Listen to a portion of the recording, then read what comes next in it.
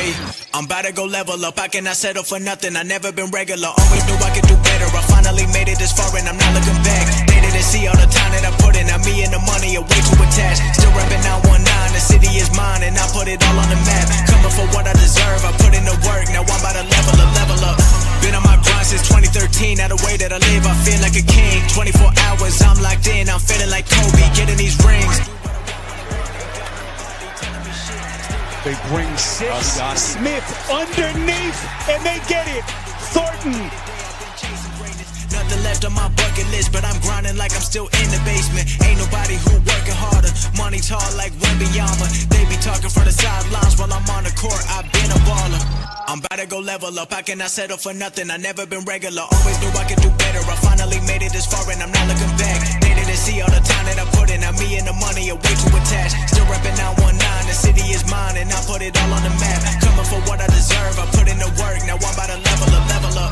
Always knew my potential. Hop in the Porsche and there ain't no rental. Came a long way from studying dental. Now I got plaques inside of my bedroom. Already know where I've been headed. I took my risk and I don't regret it. They showing me love, I'm showing it back. With every song I've been getting better. I know nothing that's good come free. No 9 to 5, I work all week. Put in my time and it keep paying off. I've been getting paid every time I speak. Used to have dreams of getting these M's. Now I make the money go work for me. Can't stop now cause I got what I wanted. Ain't nothing I need in my life but peace. I'm about to go level up. I cannot settle for nothing. I never been regular. Always knew I could do better. I finally made it this far and I'm not looking back. They didn't see all the time that I put in. Now me and the money are way too attached. Still rapping 919. The city is mine and I put it all on the map. Coming for what I deserve. I put in the work. Now I'm about to level up.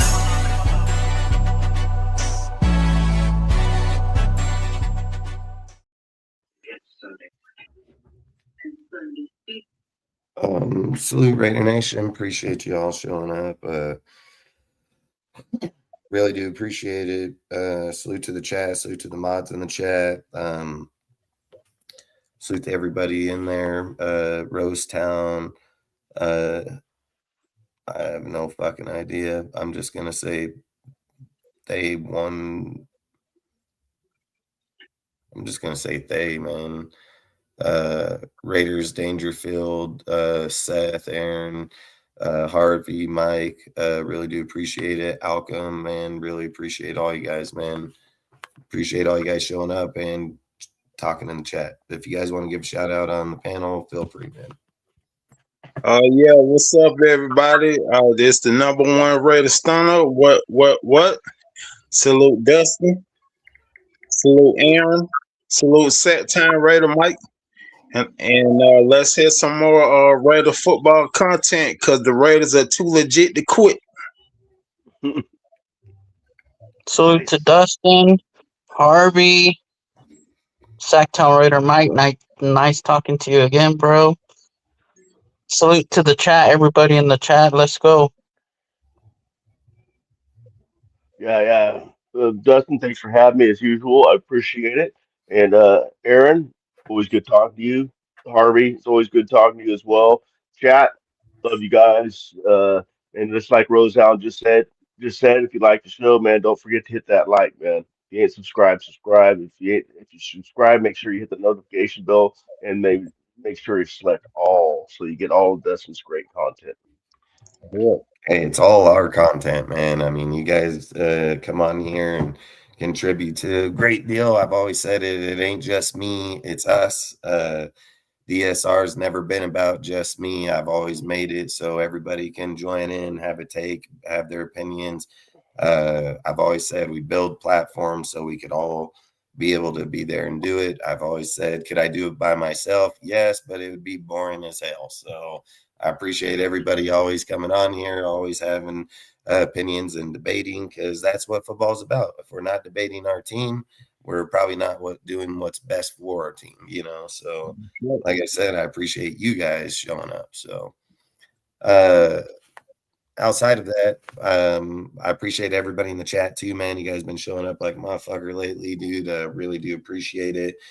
Really do appreciate the support.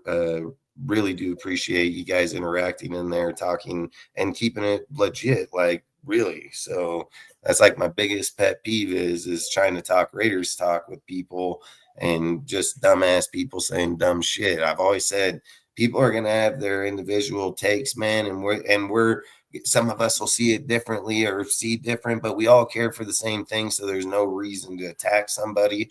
I've always said I feel like it's weird as fuck when somebody just shows up to the chat and just fucking feels like he just went from 0 to 100 that quick off of a conversation. I mean, I think it's insane. But long story short, man, I think what we're going to do tonight is we already know who the coach is going to be. So we know it's that it's going to be Klint Kubiak. We know that he's a great play caller. We know if he has the right team in place, that this guy can be very dangerous. Salute 831 Raider, man. Really do appreciate it. I'll go through the comments here in a minute about players or whatever he said. What did he say? Any opinions on who else he's going to coordinate at coaching? I went over that last night, but we can talk about it again tonight. I think I know pretty much the base of his squad will be. Obviously, anything can change at any moment, but for the most part, I think I know who his whole team will be. But long story short, I think, like I've said, that we have the chance to do the right thing for this guy versus like what we've done for people in the past. I've literally talked about for the last few weeks that if we were to get Klint, that we need to give him the offense that he needs so he can go out there and put up the points that he needs to put up and let the defense settle itself out over, the next year or two. I think when you have the picks and the players that we can get right now that can have continuity with each other, be able to make that offense just tick off one after one, I think, like I said, going with the run game, going with the pass, going with the line, I think there's a few players that we can most definitely sign here that can make that happen easy. And like I said, going through the cap, going through all the money, how many years we give these players, I think we can rebuild the team with the structure of players, adding a few pieces here and there in linebacker, in cornerback, in defensive tackle, DN, O-line, offensive tackle, offensive guard, wide receiver, quarterback. I think the Raiders just need to scrub the quarterback room. I don't think you go out there and trade for anybody. I don't think you trade for anybody because I think when you do that, you're just designating yourself to an individual, because of the picks. What I actually think you do is you try to trade Pickett. I think you try to trade him, pick up any draft pick you can, even if it's a 7th round, you just pick up a pick from him. You cut Geno, you just roll with Aiden. You roll with Aiden, and then this is my opinion what I think the team should do, because we're going to draft Fernando. So we already know Fernando is going to be our starting quarterback. But I've talked about it. I've talked about it a long time ago that I believe we should go sign Malik Willis for 2 years from Green Bay, because it's just going to give us a player that can play. He knows the system. He knows their system really well.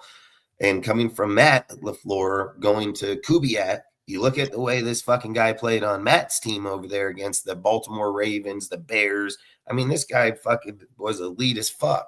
I think if you got Kubiak with them for a year or two to be able to help develop Fernando Mendoza with Aiden, because Aiden can most definitely help him. Geno's piece of shit. The guy, he shouldn't help anybody. He needs to help himself first.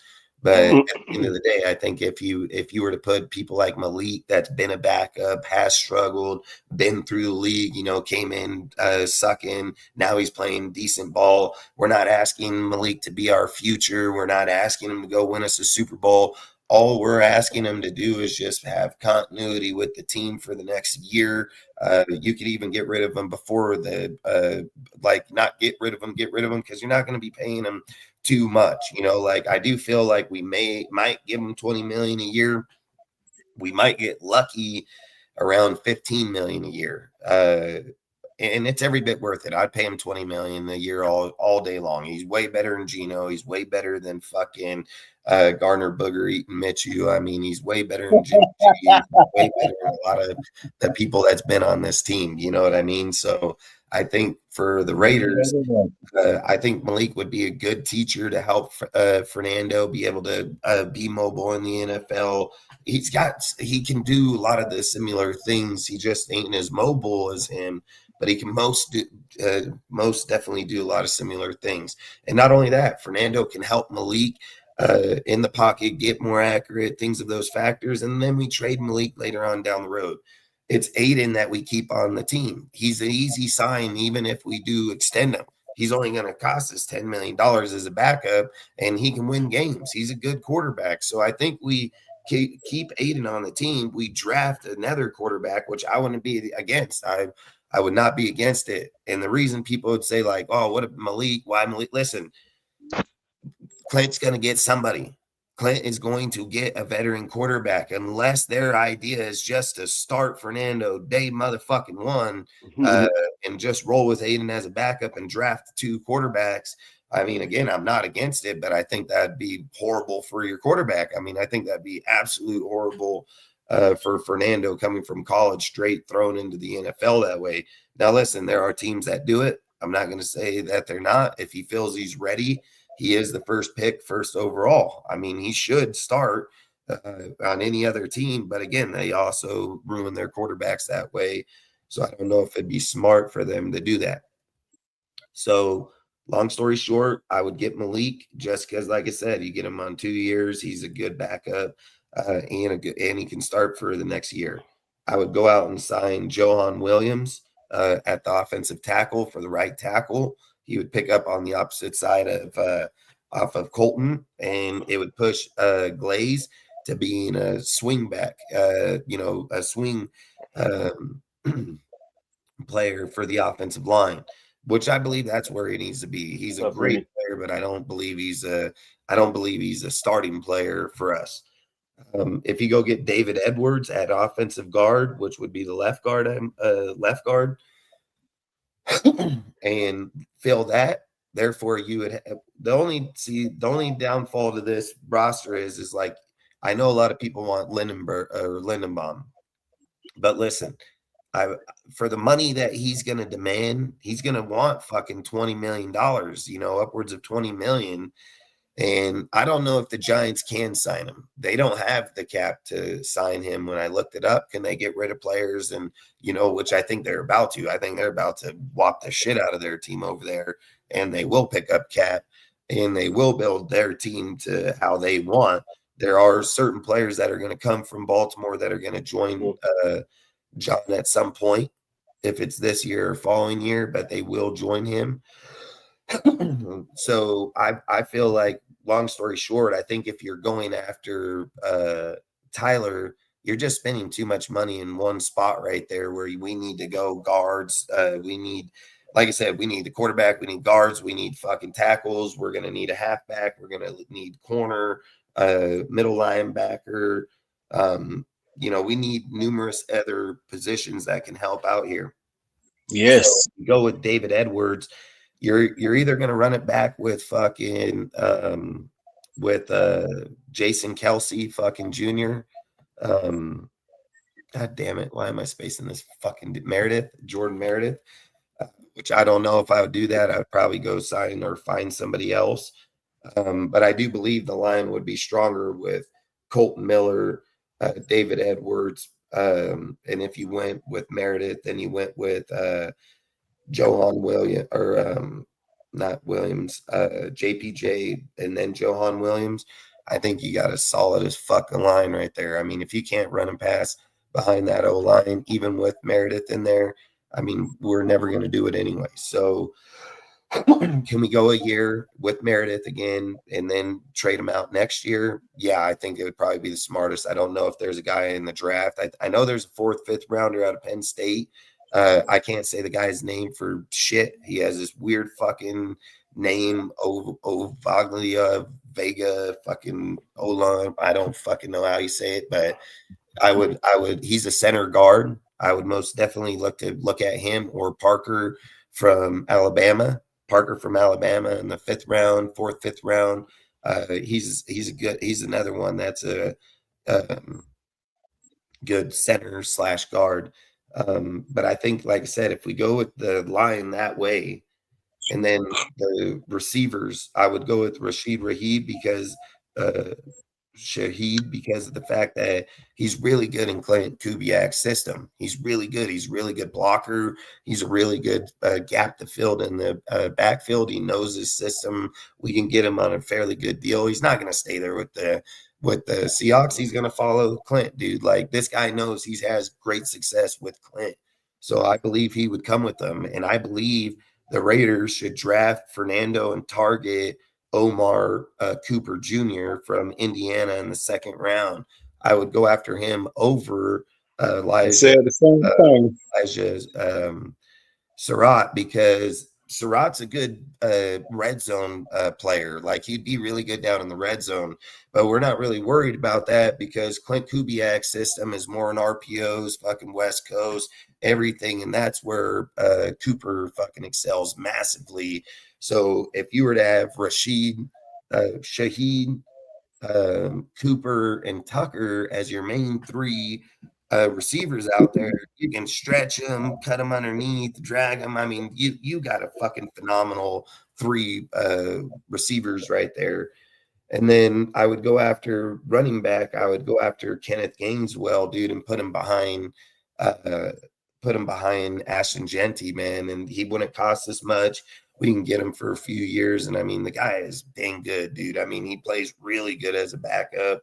And I would probably target that because I feel like I've said, I believe that the Raiders should most definitely fix the offensive side of the fucking ball. They need to fix the offensive side of the ball. They need to make sure Kubiak can go out there and put up 30. If you put this roster right here together and you got Bowers, Tucker, and Ashton Jeanty on there with this, you're fucking putting up 28 every game. Like, you're going to put up 28. Or 35. I can see 35. You're putting up 28 all day. I think you're putting up 28 all day, and I don't give a fucking what team you play. I think Malik gives you the accuracy now. He gives you the mobility, dude. He's got fucking good mobility accuracy.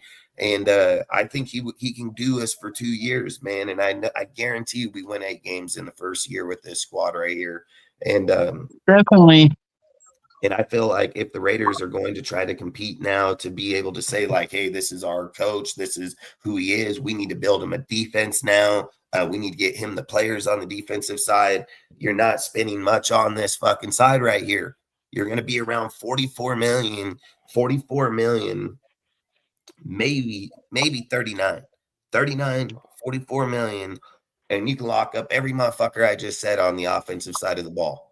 And that's still going to leave you around $50 fucking million, even if that's at 90, which we're projected to be around 115. They can be even higher. They can restructure Max's contract. They can restructure Colton Miller's contract. They can be even higher in 105, 115. They can be around the 125 mark. There's numerous dudes on this team that they can most definitely pay out money and receive money to give us a higher cap here for sure. And that'll allow us to be able to go out and sign even more people. But even if we weren't to do that, even if we were to play it safe and keep 15 million on the books, keep 15 on the books, we can still go out and get fucking Boyd Maffa edge from the Seahawks to match up with fucking Max and them, fucking help. We can go out there and sign fucking Alton Taylor for the fucking corner from the Saints. We can go out and get Devin Lloyd and put him in the fucking linebacker. I mean, we will still have money to still get few key pieces on that defense that'll most definitely give them structure to help win right fucking now. And we would still be 15 million under the motherfucking cap at 90 million. So I just did it off 90 fucking million. We would still be under, we'd be around the fucking 68. It's like 68 to 75 million in the cap, what we would spend in those players. If we were to get those players, we would be 100 times better team than we've fucking been in God who knows how long. The problem is even if you were, let's say that you stayed at the 70 million, right? You can probably get Lindenbaum from New York, because he's going to go for the contract. I guarantee it. If you offer that dude 22 million or 20 million, he's projected at like 17.7 million right now. But I would just say, hey, fucking give him the 20 million. If that, not playing no bullshit games, I would just give him the 20 million, and you can even add him. Now you'd be at your 90 million cap. So you're hoping that you're that 50. You need the 15 million because first off, you need roughly about, I think it was right around 15. You would need right around 15 million for the rookies. You're gonna need money for the rookies. 15 million for rookies.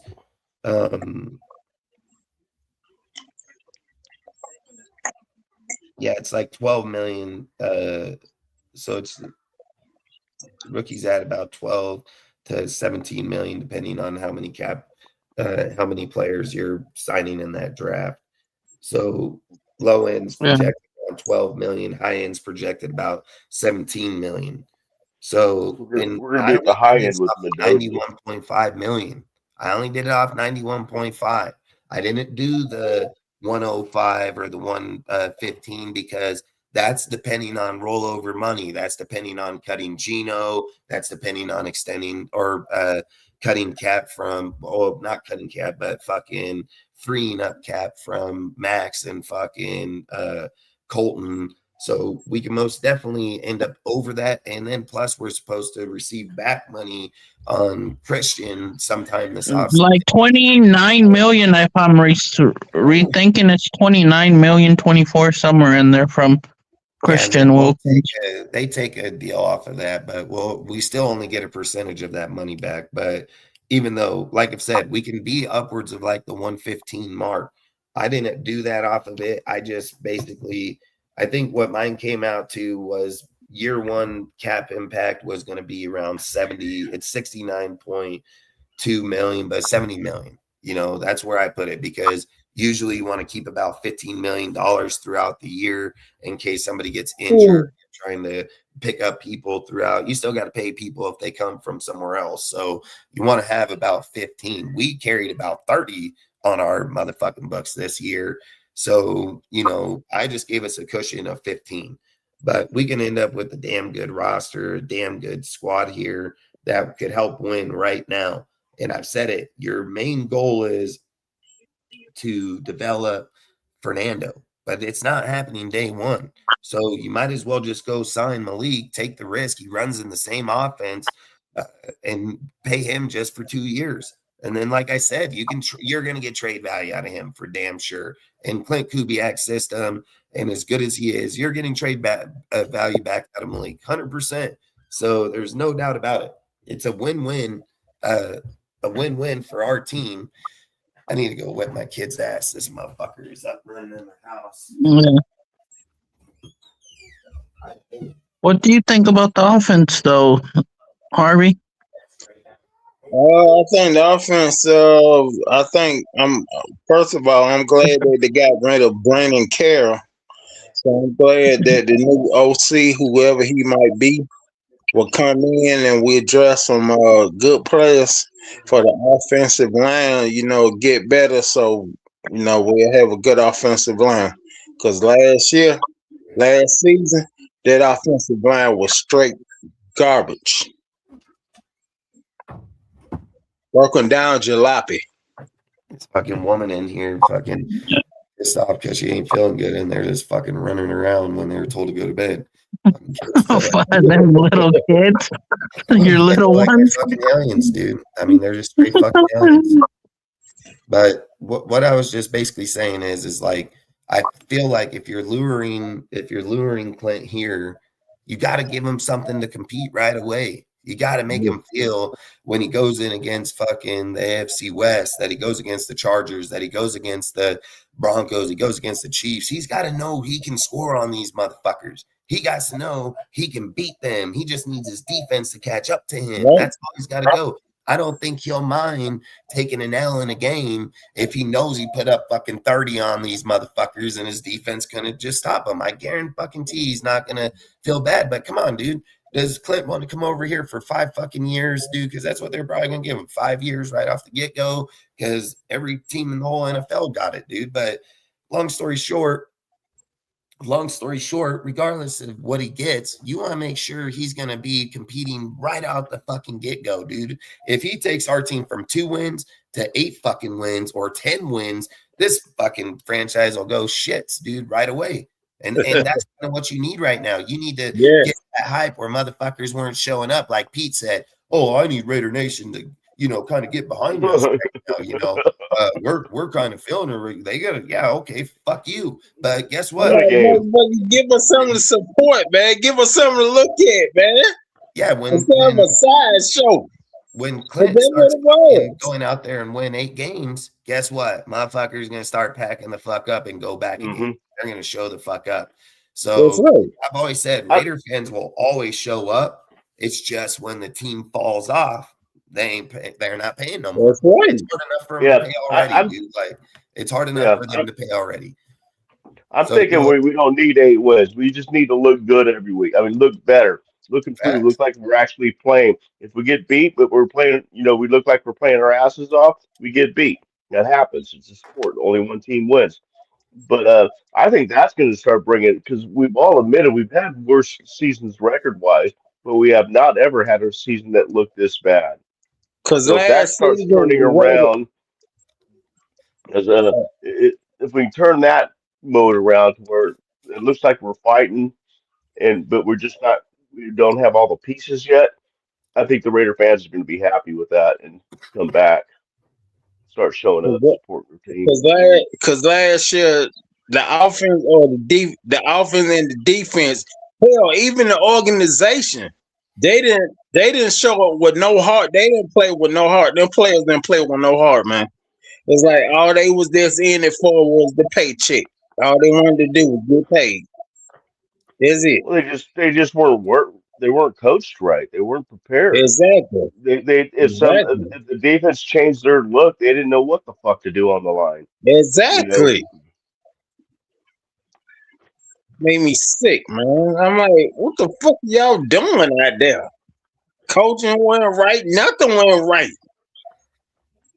Nothing. No, it was a dumpster fire. Yes. Horrible. That shit. I would play after that New England Raider Dangerfield. I would play Glaze at right guard. I would do that in a heartbeat. I've talked about it all year. This last year that he should be moved inside and they should have played fucking Grant on that outside. I would 100% do that. And move JPJ. Hey, would you move Colton to right side and then put Grant at left? Nope. No. If Grant's or would you move off? At the left guard position. If Grant's playing, he'll play left guard before he goes to. Or would you move off of Colton? Trade Colton away. No, that's not. Well, they just re-signed him. Best fucking right tackle, left tackle in the league. I mean, who the fuck you getting better? Huh? I'm not doing that. There's no way in hell. When Colton's healthy, you're not gonna get by him. So I'm gonna keep Colton for sure until Colton ain't playing no more. Like literally. What I would do is go take Grant, move him to left guard, let him play on left guard for the next few years, and then when Colton either goes to the next contract, that's when I would probably look to ship him or move on from him at that point in time. But, and let's can we all agree that we got to move on from Parham? Yes. Yeah, let's get him out of here. Hell yeah. At the right spot. I mean, Parham played really good the year before. At right guard, yeah. Yeah, I mean, he played really good. So, I mean, I think it depends on who's coaching him and where he's playing at because he played just fine at the right guard the year before. Just like I said, it's a lot of Brandon Carroll fucking that team up. But, yes, are there players I would most definitely look to replace them? Yeah, I just said the guys I would fucking replace them with. But at the same time, I would most definitely keep Parham and move him to the fucking backup for damn sure. So, I mean, I'm not just going to throw the fucking guy off the team. I would most definitely keep him, but I think there's worse. He'd be great for depth. Yeah, I think there's way worse players on this motherfucker than him. So, shit, especially that, what's his name? That Denzel Perryman. That's it, right? Denzel Perryman. I He think was that's his name. on our team long time ago. Fucking Yeah, Was. linebacker back in the day. yeah, just a few years ago. Yeah. But I'm just glad we got rid of that Brennan Carroll, man. Cause that motherfucker didn't know what he was doing at all. Hey, Hugh Jack City, what makes you think Max wants out? Yeah, what makes you think that? I'd like to hear your opinion on that. I don't like any of the Raiders in the money max.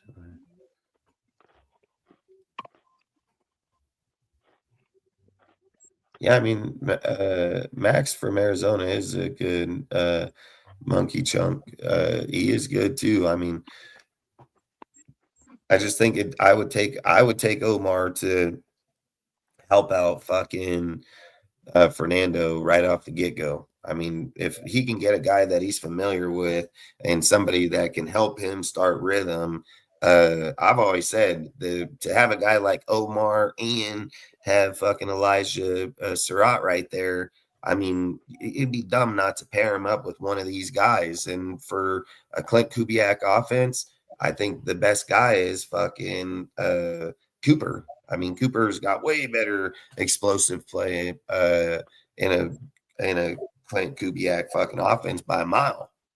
So I think Cooper would kill it here, dude. I mean, what did Cooper have? Third best touchdowns this year, 13. Surratt had 15. Yeah, 13. Yeah, something like that. Yeah, so I mean, I would most definitely look at Cooper for sure to come here with Fernando. It's only going to help Oh him yeah. get better quicker, Oh yeah. and it He's already only set with his give us better timing. options on our team right away. Hmm. Oh yeah. Cooper's a nice sized receiver too. I mean, Yeah, I mean, fucking, pause. he's perfect for what we need. Mm-hmm. Yeah. Mm-hmm. I think when you go with Contested Sherrod, you're catches. just acting to be like, are we going to be down in the red zone? Yeah, but I think we have Bowers, all them, Mara. I think we have plenty of contested catch players in the red zone if that's the case. I think when you have those shifty dudes that can just burn your ass right, left, fucking get on the sideline, stop, dude. I mean, they're catching regardless. They don't need to go over the top of you. They're just going to burn your ass over there. So I feel like with them in the way the football's played today, if you have better receivers in the open field, they have a better chance to beat a guy one-on-one and go for 6 versus getting down in the goal line and fucking having to fight to get inside there. I mean, these receivers these days beat you across the field, man. They fucking smoke your ass. So I would love, if I can build a roster, this is the way I would build the roster because, and I've said it, even if you don't go with Rashid, you can go with fucking Daryl Mooney. I mean, you can go with a few other options out there for sure. But I think Rashid makes the most sense. Shaheed makes the most sense because he's a really good blocker in his system. He's a really good gap opener in the deep field. I mean, you got to watch this motherfucker, dude. Like, you can't just get off him. And I've said, if you get Malik gonna dot his ass up over there, bro. Like, he ain't gonna fucking miss on this dude. So, and then you got Tucker, you got Bowers, you got Cooper. I mean, you got Besh. I mean, you got a fucking squad, dude. I mean, if you can't score points with these fucking guys, man, you might as well just give the fuck up. I mean, like I've said, you can go get fucking you can go out there and get fucking Gaines, or you can wait and draft the fucking halfback. I would go after Penn State halfback to back up fucking Jeanty, but I mean, either way, doesn't matter to me who we get, but I'd most definitely look to go in that way. Say, Dustin, I say this: with all the injuries that Max Crosby been getting, like over the years, me personally, I say Max Crosby is the Anthony Davis of the Raiders because he always get injured. I mean, he hasn't finished a season in the last few years easily. I mean, That's what I'm talking about, man. it's just facts. So, I mean, Yeah.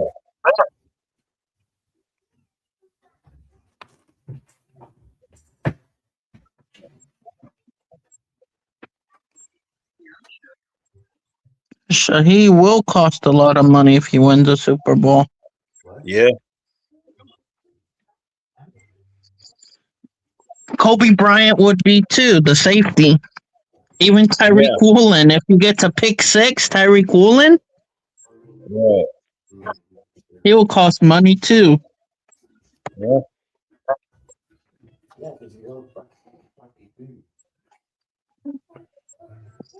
What players are you interested in getting, Mike, if you were able to pick? I sound like a broken record, but Linderbaum for one, the center out of the Baltimore is one I would like to get. And Cooper is another one that I've been. Who? Oh, my stuff went out. My bad. Oh, I was bad. Yeah. Dutson already said it, Cooper.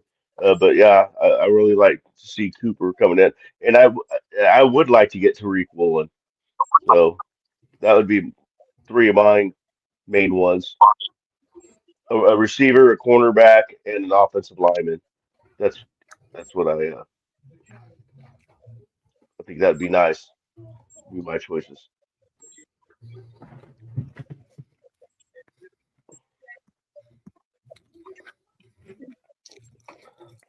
Rosedown, I don't think Shanahan wants to trade Mac Jones. From everything I hear, Shanahan wants to keep Mac Jones on his team. Oh, yeah. He doesn't want to let him go. Nah, from what I heard, he said like the only way he'll look to trade him is if he's starting on a team. Salute, Rudy.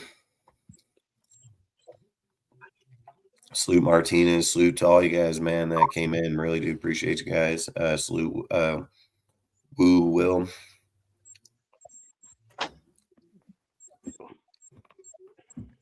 Dixon Sider joined. I love that guy's name, Dixon Sider. He's in the chat. What is that? Rashasha Raider 24.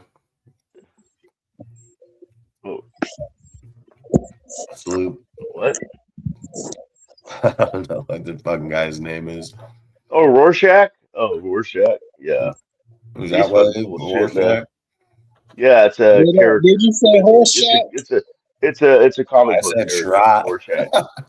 Did you say horse shack? Or Chahat or some shit. At least I think it's a comic book It character. probably is Rorschach. Oh, okay. Yeah. Yeah, cause I thought you said horse shack for a minute. I finna sing "Welcome Back." Yeah, because if you look at his picture, that's the Dark Man. It's another comic book Okay. character. Yeah. Yeah, man. I ain't gonna lie, some of these fucking names I can't salute unleash. Some of these names I can't fucking even Tongue twisting names. That's what I call them. Tongue twisting names. He said, Tell you, Dustin, I don't know. Dustin, I don't know how you do it, man. I don't know how you do it. Got all them tongue twisting name comment names. There's some of these fucking names I can't. I'll butcher. See what I'm saying? You see what I'm saying? Hey, hopefully somebody else here fucking can understand better than I fucking can. Well, the one you're having problems too is the one you love. That's what that says. The one you love. That's what his thing is. Oh, You're you having a mean hard like time with that one. what the eyes? Hey, set time rated Mike. You mean like what the eyes? You know what I mean? Like what the Isaac Brothers song said, if you can't be with the one you love, love the one you with.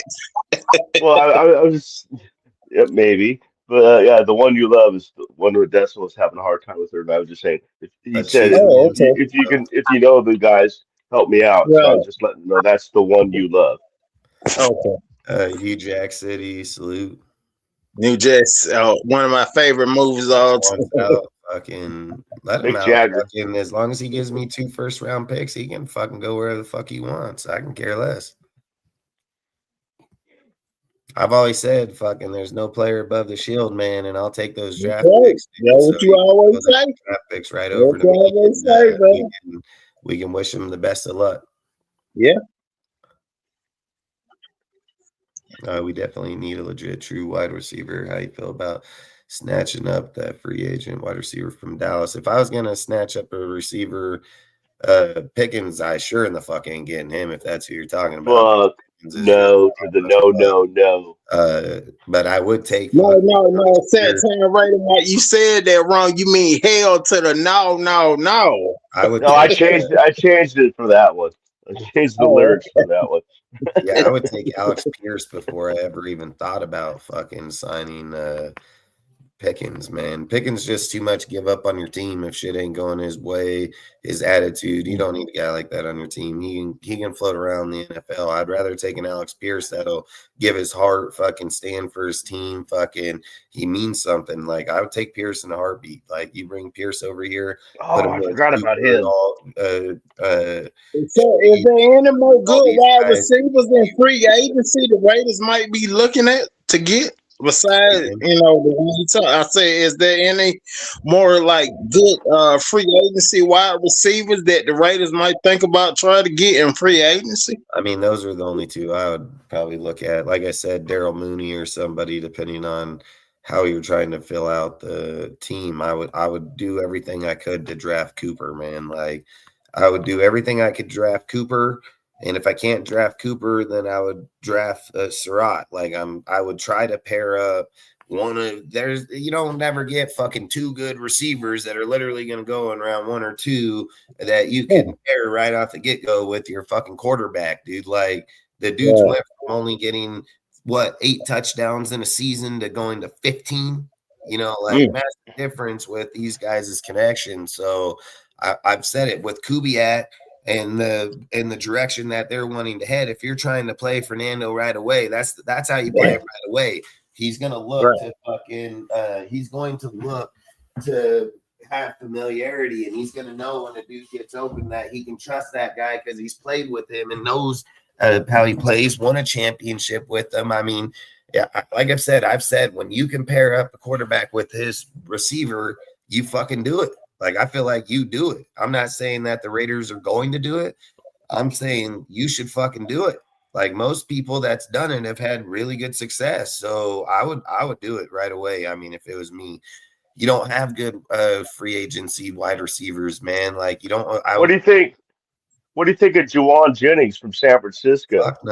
Fuck no. Really? There's no way I'm fucking getting that guy. Not paying him. Okay. Fuck no. That guy, he can go get answers paid. my He question. can go So get you're paid sure somewhere about else. that then? Yeah, he can He go can get go paid back to somewhere Santa else. Clara. Went to sorry ass whiners. I don't know. I'm good off his ass. I won't lie. His last 2 years, he's gonna get paid off of him, but he ain't worth it. He's absolutely not worth Fuck it. no. He's like a third option. Yeah, Or fourth option. I'm just throwing out names here. Don't everybody attack me. I'm just throwing out names. I pulled up the free agents list for 2026 for wide receivers. Remember, we had a chance to get him last year. We could have got that guy last year. We didn't get him. Don't execute me, guys. No, we just don't like him. That's the only person that we don't like. Fucking Wandale Robinson. I mean, like I've said, I would just go get Alex Pierce. I mean, there's no reason to beat around the bush. You'll pay him $15 million a year, and he's a great player. I would just cut through the ice and get Alex Pierce. I mean, dude, he's fucking good. Even if you didn't get Shaheed and you just went with Coop, or even if you went with Shaheed and didn't get Coop, like even if you had those two, Shaheed and fucking Alex, I mean, you're gonna still kick the fuck out of people with Tucker. That 3 squad's gonna be pretty damn good. I mean, I don't like a lot of those names out there. Like I've said, I would take Mooney just because he came from Ben Johnson's deal, man. And the guy, he's fucking pretty quick, dude. I mean, I would look to put him out there. But it's only because of his type of system that they're going to run here. I mean, you got to have that explosive player. That's why I think Shaheed, like, I'm almost sure he's going to get signed here. He's not going to re-sign back with the Seahawks. He's gonna fucking come here with his coach, dude, that's made his career motherfucking legit as hell since he's got with them. So they don't even know who their OC gonna be over in Seattle next year, so I think he would most definitely come here. He was look what he did in Seattle or in New Orleans with them last year before Derek Carr got injured. Yeah, he All did right, good. fellas, y'all take it easy. Good All night, right, then, Harvey. Have a Harvey. good Have night. a good All one. right, Have y'all a good have a night. good night. All right, you too, Harvey. Yeah, because we're just looking at a three core which you got to get two receivers. Like, you already know Tucker's going to pull his weight. You already know that Besh is going to be able to develop, so he'll be your 4. Thornton can be your 5. But you're not gonna run it like that. You're gonna have you're gonna have people out there like Bowers and Mayer on the same fucking play. I mean, Kubiak uses all kinds of different fucking routines, and when you have quick fucking players that are tall, got size on them, and are still fast, dude, they work all over in this guy's system, and that's almost why I think getting Gaineswell would work really good, because he's like he's everywhere player. Like, he's good, man. Like, Oh, yeah, big player. really He good. could play kick return, Yeah. punt return. Yeah, I think he'd be a really good option. I mean, you can most definitely set up the team here to be really good, man. Like, I just think, like I said, if you're going to play with Malik Willis for a year, I think you need a guy like Rashid that has consistency within the NFL, veteran player. That's why I've said I wouldn't even be against Alex either. But I mean, I'm telling you, that's why I'm gonna go after Cooper, because it's not about Malik's success right now. It's about Fernando Mendoza's success when he's practicing and practice with his receiver, with his players. So I've always said, whenever you feel like you're just like don't know, you can just always go to the guy you know. Like, he has comfortability in him, man. And I don't want it to become a handicap to him, but I think it'll also help him get through things a lot easier too when he gets stuck on players. So this fucking kid in here, man, I swear he just is like crazy. So I'm looking at Spot Track right now. They say Rashid Shaheed. I can't say his name. His last contract was 5.2. So you guys think how much you guys think it's going to jump up though if he wins the Super Bowl? What's the stock going to go up? 5.2 is pretty fucking low right now. I mean, I averaged him at 15 million per year due to the Yeah, Super Bowl. 15. That $10 million rate. Wow, that's a big raise, man. Yeah, and I still only came out at 69.2 million with all my people. So even if Right, they went down to 10, I mean, that's 5 million more to put on somebody else. So right. Yeah, you're Bro, I think. doing a little over instead of underbidding. Yeah, yeah, it's I see just what like you're why I saying. did Oh, Malik yeah, 20 we're going to have to million. I did overpay, Malik though. 20 We're going to have to million. overpay. I did Malik at 20 million per year. He can be anywhere between 8.5 million to 20 million. So I would rather just go with the bigger numbers. So if that's how it goes, then I'm not worried. And I still Right. had really good options here. Hmm. And then if I end up collecting 12 million off of him, or 10, and then 5 on the other, like, I'm gonna have an extra 15 million back. So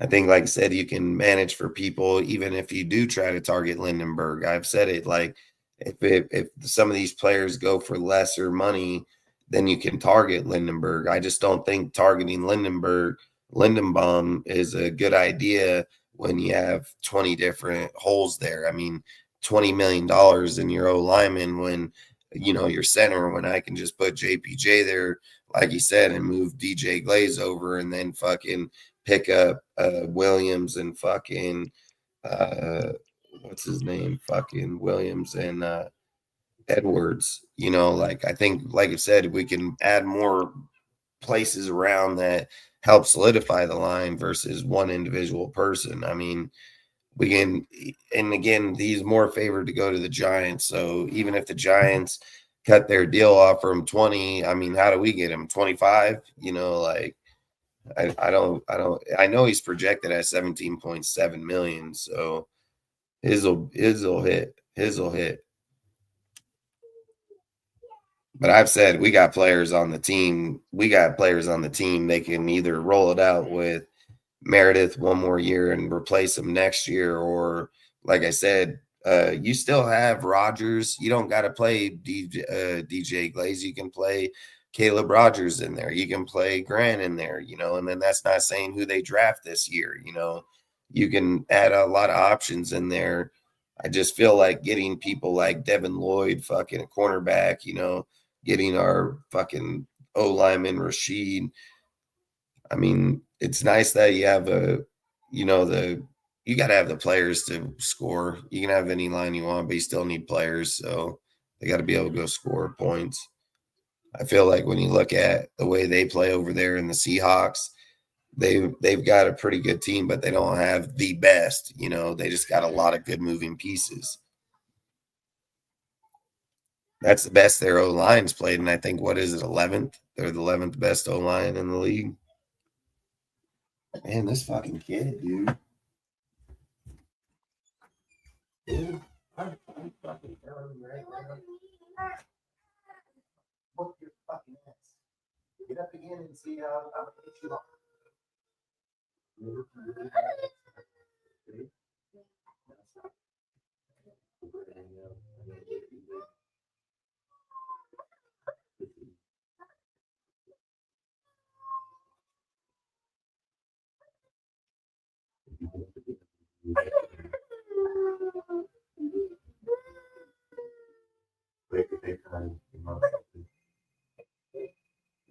Tell me, do it again. I'm Carrie, go to bed. Let's see. You gotta go in your room next.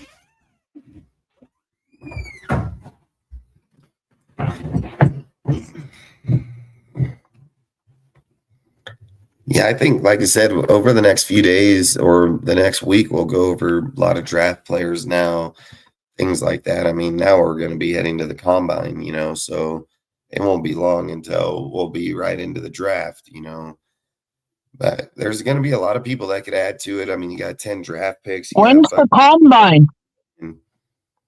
I think in 3 weeks. Shit.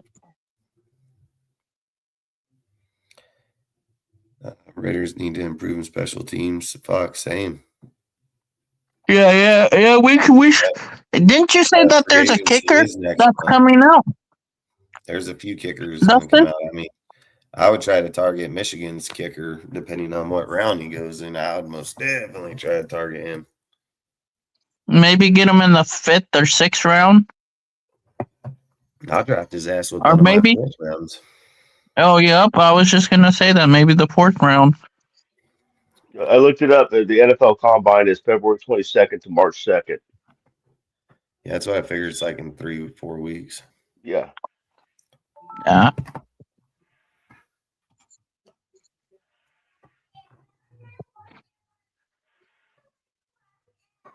Oh man, this kid. Hey, Dustin. Yeah. He's got to take care of his kid. Oh. It's Hey, last nerve. you, Mike, do you know? Right now. What? Hey, do you know Christian Gonzalez, the cornerback for New England? I mean, I know I've heard of him, but I don't know how good he is or anything. Hey, Why? What do you want? No. What do you want to tell me? His brother-in-law is the offense coordinator for the Commanders now. Okay. Cool. Yep. There's some family ties now. So football runs in the family is what you kind of. Yeah, his sister's an Olympic winner, so she married the offensive coordinator of the Commanders. Did you know that, Dustin? What is it? Gonzalez's brother-in-law is the offense coordinator now for the Commanders. He was the assistant quarterback coach. Yeah. Yeah. Dustin knows all. Hey, I don't try to know all. I just read a lot. Well, the thing I read a lot, but I forget half of it. That's my problem. What is it?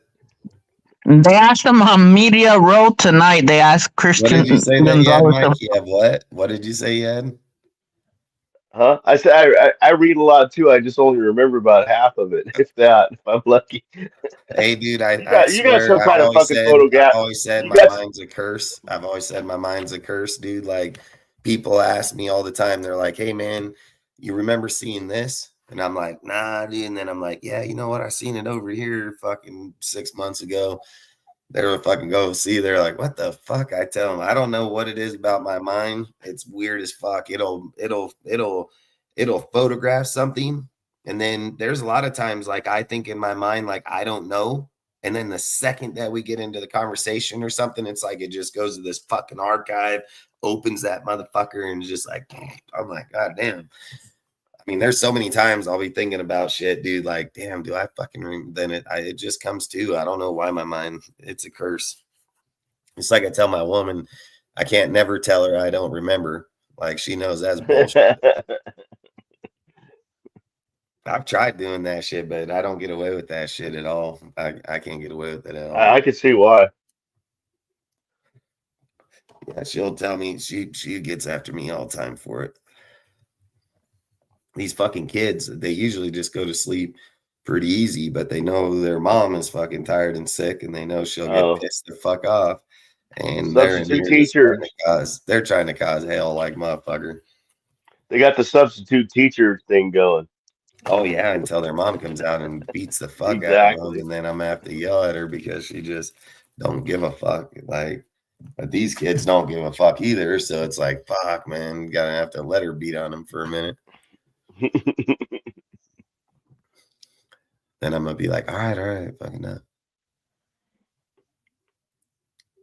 2 more years, Dunker, man, free agency. I mean, like I said, dude, I mean, it's gonna happen so fast. It's gonna happen so fast. I mean, I don't even know. I mean, like I said, I think Clint's got to get in here. He's got to get his staff, but you got to remember, we're not changing up the way we're drafting because of Clint. They've already put in a system. They've put in a way that they want to draft players. Will they help cater to Clint a little bit on certain things? Yeah, I most definitely can see him doing that. But Clint and them talked about it, or John and them talked about it, about building structure with structural picks, so they can build a fucking successful organization. So like I've said, I don't think their draft picks are going to vary too much away from what they've already had in mind, but I think they'll change some here and there if it's to help him out, help him out with this team. I think the OC is going to be his side mate, fucking his quarterback's coach. And if it's not his quarterback coach, it can be fucking, it's either going to be Andrew fucking Janko or fucking Jake starts with a P, isn't it? His last name? Well, that's the Pete? offensive coordinator for Seattle right now. Like he'll be next up, and I don't think he'll come. I think it's gonna be fucking his side mate that's come with them through everything. You're talking about, and then the O line coach. the guy you're talking about is Jake Pettis. The guy I'm talking about is Andrew Janko. Andrew Janko will probably be the OC here. And do you think the Raiders would make the O line coach the assistant head coach to just give him a bump so he could come? Say one more time. The O line coach as assistant head coach / O line coach. Because he's over there as an O line coach. Who? I think his last name starts with a B. The O line coach for Seattle. You're talking about Benton. You're talking about John Benton. So look, I just want to explain something. Salute, Al. Salute, Dallas. Clint can take his people with him. They're his guys. That's his dude. He don't need to worry about giving him a promotional hire. That's his fucking staff. He can take his motherfuckers with him. So he doesn't need to do that with certain people on this list. Like Janko, he doesn't need to do it with people like Rick Denson, which he's probably going to bring for the offensive coordinator, run game coordinator. Andrew Janko, that's his guy too. What's the other guy's name? Fucking Terry.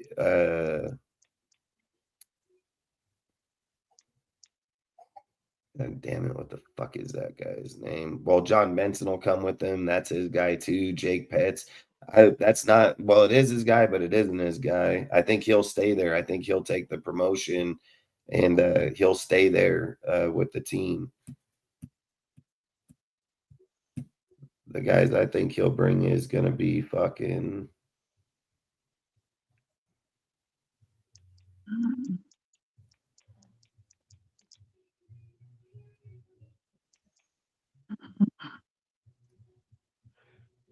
Al, I got to tell you something.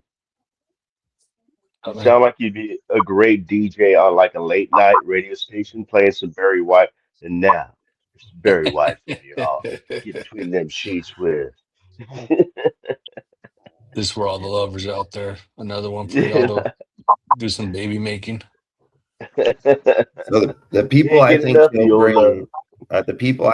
old bring, and some of these will be a little bit just a guess because I don't know. I'm just going to roots of who he has.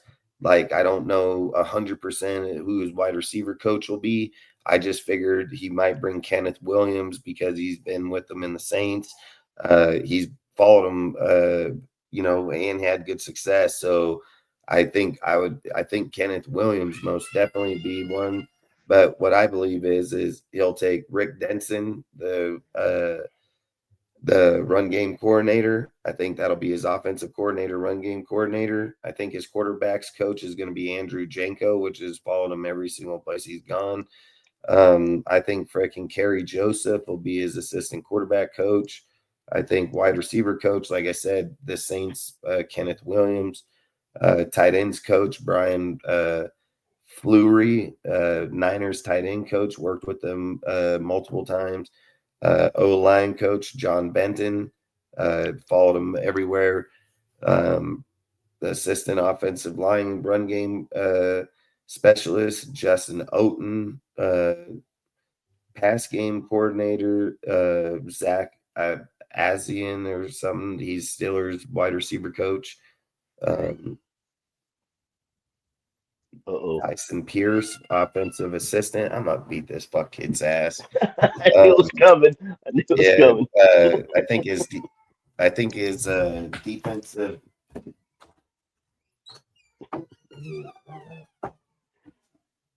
Needs to build himself a woodshed.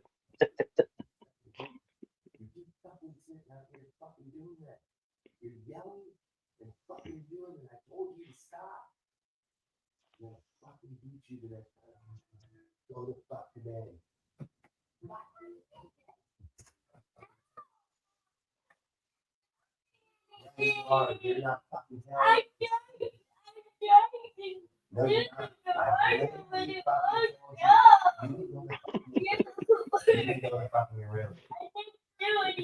Yeah, put the fucking movie on there. He won't listen. I don't give a fuck. I don't give a fuck. You're the fucking worst. You don't fucking listen. He wants to watch. I don't give a fuck what he wants to watch. I don't give a fuck. Fucking ask him. You don't fucking want to watch it. You can go close his fucking eyes and go to sleep.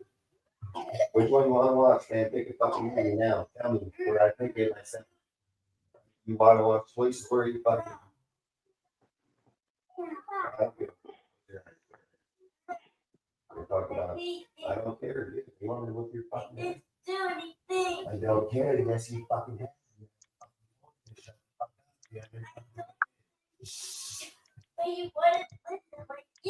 No, you don't. You don't. Uh-oh. She's back talking him. I think that's his know, oldest. I think that's a bad idea, man. I think that's a bad idea. Yeah, no, that's his oldest event. Yeah, the fuck it is. Now shut the fuck up. It's your fault just as much as it's his. Do that again. Watch my fucking mouth. Come on, do that face again real fast. Ooh, doing the face. Watch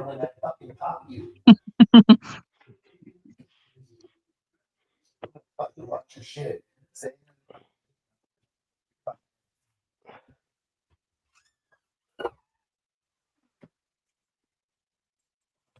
Feel like I'm gonna have to get out of belt and just whip him. So I was saying Was that you need to Savannah? build you, you need to build Yeah, I'm gonna yourself a whip Savannah. wheelchair. I'm gonna whip fucking Austin. I'm gonna whip both their asses. I Oh, was for saying face It's, already. yeah, they're just being straight pain in the asses. These motherfuckers are out here instigating. They've been doing it for an hour Salute, and a half Ozzy. now. That's it, guys. I'm about to send one kid in their room, and the other kid's gonna just fucking straight sit there in the dark. Oh, fuck. What's up, Ozzy? What's up, Mike?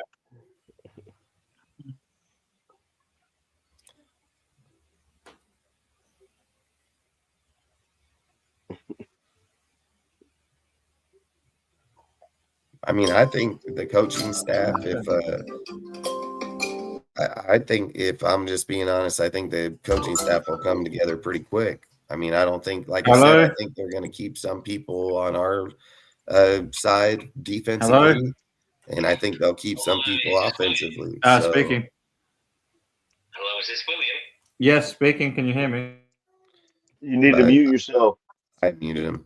Oh, But I just think I think his staff will come together pretty quick. I think he's had his staff in mind from day one. I've literally said Clint has a pretty good staff in line from his dad and them. Like he has a pretty good staff. So it's the it's the defensive side that kind of just scares you when you're looking at, oh, we're gonna be looking at dudes like Carl Scott. I mean, Usually plan going to the that can be scary. That can be So we're scary. still a couple more player signings coming up. This fucking guy over here too. I mean, what is up with all you guys? You know, fucking play your goddamn TV in the background, hell loud. Fucking I like for the defensive coordinator, I think it'll be Carl Scott. I think listen, I want Aiden Dern. I hope you can pull Aiden Dern because Aiden Dern is a fucking defensive coordinator for him, but he doesn't call plays. He can most definitely be shipped out of there with us. I hope they can get Aiden Dern. That would be my guy. But if he doesn't, he goes with Carl Scott. That's his fucking deal there. I think he goes with Chris. I don't even know how to say this guy's last name. Coker. He's the Niners D-line coach. I think he'll be our D-line coach. Defensive line coach, just so I make it clear. Outside linebacker coach, pass game specialist. Daryl Tapp, Commanders D-line coach. Niners overlaps 23. Adds better player insight and for the front seven. Inside linebacker coach George Edwards, Buccaneers defensive assistant, Vikings connections 2020 with Kubiak, provides experience in the middle. Defensive back coach Joe Wood, Raiders holdover current DBs coach from 2004, Saints staff with Kubiak, so retaining makes sense. Assistants defensive back coach Marcus Robinson, Raiders holdover current safeties coach, also Saints 2024 ties with them. Defense assistant quality coach Nick Rouse. That's a guy I was picking for the defensive coordinator. He's actually he's the youngest. He's one of the youngest play callers in the league. He's only 32 years old. He was the defensive coordinator for Arizona.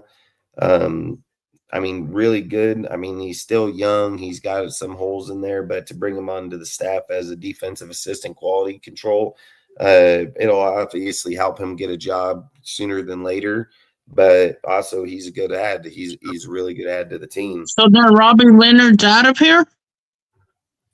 I mean, it's up to who he wants to hire. I mean, I can't tell him who. I think it makes more sense for them to roll people they know, you know. I can't speak for him. Once he talks to Robbie and he likes him, there's a good chance that he can keep him. But I'm not gonna. I've said it. I mean, they said they want him to hire his own staff, so I believe he's gonna hire his own staff. So I don't. For us, I've said it to have, liking connections with. He doesn't. He don't know him. So he's not going to look at it that same way. Will he interview some of the coaches that are still here and keep them? I'm not going to argue that. A lot of coaches do it every single place they go. So Right. if he likes Get some, Robert, keep some kind of continuity, somebody that knows the team and the players and shit, help them out, getting to know the team. Facts, and especially defensively, it would make sense, especially if you're going with Carl Scott for sure. And don't get me wrong, I just said D-line coach because he has connections with him, but there ain't no saying that they're going to pull him from the Niners over here. So again, that'll matter on them at that point in time. But then, like I said, they'll have a senior advisor coach, assistant head coach. Will be probably Brian Callahan or Gary Kubiak. One of the two will be his assistant head coach. They're not going to leave. They'll be here with him. And then, like I said, I wrote down they might retain people like Edgar Bennett, freaking the wide receivers coach, and Robbie Leonard. But like I said, that'll depend on Edgar Bennett. Like we had him on our team before. Yeah, and it'll probably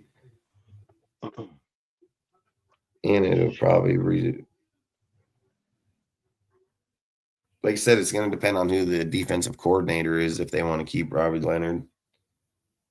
Edgar Bennett, I don't know if he retired or not. I just put him up there because I didn't know if he was still here or not. Him and Leonard are the only two people I'd probably keep in the whole staff outside of the two guys I named, cornerback and safety. I think Edgar Bennett's somewhere else. Yeah, that's also I don't know where he went. If he's gone, then I wouldn't worry about him.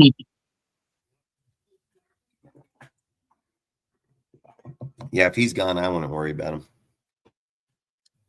He's the wide receiver coach in Jacksonville. Yeah, I wouldn't doubt it if you wanted Milroe, but I'm telling you, man, if he gets Malik Willis, I mean, fuck, he's going to kill it with that kid. He's going to kill it with that kid. Just as a question, did you mention who the O-line coach might be or no? The offensive O-line? Yeah. Yeah, I said it'll be his guy, Benton. Benton? Yeah, his offensive O-line is the guy that's traveled with him, John Benton. John Benton. I might have to look that up later. He turned that old line from Seattle to what it is now. Seattle's O-line coach, followed Kubiak from the 24 Saints, frequently cited his rumors for his run block experience, perfect for anchor with Colt Miller and Jackson Powers. Yeah, he'll definitely get our fucking Ashton Jeanty going then. Like I said, they can't demolish the whole entire staff over there they can't demolish the whole staff over there, but he can take his own guys. They're not going to stop him. The new offensive coordinator that comes in is going to have their own fucking people. So, and not only that, I guarantee you, Klint and then made damn sure that those people, they could all leave. So it doesn't matter. They could all leave. So at the end of the day, I feel like he's going to have a really good fucking staff over here, man. Even if he was to nail Benton, and let's just say he got Benton. Let's say he don't even get most of these guys. Let's just say he gets Benton. He gets fucking Kerry Joseph, Andrew Janko, and fucking Ricky Denson. I mean, we're fucking killing it.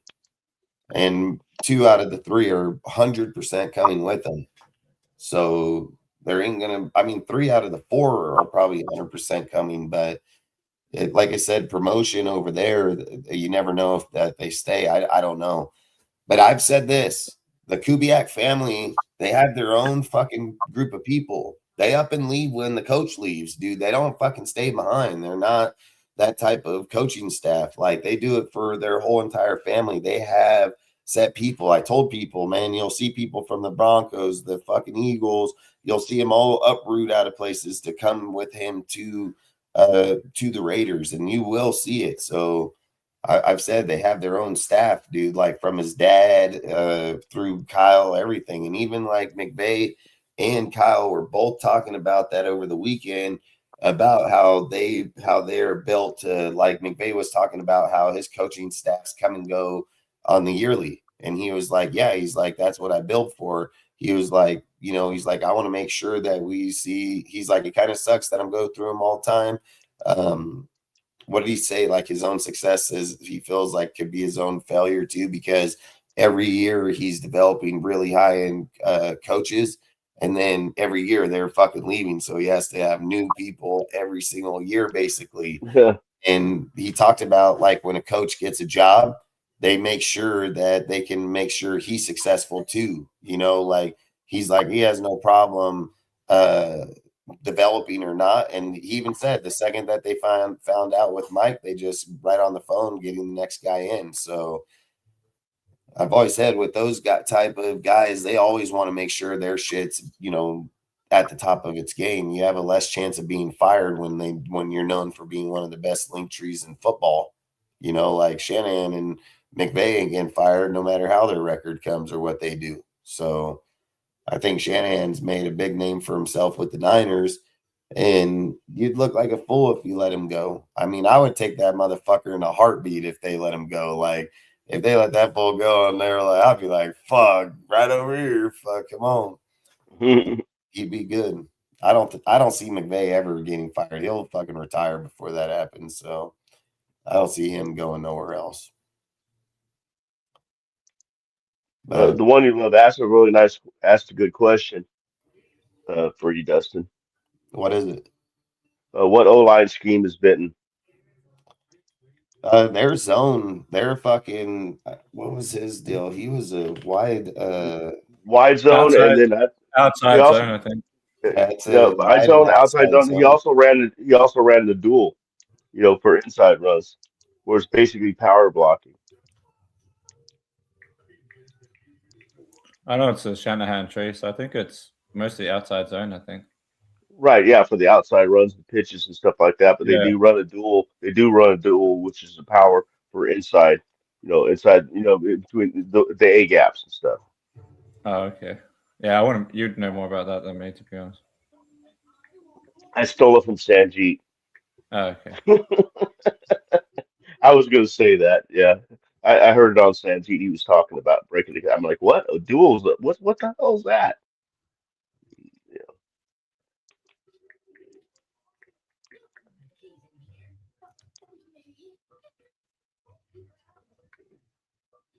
I like how Sanjeet breaks down the line, and I'm so concerned about the O line and the D line. I, I I I normally watch his show anyway, but Yeah, he's really good breaking down the line, the offensive line, and the defensive line. That's his passion. What's up, looking at Rebel? yeah, what's up, Rebel? Looking at the guy's career, the O line coach, I'm saying he worked at fuck. I got a cold, summer cold today. Fuck. He worked at Houston from 2006 to 13 under Gary Kubiak. Then he worked under Shanahan at the 49ers from 2017 to 2020. Then he was at the Jets from 21 to 22. And then the Saints in 24 with Klint, and then the Seahawks presently. So he's got a pretty good career history at O-line coach. Oh yeah, no shit, man. Yeah, like Houston Texans in 2006 to 2013 were a pretty good team. And then he worked with Gary, which is Clint's father. And then he worked with Shanahan. And then he worked with Mike LaFleur at the Jets. And then he worked with Klint in the Saints and the Seahawks. So it's pretty good track record. Yeah, because when I started here, when Dustin started mentioning John Benton, I His started is looking him up. I had no idea he has 19 years of NFL experience and 33 plus years in coaching in general. I had no idea. Yeah, he's pretty. Yeah, I didn't have an idea until. Yeah, it says his is a wide. His scheme is wide. Wide This zone, is right? West Coast offense, wide zone. Mm-hmm. He runs Yeah. Benson is a lifelong NFL Favorite kind of offense. lineman coach Mm-hmm. and run game coordinator. He's worked with teams like the Niners, Texans, Jets, Dolphins, and Rams. Yep. So that means he was with Coaches McCaffrey. influenced by Kyle Shanahan and Mike Shanahan tree. What is the Benson Johnson system? It's not named system like West Coast offense. It's more like a run game O-line philosophy where what defies it, core principles, wide zone, outside zone, Right. foundations. Yeah, and Exactly. Starts the also play defense action, right? horizontally, running back pressures, presses the edge, then bang, bend, bounce, linemen move lateral together, not straight downhill. Emphasize on footwork, angles, and leverage of not raw power. Offensive line techniques driven, principle first step, reach step, bucket step, combo blocks, climb the linebackers, covered, uncovered rules. Linemen just be athletic and smart, not just big. Yeah, I think the Play action idea built is. off the run. Yeah, I agree with that. And I think the idea is rather than just being like He running runs a linemen, they're just 12 personnel, 2 tight end, 21 personnel, football or fullback, shotgun, and under center. nice. Defensive see the same pictures repeatedly. I was just gonna say with his blocking, I think it's rather than just bullying your guy, like grabbing your defender and like pushing him back. It's more about cutting off space. So they move up to cut off space for the running back, which is better because it's like you're guarding an area like a zone rather than just having to like be man on man. John Benson said his system is the wide zone Excuse me. run game, elite O-line fundamentals, play It's like action, rugby. deceptive, heavily influenced by the Shanahan coaching tree. Yeah, and then the other thing I like is I think it creates, from what they say, it creates synergy with the play action, with the play action game. I just like the fact that we're going to be able to line up and teams aren't going to look at our formation. We're not going to, because I know Clint doesn't run the shotgun very much either. He's like the least, like 40 something percent. I can't remember what I heard. Runs the shotgun like 40 something percent, where we were running like in the 70%. To where, and then you don't know which side the running back's going to go to. You don't know where exactly where the quarterback's going to be. So I like Yeah, that idea better that he runs more under the center than he does shotgun. that's Yeah, true. because he runs a lot of RPOs and motion. Exactly. So that exactly right. He tries to identify man and zone right Hmm. off the get go. He likes to figure Yeah, out, is this Yeah. team and man here? Are they in zone? They disguising? Mm. Like he's really good at being able to identify them. That's why he does a lot of motions in his play call. Right.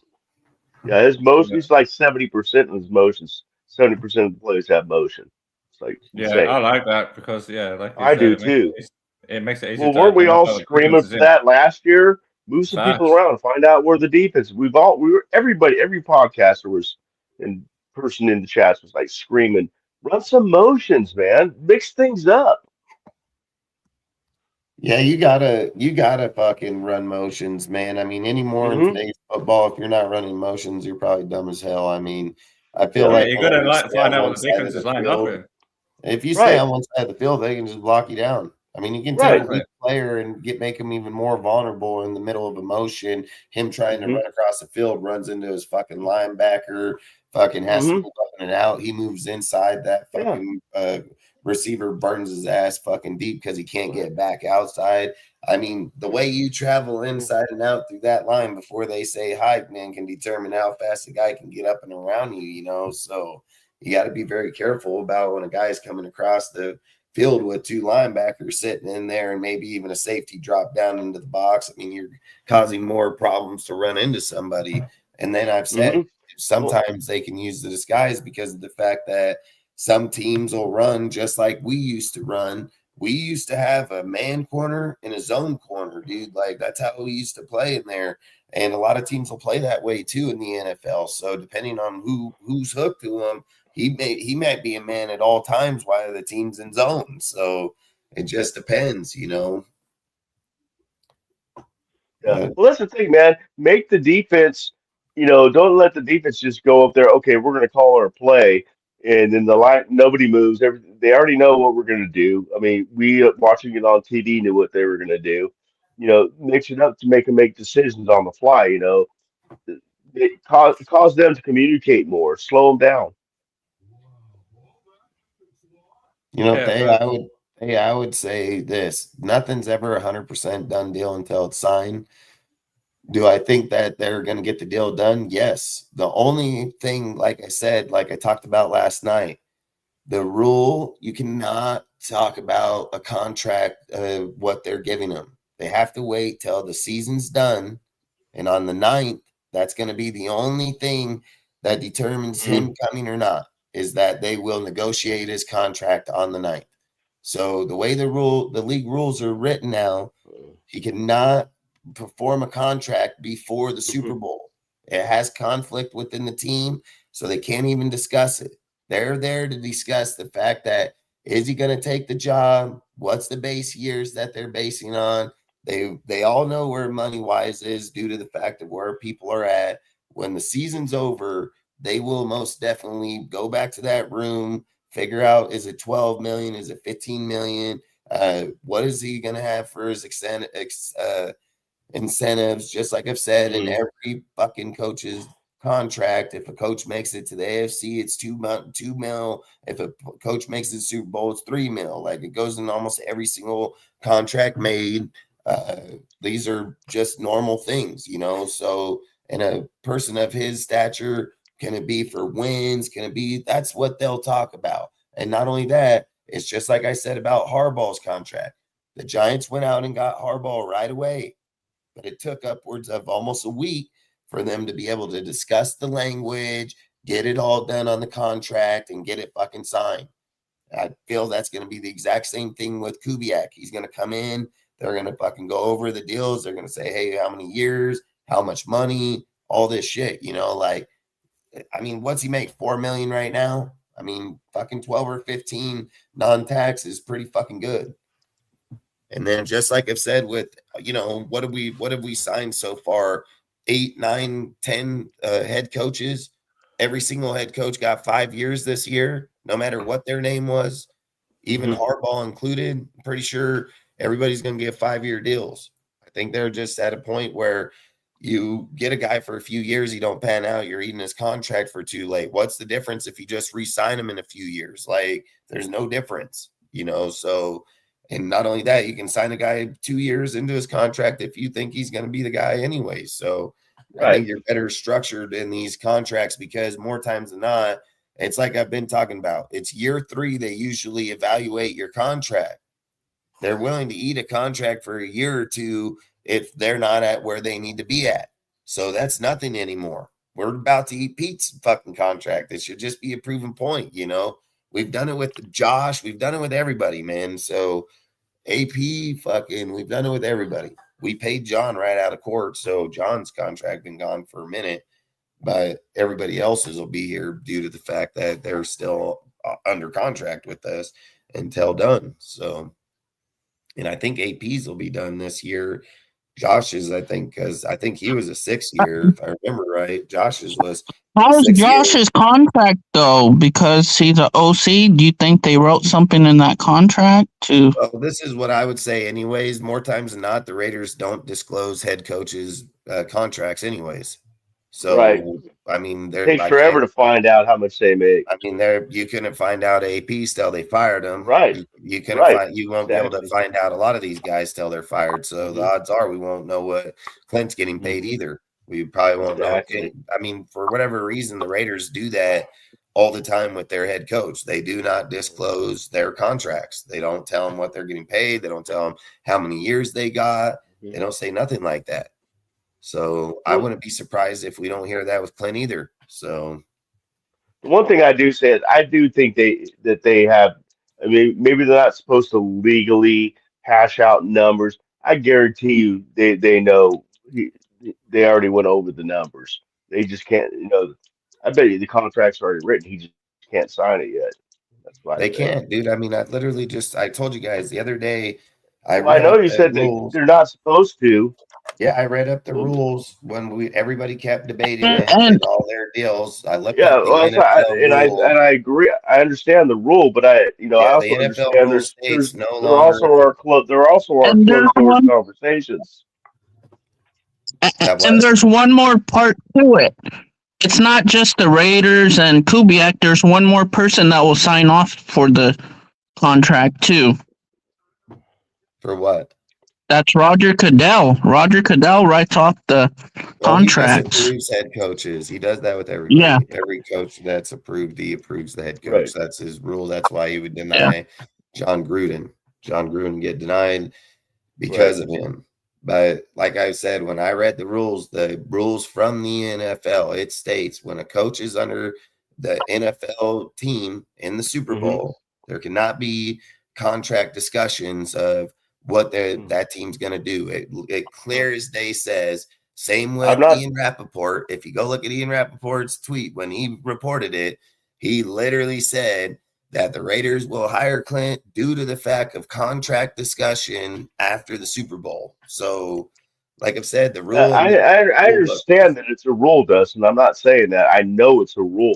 What I'm saying is, I'm sure there's behind the doors talks. That's all I'm saying. Maybe I'm wrong, but I'm pretty sure there is. I would just say the league minimum will be, they don't have to have the talk because there's only 2 coaches that make $20 million. He's not making $20 million.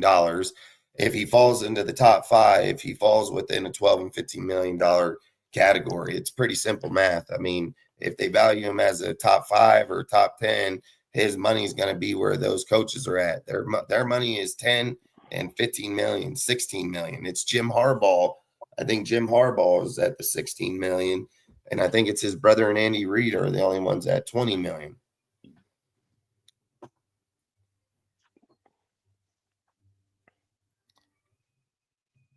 Uh, 5 years, 15 million. I mean, it'd be a logic guess. I mean, yeah. I would say upwards of probably like 12 million, because even when we hired Josh, we only gave him 10 million. We gave AP 8 million. So we only gave him 2 million more than him. We gave Pete 15 on his Super Bowl win. So I would say it's going to be between 12 and 15. That's where I would say that the contract's going to be 12 and a half, 15 million.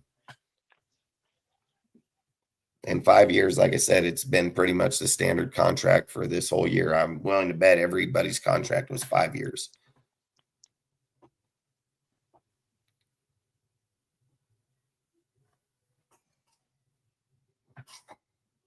And then, like I said, once they get here, they'll go over their discussions of what technicalities, what deals, what incentives, that's all be determined at a table that's yet to been talked about yet.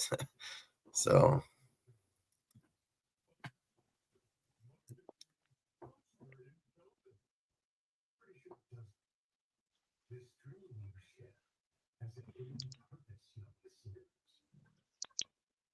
I mean, as I mentioned, right? Like until the ink is dry. Or That's as Mike said, I ain't gonna fucking argue with it. I've looked it up fucking 10 times because all these guys all talk about it and don't have the facts on it. I literally just said I told Mike, I told everybody the other day. I've literally talked on it 2 times. I said I wasn't 100% sure, so I went to their fucking rule book. Their rule book states you cannot fucking do it. It's not an opinion. It's not my fucking what I think. It's factual truth. So. I'm not doubting you on that, Dustin. I'm not doubting you on anybody that. on the panel. Oh, sorry. I think he's responding to Raiders Unleashed, but yeah. I mean, let's see what this guy could do. Let's see what he could do.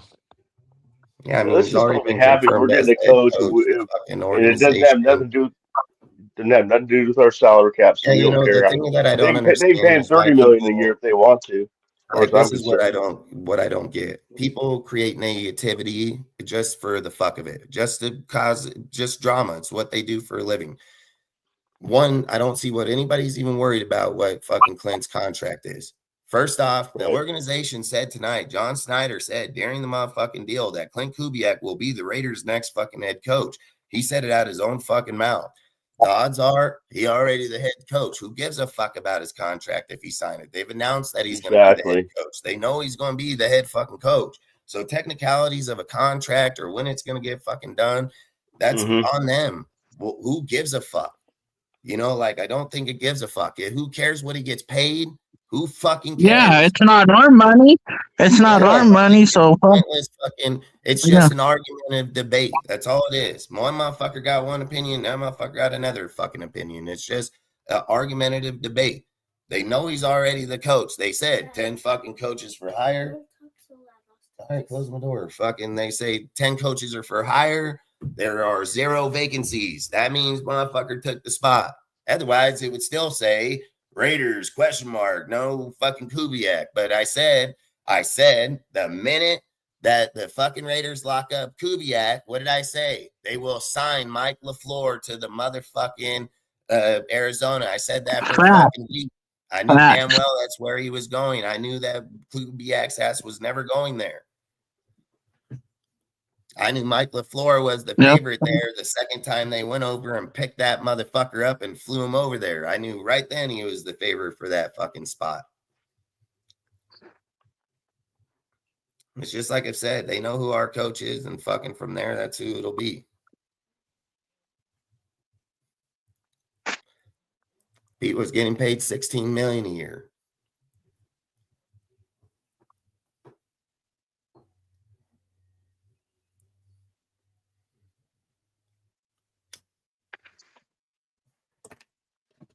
Who's so dumb? I mean, it'd You be got pretty another. hard for the Raiders to offer Ben Johnson a contract when they only had one meeting with them because of Tom fucking Brady, and he never fucking came back again. So I wonder where the fuck they got a $15 million contract per year from. Where the fuck did that come from? I have no idea, man. I just repeat what I heard. That's all I said. Yeah. Where the fuck did that come from? I never heard of that. I said on last night's show, I'm not going to reveal who said it because I don't have his permission, but somebody just said this. I didn't say it was true. I just said this is what he said because he had some source of a source or something, which whatever that means. That's all I was saying. I didn't say it was fact. Or and like Dustin said, I mean, with the Raiders and letting people know the contracts, you can't ever find that out. So I mean, and like he also said, and what we're all saying is, what does it matter? It's just something to talk about, I guess. People are wondering, but we're never going to know because they're not going to release it.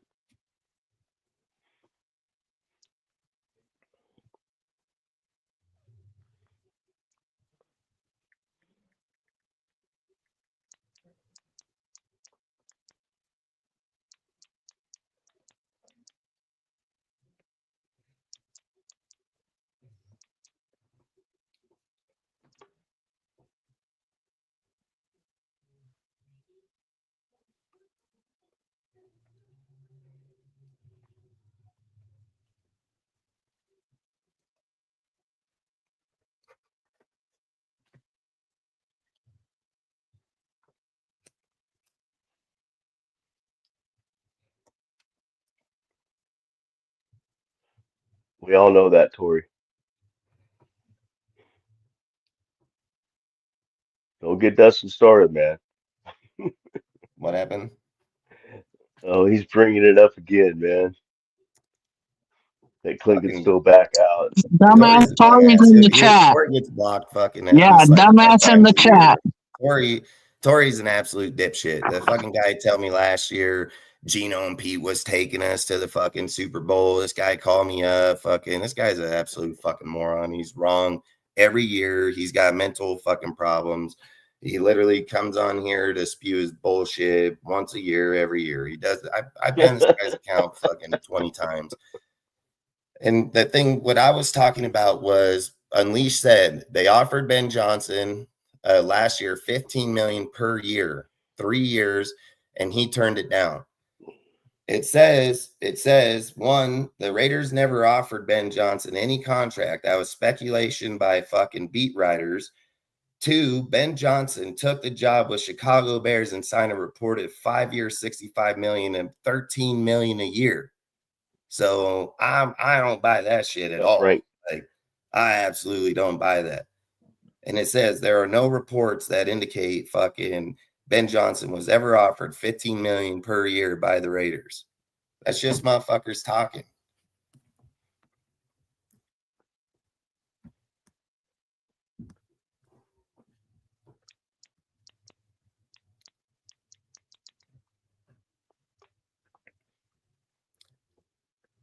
I mean, Tori is right. He can still back out. He can still back out on the fucking 8th on the Super Bowl because he has no contract. So he can most definitely back out of that fucking contract from then too. Like, there's no doubt about it.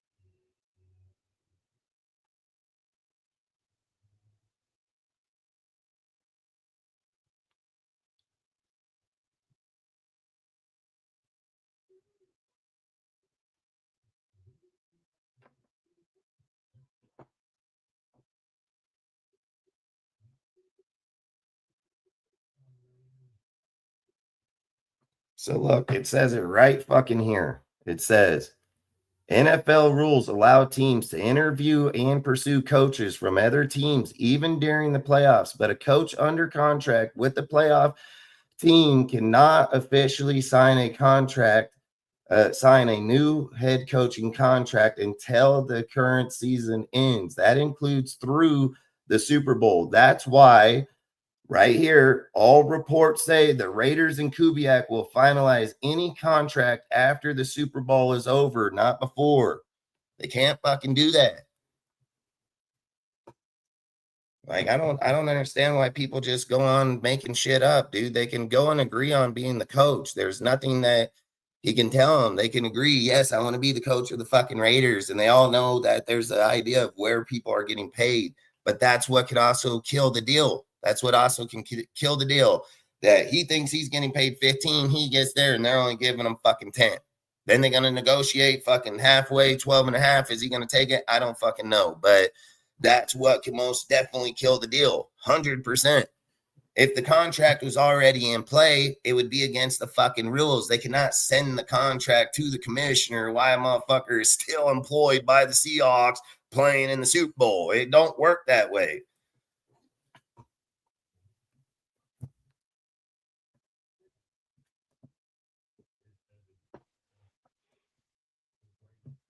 It's like they said, it'll be sent off once the Super Bowl is over and the commissioner will sign it probably right there on the field. He'll probably sign it right there on the field. Fucking good win, Kubiak.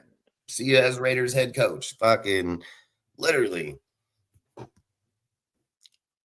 Salute, Kenna. Salute, Frank. Salute to all you guys, man. Salute, Tori. Fucking little crazy fucker always out there. Fucking salute to everybody that's popped up. Salute to everybody in the chat who's here talking. Salute to everybody in the chat, too. Even you, dumb Tory.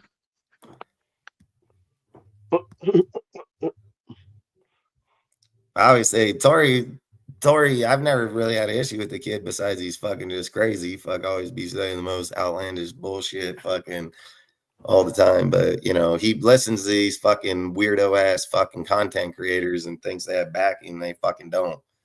Like, I don't know how many times to go over and debunk motherfuckers' content, like motherfucker, but it ain't my job to do that. I just pay attention to my own shit. So I don't care. I just like talking football. I just want to talk about the team. I just want to talk about what we can and can't do. I just want to talk about who gives a fuck about if they've already pegged them here. I don't think it's a Josh McDaniels type deal. You know what I mean? Like, I was on a plane, fucking dude. Like, that was a whole different situation. And it was his wife literally that said that she thought that the owner was a fucking weirdo and why they didn't want to go back. So I don't think it was more to do with Josh. I think it was more to do his wife didn't like that fucking guy. So he was like, fuck it, just stay in New England. So Hey, Tori just explained himself. I only watch Hondo. Well, there you go. Oh yeah, so I've that's known this double guy fucking I've known Hondo. Tori for a while. You know, I've always said I never had an issue with Tori. I like them, but he's just got these little weird things. This fool tried telling me I don't own my own shit. And this guy comes up with some crazy shit because of these other fucking weird motherfuckers. They feel like what I've accomplished in my life, like people can't do. Well, when motherfuckers work in their life, you can Correct. accomplish So fucking anything, salute, dude. Kenna. Like, literally. I work more than probably anybody out on this motherfucker. I work over 120, 30 hours in a fucking week. I'm in off season and still fucking rolling fucking 80 hours a week. I mean, Fuck you, Tori. I'll be running my shit in no time. You know what I mean? Like, but again, that's what you do when you run your shit and own your shit. You can't let people fucking ruin your shit. So there's a big difference. But outside of it, like I've said, I think fucking at the end of the day, we've landed the guy we wanted. We landed a guy that a lot of us probably thought we weren't even going to get. And Tom Brady made goddamn sure when he came to the plate this year, he was batting 100, like literally. So I've said this could either be a big mark against Tom or this can be a fucking, a fucking home run. And I think it's a home run on him, showing that when he put his mind to the fucking guy, he went and got him. You know, people twist up the last year's hires. People will sit and say, oh, the Raiders were targeting Ben. Bullshit. Ben didn't even want the interview. If people remember the way the coaching hire went, it was Ben Johnson was already pegged to the fucking Bears. Fucking Tom Brady wanted an interview with him so he can talk to him and see if he can persuade him here. But he knew he was only getting the one fucking interview. He knew that if it was more for a publicity deal to say like, hey, we brought him in here so we can bring high-powered people. People will claim that Tom Brady was paid for Vrabel. That's a bullshit lie too. Name one fucking time that fuck show report that even indicated that the Raiders were paid to him. They weren't. Vrabel said right away from the very beginning, he said, I'm going to take the fucking New England job. He wouldn't take nobody else's fucking job. He was paid New England from day fucking one. So when people say, oh, Vrabel was paid to the Raiders. No, the fuck he was not. He was paid to the Raiders by people like fucking Hondo, dude, beat writer motherfuckers that aren't even fucking Raider fans, dude. His wife is a Raider fan. Mitchell Rance is a fucking Jet fan, and he'll say shit on his show that I know more about Raiders than my left pinky know more about Raiders than your scripted fucking ass on your show. I bring all my content from the dome, dude. I don't fuck sit here with prompts and tell deals that tell me shit. That shit comes naturally from my motherfucking mind. Why? Because I've been a motherfucking Raider fan since I've been born, and it's the only motherfucking thing I know. So do I miss a few things here and there? Yeah, but I've said it. I'm only fucking human. I don't have a computer just reading it off to me. There's a big fucking difference, and I'm solid on my shit more time than not. Like, motherfuckers can't sit here and say I know more about the Raiders when you just became a fucking fan. You can't say that shit. I fought in them fucking stadiums. He says every day's like an Oakland tailgate party. What? You been to one? You been to fucking one, right? And you act like you fucking been there as many times as all of us have been there. You ain't never fought those motherfuckers. You never went in them bathrooms and fought your way the fuck out of that bitch. You ain't done shit up in that motherfucker. And you talk about, oh, I know. You don't fucking know. You know what your fucking people at the fucking place do when they steal other people's content, throw it on their shit and act like it's his shit. I can't count how many times these motherfuckers come to our shit, pull it and put it on there, and then him say, oh, I was the first that came up. No, the fuck you were not. Hey, timestamp that motherfucker and show me. I'll go get the post. Yo, Dustin. I can do it easily because I wrote the motherfucker. I know. Yo, Dustin, they don't know. Yo, Dustin, they don't know about B lot, C lot, D lot. They don't know about that shit. D lot. I was a D lot guy. Anything. They know what someone told them to come to and do. They didn't go in those fucking stadiums when other motherfucking teams wouldn't come in there. And when the Niners and shit came in there, Hey, fucking watch out, motherfucker. I'm telling you, you get stabbed right in the bathroom, literally. Hey, Fucking ain't no Dustin, they fucking don't know place to about be that fucking BART around up in bridge. that bitch, They don't dude. know Like about it that ain't. BART bridge. They Yeah, don't know about that Raiders ain't BART like bridge. that shit. You go up here to fucking Vegas, it's pussy fucking fans. Like that's straight pussy fans trying to mimic something they'll never re-mimic ever again, dude. You can try, but it ain't like that. That place is fucking packed from the goddamn sun up, fucking sundown, motherfucker. It is a goddamn fucking party, dude. I've said it. You can be rich, you can be poor, and you'll still eat like a fucking king and party like one too. And Fucking motherfuckers will A, have you man. act like a motherfucker in there, dude. Like they Yo, don't fucking play. Mike.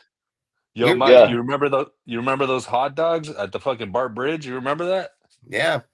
I only came in on BART once. I usually tailgated, so I was in Lot D.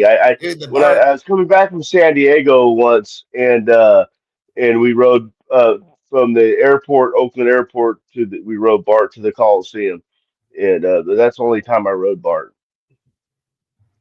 Dude, you can party on that bitch like a motherfucker. The only thing I hated about it is that you'd have to leave in the middle of like the fourth quarter sometimes, dude. Like Right. that bitch fucking you'd miss shit in there. That's the only reason why I didn't Yeah. take it that many times. I did take it a few times because you can drink, party on that motherfucker, everything, but you Well, just gotta the leave too other early. And then fucking if the you're other not over thing Party in there, that they're bitch leaving the today. other without thing your they ex too.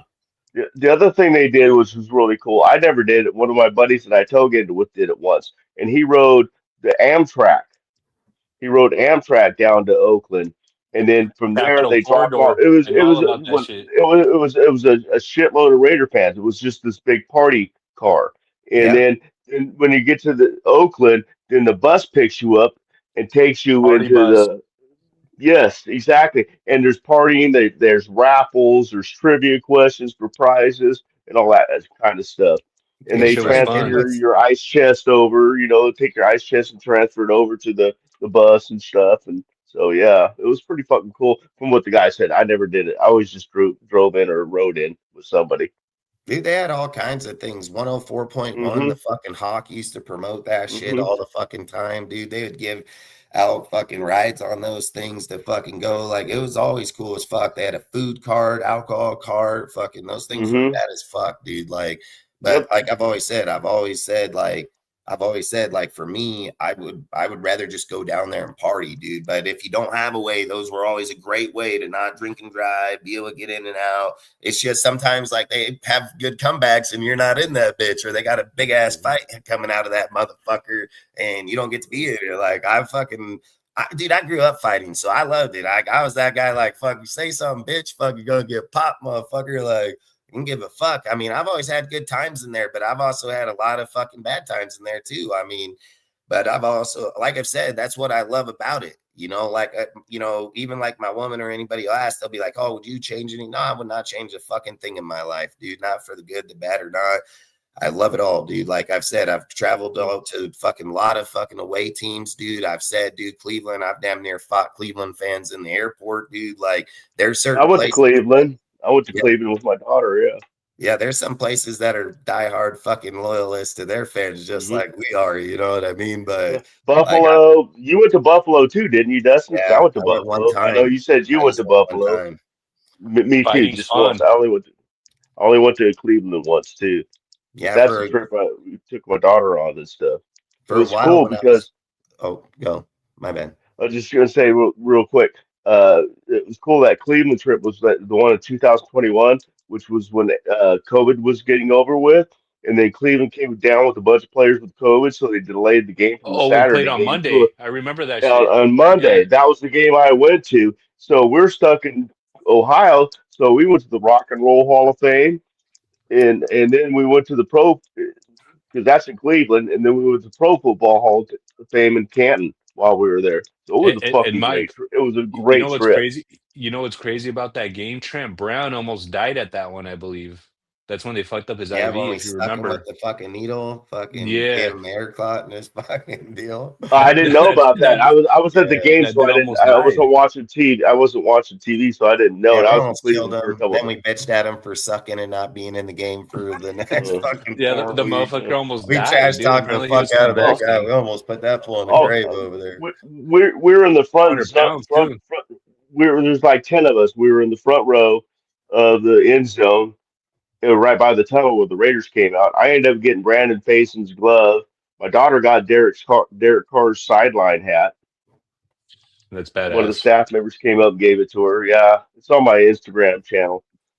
That was a cool team, Thing. man, because that was after all the rug shit and like the Yeah. Gruden emails and stuff. Like that was a good team. Yeah, that was the time when Brandon Faison broke one up at the end, near the end, that would have Yeah, won the the game. corner, yeah, I remember that. Yeah, Yeah, so when he come walking back towards the tunnel, I'm like, Brandon, tell him, hey man, that was a badass breakup on that pass down sideline. That could have turned the game around. He goes, "I appreciate you, man." I said, "Can I have a glove?" He goes, "Oh, sure." Should have asked for both of them, but You know, Ken, that's facts, bro. Like that's what I'm keep trying to tell people. Like, I don't know why they'll be over there fucking keep trying to. It's like I swear to God, some Raider fans, dude, they just want the drama. They want the conflict, dude. They want that's their clicks and view fucking shit. Like Snyder said at the fucking deal when they asked him, dude, he said fucking Klint Kubiak is a Raider. Like he said straight up, Klint Kubiak is a Raider, dude. So and I told everybody, people called and asked me. Cortez was one of them that called. Numerous people called and asked me, hey, bro, do you think they're going to fucking be able to ask him about the head coaching job? And I told him, no, man, fucking more times than not in these situations, if people paid attention for previous hires, these coaches will defer it when they're in the head coaching or in the Super Bowl. They don't talk about what they're going to do with the Raiders because it's a disrespect to their fucking team, why they're there right now. So everybody knows that he's going to be hired and he's going to be a Raider, but he's not going to be sitting there talking about the Raiders while he's worrying about winning the Super Bowl. And that's only right because we wouldn't want him to do that for us either. So like I've said, he 100% did state that Kubiak will be the Raiders' next head coach. So, and I don't know what more we need from that. You know what I mean? Like, I don't know what more confirmation we need from anything when it comes out of the GM's mouth, dude. Like, I don't know what more, but we'll still hear it for a week or so because I get it. Skeptic is skeptic. I get that shit, but I don't feel like Josh McDaniels, I think, is the only contract in the history that's ever went down like that outside of maybe Bill Belichick doing what he did to the Jets for the Patriots job. But I don't know if it's not a common practice is all I'm trying to say. Like, and when you know what happened to Josh and why he didn't go to the Colts, it wasn't nothing to do with him. It was the wife. So I feel like for one, I don't think Clint's going to do that. I think listen, if you follow back in my videos, I literally told everybody, hey man, I fucking want Webb to fucking be the head coach. Everything I've heard is Webb's leading the fucking deal up to the deal. yep, I remember all that. Yep, I said Klint Kubiak is a fucking he's just a gamble at the moment. Nobody really has a read on him. Nobody really knows this, that, and the other. And then it was like fucking a week now, maybe 5 videos ago. Right before we went live, I literally came in. I got fucking message from my cousin and them. They fucking told me straight up. They said, hey man, fucking Clint, it was the day that they were interviewing Webb. It was the day they were interviewing Webb. So whenever that day was, is the day I did that video. And long story short, I said, I want Webb. That's what I made clear from day one. I wanted Webb to be able to help fucking develop Fernando, dude. I've said it, dude. Like I wanted Webb the whole time. But I told everybody that night, I said, no matter how much you want Webb, no matter how high the deal is, Tom Brady has his eyes locked on motherfucking Klint Kubiak. It doesn't, I said he will. And I even made a post on my Instagram deal that said, the Raiders will not make a decision until Tom Brady and them get to talk to Klint Kubiak in the second interview. Once that was there, I even came back out and said, I said straight up, I said, hey, he's going to be the Raiders' next head fucking coach. Like it didn't take a rocket science from there. Then I told everybody that he obviously had to be locked in with Tom at the first interview. I guarantee you that those interviews that we were doing were either for Davis Webb for personnel people, as in defensive coordinators, offensive coordinators, staff, or even Clint himself later down the road. But I've spoke about it the whole entire way down that deal. I've always said we don't know exactly. I said this was the only hire And in the last few years, that was literally on lock and key. There, nobody fucking had any information on that fool. Nobody had insight, not beat writers, not nobody, because they didn't leak it to fucking nobody. Everybody knew when they fucking were getting that second interview. That's when everybody fucking knew. And that's when all the truth started coming out. That's when the interview happened and people said it wasn't an interview for the second interview. I spoke about it the night before. I literally told everybody here on the panel, I said, if I was the fucking Arizona, I wouldn't even waste my time going up there. Literally said straight up, dude, like I wouldn't waste my time going up there. From what I've heard, Tom Brady already had a deal in place and they were just going to shake hands, dude, like literally. And that's exactly what happened. And I said Mike LaFleur would be the coach of the fucking Arizona because they had him pegged the whole time. They fucking flew and picked that motherfucker up. So, like I've said, I've had the videos to back every statement that we've talked about down the deal. And like I said, getting Klint Kubiak for this team, if they build it the right way offensively, he would be a great, great coach. But from everything that was been told is they said Tom Brady and Klint hit it off on the very first fucking interview. Like they said, he killed it. He knocked it out of the park. Him and Klint have this weird fucking connection, and they've been that way fucking ever since then. And I've said, like, I heard the reports that Tom talked with fucking Klint at the fucking game after the deal. And I've even made an example of like how he could have brought it up to him just to know. And I literally said they can be talking and he can just literally just say, you in? And he's like, yeah. And then they just keep moving on. Like there's ways to go about talking about where they're at. I said Tom Brady didn't even blink a motherfucking eye when all those dudes just started going off the board. You know what I mean? Like I said it right away. I'm like, damn, made videos that said time's running out. Fucking Tom Brady and them need to figure it out and pull the trigger. Like I've made all kinds on that deal because he just never felt like he was missing a beat. Never one time. Even when the Davis Webb, I said, even with Webb, when Peyton fired the OC, I told him, hey, man, he got a few fucking days before they're going to pull him off the board too. Said straight up, he getting interviews by the Eagles, the Giants, all these deals. They're going to pull him off the board here real quick if we don't make our decision up. And the minute that Webb pulled himself off, you knew right away that Klint was the guy. You knew right away. Why would Webb pull himself off the name when he's the top candidate on the board until they knew he got the interview the following day? And I literally spoke on why they want to get that interview that week when people were saying, how come the Raiders aren't getting the deal? We're into Tuesday. And how come I said straight up, because he doesn't get off until either fucking Thursday or Friday. And depending on which day his off day is, will be depending if it's a Saturday or Sunday interview versus a Friday or Saturday interview.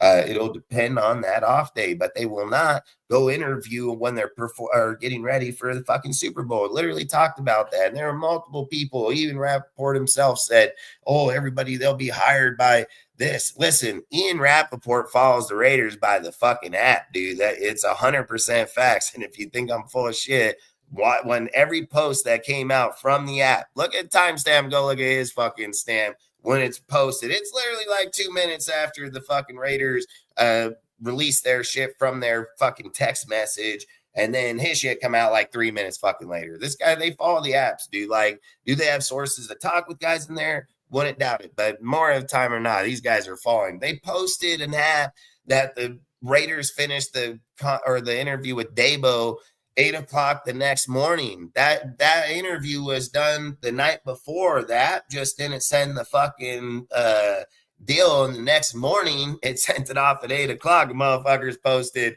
"Oh, the Raiders just ended the interview." Fuck, they did. They ended the Dabo interview before the goddamn Webb interview. So, like I said, it's just motherfuckers following the app, dude. They ain't fucking got their people up in that bitch. They're sitting in a fucking room. Somebody's informing them or something's telling them, you know. I've said it, like fucking the people even in the building, like Hondo, that guy couldn't be farther wrong fucking more times than not, you know. Like he's a good guy. I don't have any issue against the dude, but fuck, he talks about all kind of fucking, I don't even want to get started. I mean, I absolutely don't. I mean, like I said, they do good things, but this guy protected Gino and fucking Pete and all them. These guys are toxic as fuck to the team, dude. Like, they get paid. They can't go in that building and say shit because they'll probably get kicked out of that motherfucker, dude. But, I mean, when you're on your own platform, you should be able to speak your fucking mind. They don't own your shit there, you know? And, Yeah, no, he works for Sports Illustrated. yeah, facts. That's why I'm saying these guys, they don't fucking ask the questions. You know, it was like somebody sent me a deal because I don't watch nobody's shit, but I get sent a lot of posts or clips from other people's shit. And I would say like the only thing I did agree with Mitch like over this last year was when he did call out the reporters about asking bitch ass questions. Like I'm glad he asked those motherfuckers to ask real questions because it gets kind of fucking programmed when you fucking ask Pete, oh, hey man, how come you didn't bench Gino when you were fucking down 30 fucking points? And he said, oh, we need practice. Like, what the fuck are you talking about practice, bro? Like you got dirted on. And you're over here talking about you need fucking practice. Like, oh, how did Gino do today? Oh, Gino threw 4 interceptions, but it wasn't his fucking fault. You know, fucking Gino did a great goddamn job out here. The So, sun like, was in his eyes. these guys got bitch mode in them fucking pressers, dude. Like, they got bitch mode.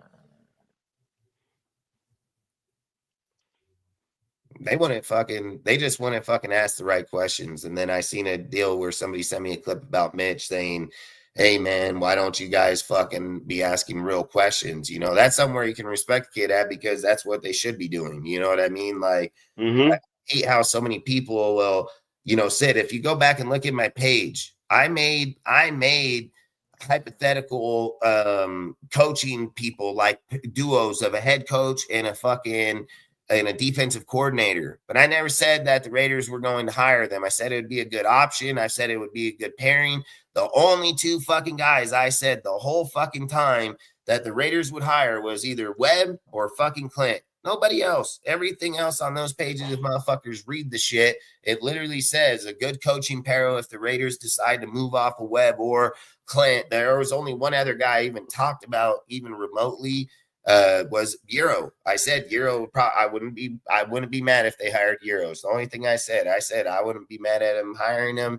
Anything. I mean, I've always spoke about Klint and Webb being the 2 fucking guys the whole entire time. I wanted Webb, man, like, and I still would take him. And I mean, there's a reason Peyton fired fucking Lombardi, fucking Joe Lombardi, and fucking threw this motherfucker right in there. He knows what this kid's about, dude, and he will do whatever it takes to not lose him. He loses quarterback before he loses his fucking quarterback coach, dude. Like he literally talks shit on fucking Bo Nix about, oh, I want to take this fucking guy if I knew his injury. Fucking, you know, like crazy shit.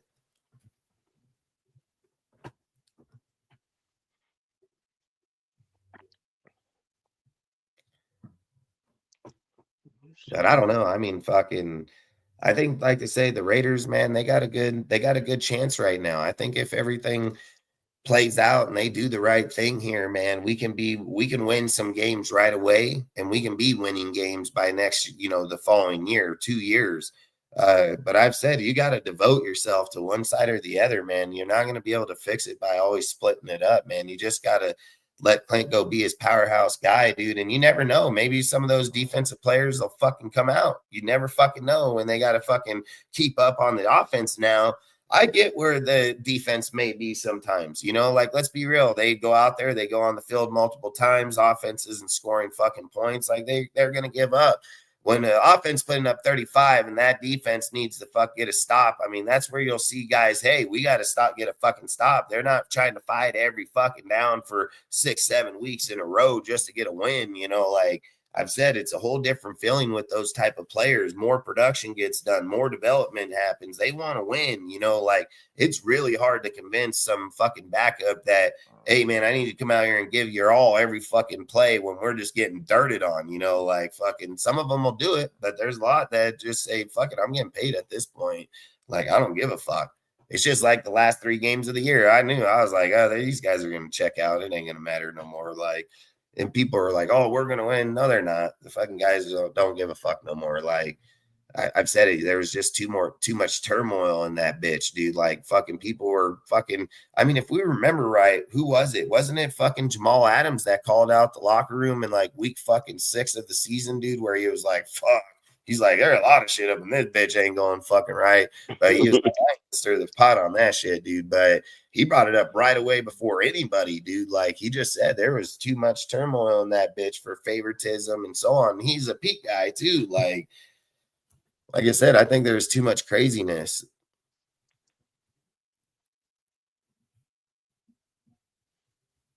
Shit.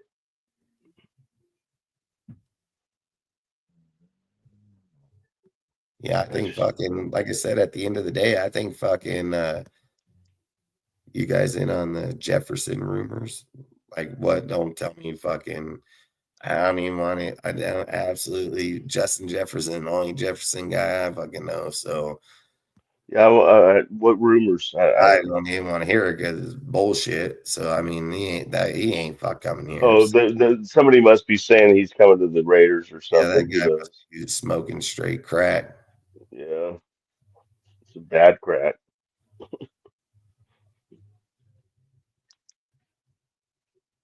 Yeah, I'd be like fucking. I'm not gonna lie. I've heard about him wanting to leave. Like I have heard that for sure. I just don't know if, like, again, like you can't fix the team if all you're doing is buying fucking $30 million players. You know what I mean? Like you can't fix a team Right. that. When we started the Ask show, ask ask Miami. yeah, like when we started the show, I named off 10 fucking guys offensively and defensively that'll help fill holes right this minute and have production right now, right today. Like when you're just getting one dude to fill 8 broken spots. Max plays one position and he can't do it. What makes them fucking think they're going to do 8 other spots? Like you can't do it like that. You got to have the players there, man, to be able to win. There's a reason those players go to the Super Bowl because they have the best 11 on offense and they have the best 11 on defense. And that's why these two teams are there, because they're going to find out who has the best 11 on offense and who has the best 11 on defense. Like, straight the fuck up. They're going to figure it out right here up this next coming week. Like everybody's been narrowed down to it. I've just said, like, we're barely got fucking three on offense, 3 on defense, like fucking hoorah.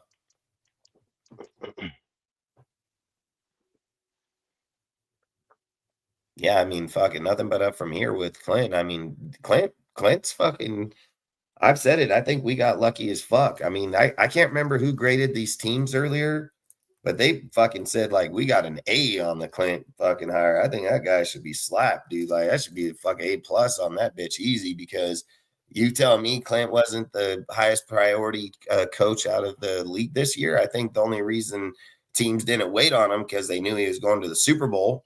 Like, I don't Right. think fucking – I think if his ass was out in fucking, the second week of the playoffs, I think that would have been a whole different ball game there, So I don't know Yeah, if Jesse exactly. gets hired straight up to Baltimore at that point. Klint was a fucking candidate in that bitch at a high rate. They just didn't fucking, they didn't want to wait. So they went with Jesse.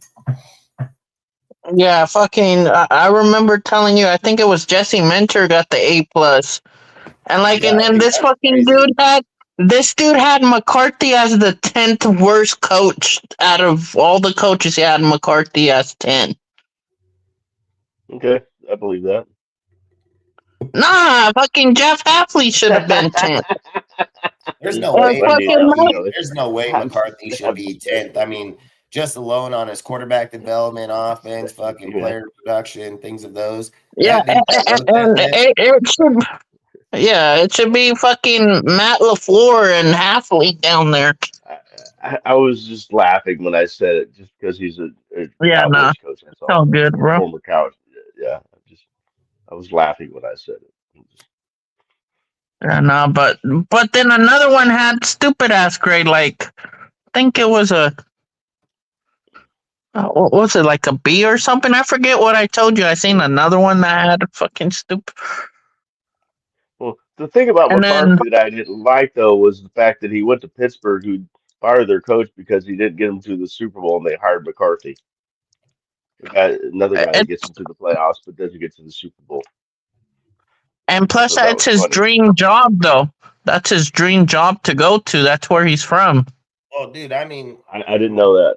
McCarthy and fucking Harbaugh have the exact same career stat record for playoffs and wins. They're identical. Like, they are exactly identical for Harbaugh and McCarthy. McCarthy is a good coach, man. I mean, look what he did with Well, those I'm not Cowboys. saying he's not a good coach, but I just thought it was ironic that they fired Tomlin because they couldn't get to the Super Bowl, and they hired a coach that got to the playoffs and couldn't get to the Super Bowl. Technically, I would argue that. I just technically, think the Cowboys are fucked up by Jerry Jones. I don't think anybody's yeah, there with him. yeah, but You know what? but This is how you know you're crazy as fuck. That guy said, I think they were interviewing him one day this year, and he said they asked him about like when do you plan on to step down or something, and he said, "What's the guy that has the most Super Bowl wins, owner or something?" And they said something like this guy got like 6 or 7.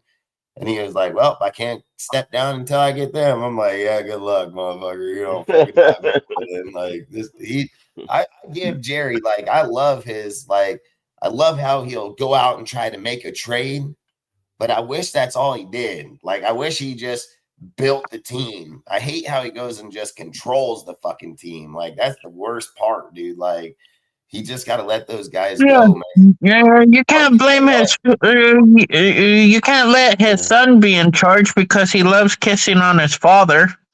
Oh, that's Well, facts, dude. just stop micromanaging, man. Yep. You don't need to micromanage. You hire your people and you let them do the job. Yeah, So but I think I fucking told you guys the story about Baltimore and the fucking it. So basically, I think I told you guys about how the Browns staff fucking ended up getting swapped from the Browns to the Ravens due to the fact that they were having the expansion team and they were doing the buildings in Cleveland that year. So they swapped personnel and went from the Browns over to the Baltimore staff. And then they were the ones that ended up winning that 2000 Super Bowl. oh, you were telling me about it, and look now, and look Yeah, what so happened now. I was just thinking today, I'm like, Karma's We were a just talking motherfucker, about bro. it. I'm like, Yep. Karma's a motherfucker because what's the odds of that? What's the odds of that? What's the odds that Monken could have went straight to the Giants right off that bitch? Could have just went straight to the Giants with fucking Harbaugh, which he's been his dude. But this fucking guy makes a fucking right-hand turn for some reason, well, left-hand turn. And this motherfucker goes over to Cleveland of all fucking places. And now he's bringing Baltimore staff over to Cleveland. I'm like, what the fuck is the odds of that shit, dude? Like, I've said it, dude. Karma exists, bro. Like, shit like that exists. I don't find it to just be coincidence. It may be 20 some odd years later, but getting the I person 100. they're about to get there that's high upgrade people, man. Like, that's pretty high upgrade people. So, I don't know. I totally believe in karma. I totally believe in it. Yeah, I do too, I bro. do. I ain't gonna lie to you. Yeah, I bro. 100 do, like for sure. That karma scares me, man. I try to put out as much good karma as I can. That's me, bro. That's me until I gotta deal with this shit. I'm fucking that same person. I feel like karma just sneak up and get your ass when you ain't fucking Yeah. looking, and Listen to John Lennon. Listen to John Lennon. It's the karma's going to get you. it is. Yeah, I mean, I'm not gonna lie, Yeah. that shit's for real, bro. I mean, it's for real. I believe it. It is, man. I believe in that more than I believe in anything. You know, the DC hire is the next most important hire, man. If I'm just gonna be honest with you, dude, like, I mean, I think that one's so up in the air, it's not even funny. Facts. I I mean, want to know people what system we're running. Yeah, I mean, I think the people think Swartz is an option, but I think he's only option by trade because he would be in breach of contract Right, because unless, he's still he still owes him another year, doesn't he? yeah, and he's under contract. So unless Right. unless the team literally gives him permission to seek a job Mhm. elsewhere, he can't go nowhere. So he can Well, be I there. don't think they're going to do that. They're going to want something for it.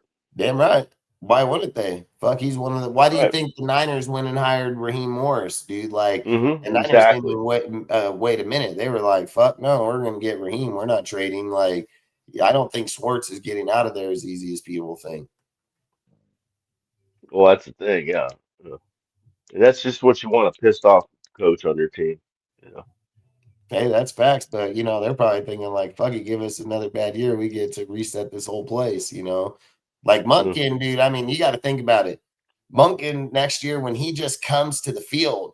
He's got Deshaun Watson back because he was ready to go here at the end of the year. They just didn't activate him to start. He's going to have Deshaun Watson back. He has fucking Shador Sanders. He has Gabriel there. And they got one more fucking guy that's over there. Fucking, I can't remember that dude's name. But these guys are going to have fucking multiple people that should be starting. You know, like multiple people I'll that should look be. them up real quick. I'll let you know who it is. Yeah, there's somebody. He's a fourth guy, but I don't know if they cut him or not because what's his name? Like I said earlier, fucking Hayner just went and signed with the. Um, With the Queefs. Yeah, the Chiefs. Yeah, fucking to the Chiefs. So I don't know, man. I'm telling you, I think Malik is going to be a big deal for us. I think we got to Oh I no, it's think only 3 quarterbacks on their roster. It's Shador, Dylan Gabriel, and Deshaun Watson. nice. Yeah, I know there was one more guy, but I didn't know if he left or not. Freaking, but that's still good. I mean, fuck, you're paying Deshaun Watson what It was Pickett. We picked 100. him up, wasn't it? They had Pickett before we got him from there. No, Unless it you was mean someone somebody else. else. There was a guy in between there. He was, and it wasn't Flacco because Flacco got traded. Flacco, Pickett. Okay, so go do your thing. I can't fall asleep. Well, that's because you just, I don't know what your issue is tonight. Go.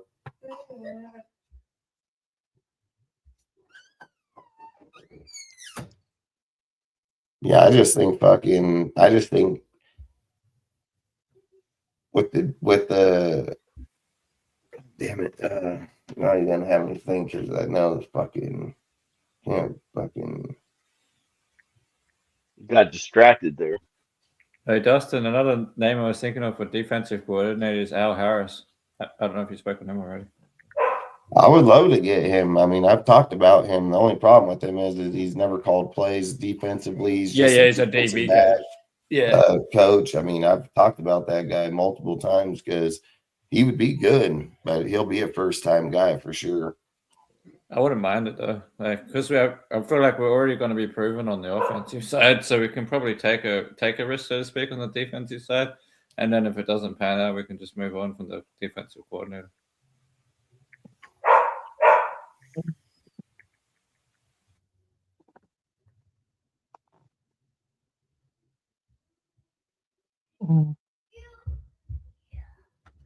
Dad, Austin just grew up. Oh, you got to be kidding me.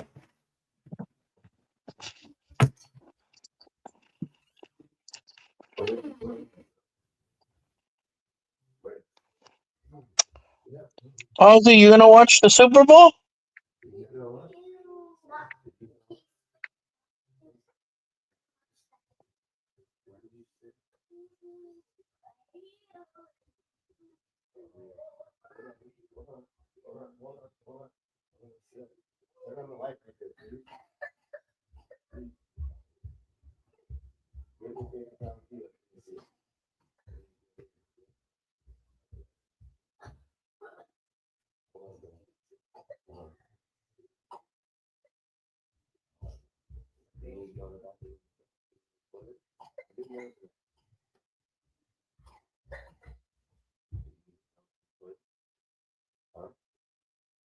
You sure?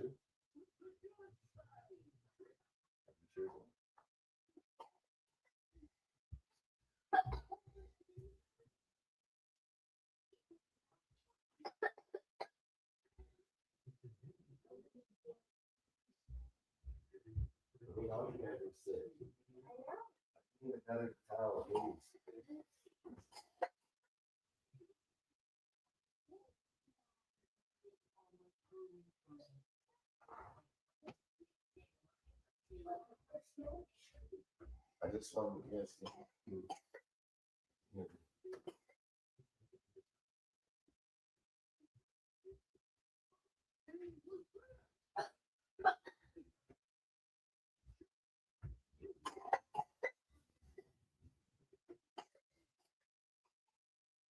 If you gotta go in the bathroom, go in the bathroom. Don't fucking stop on my shit.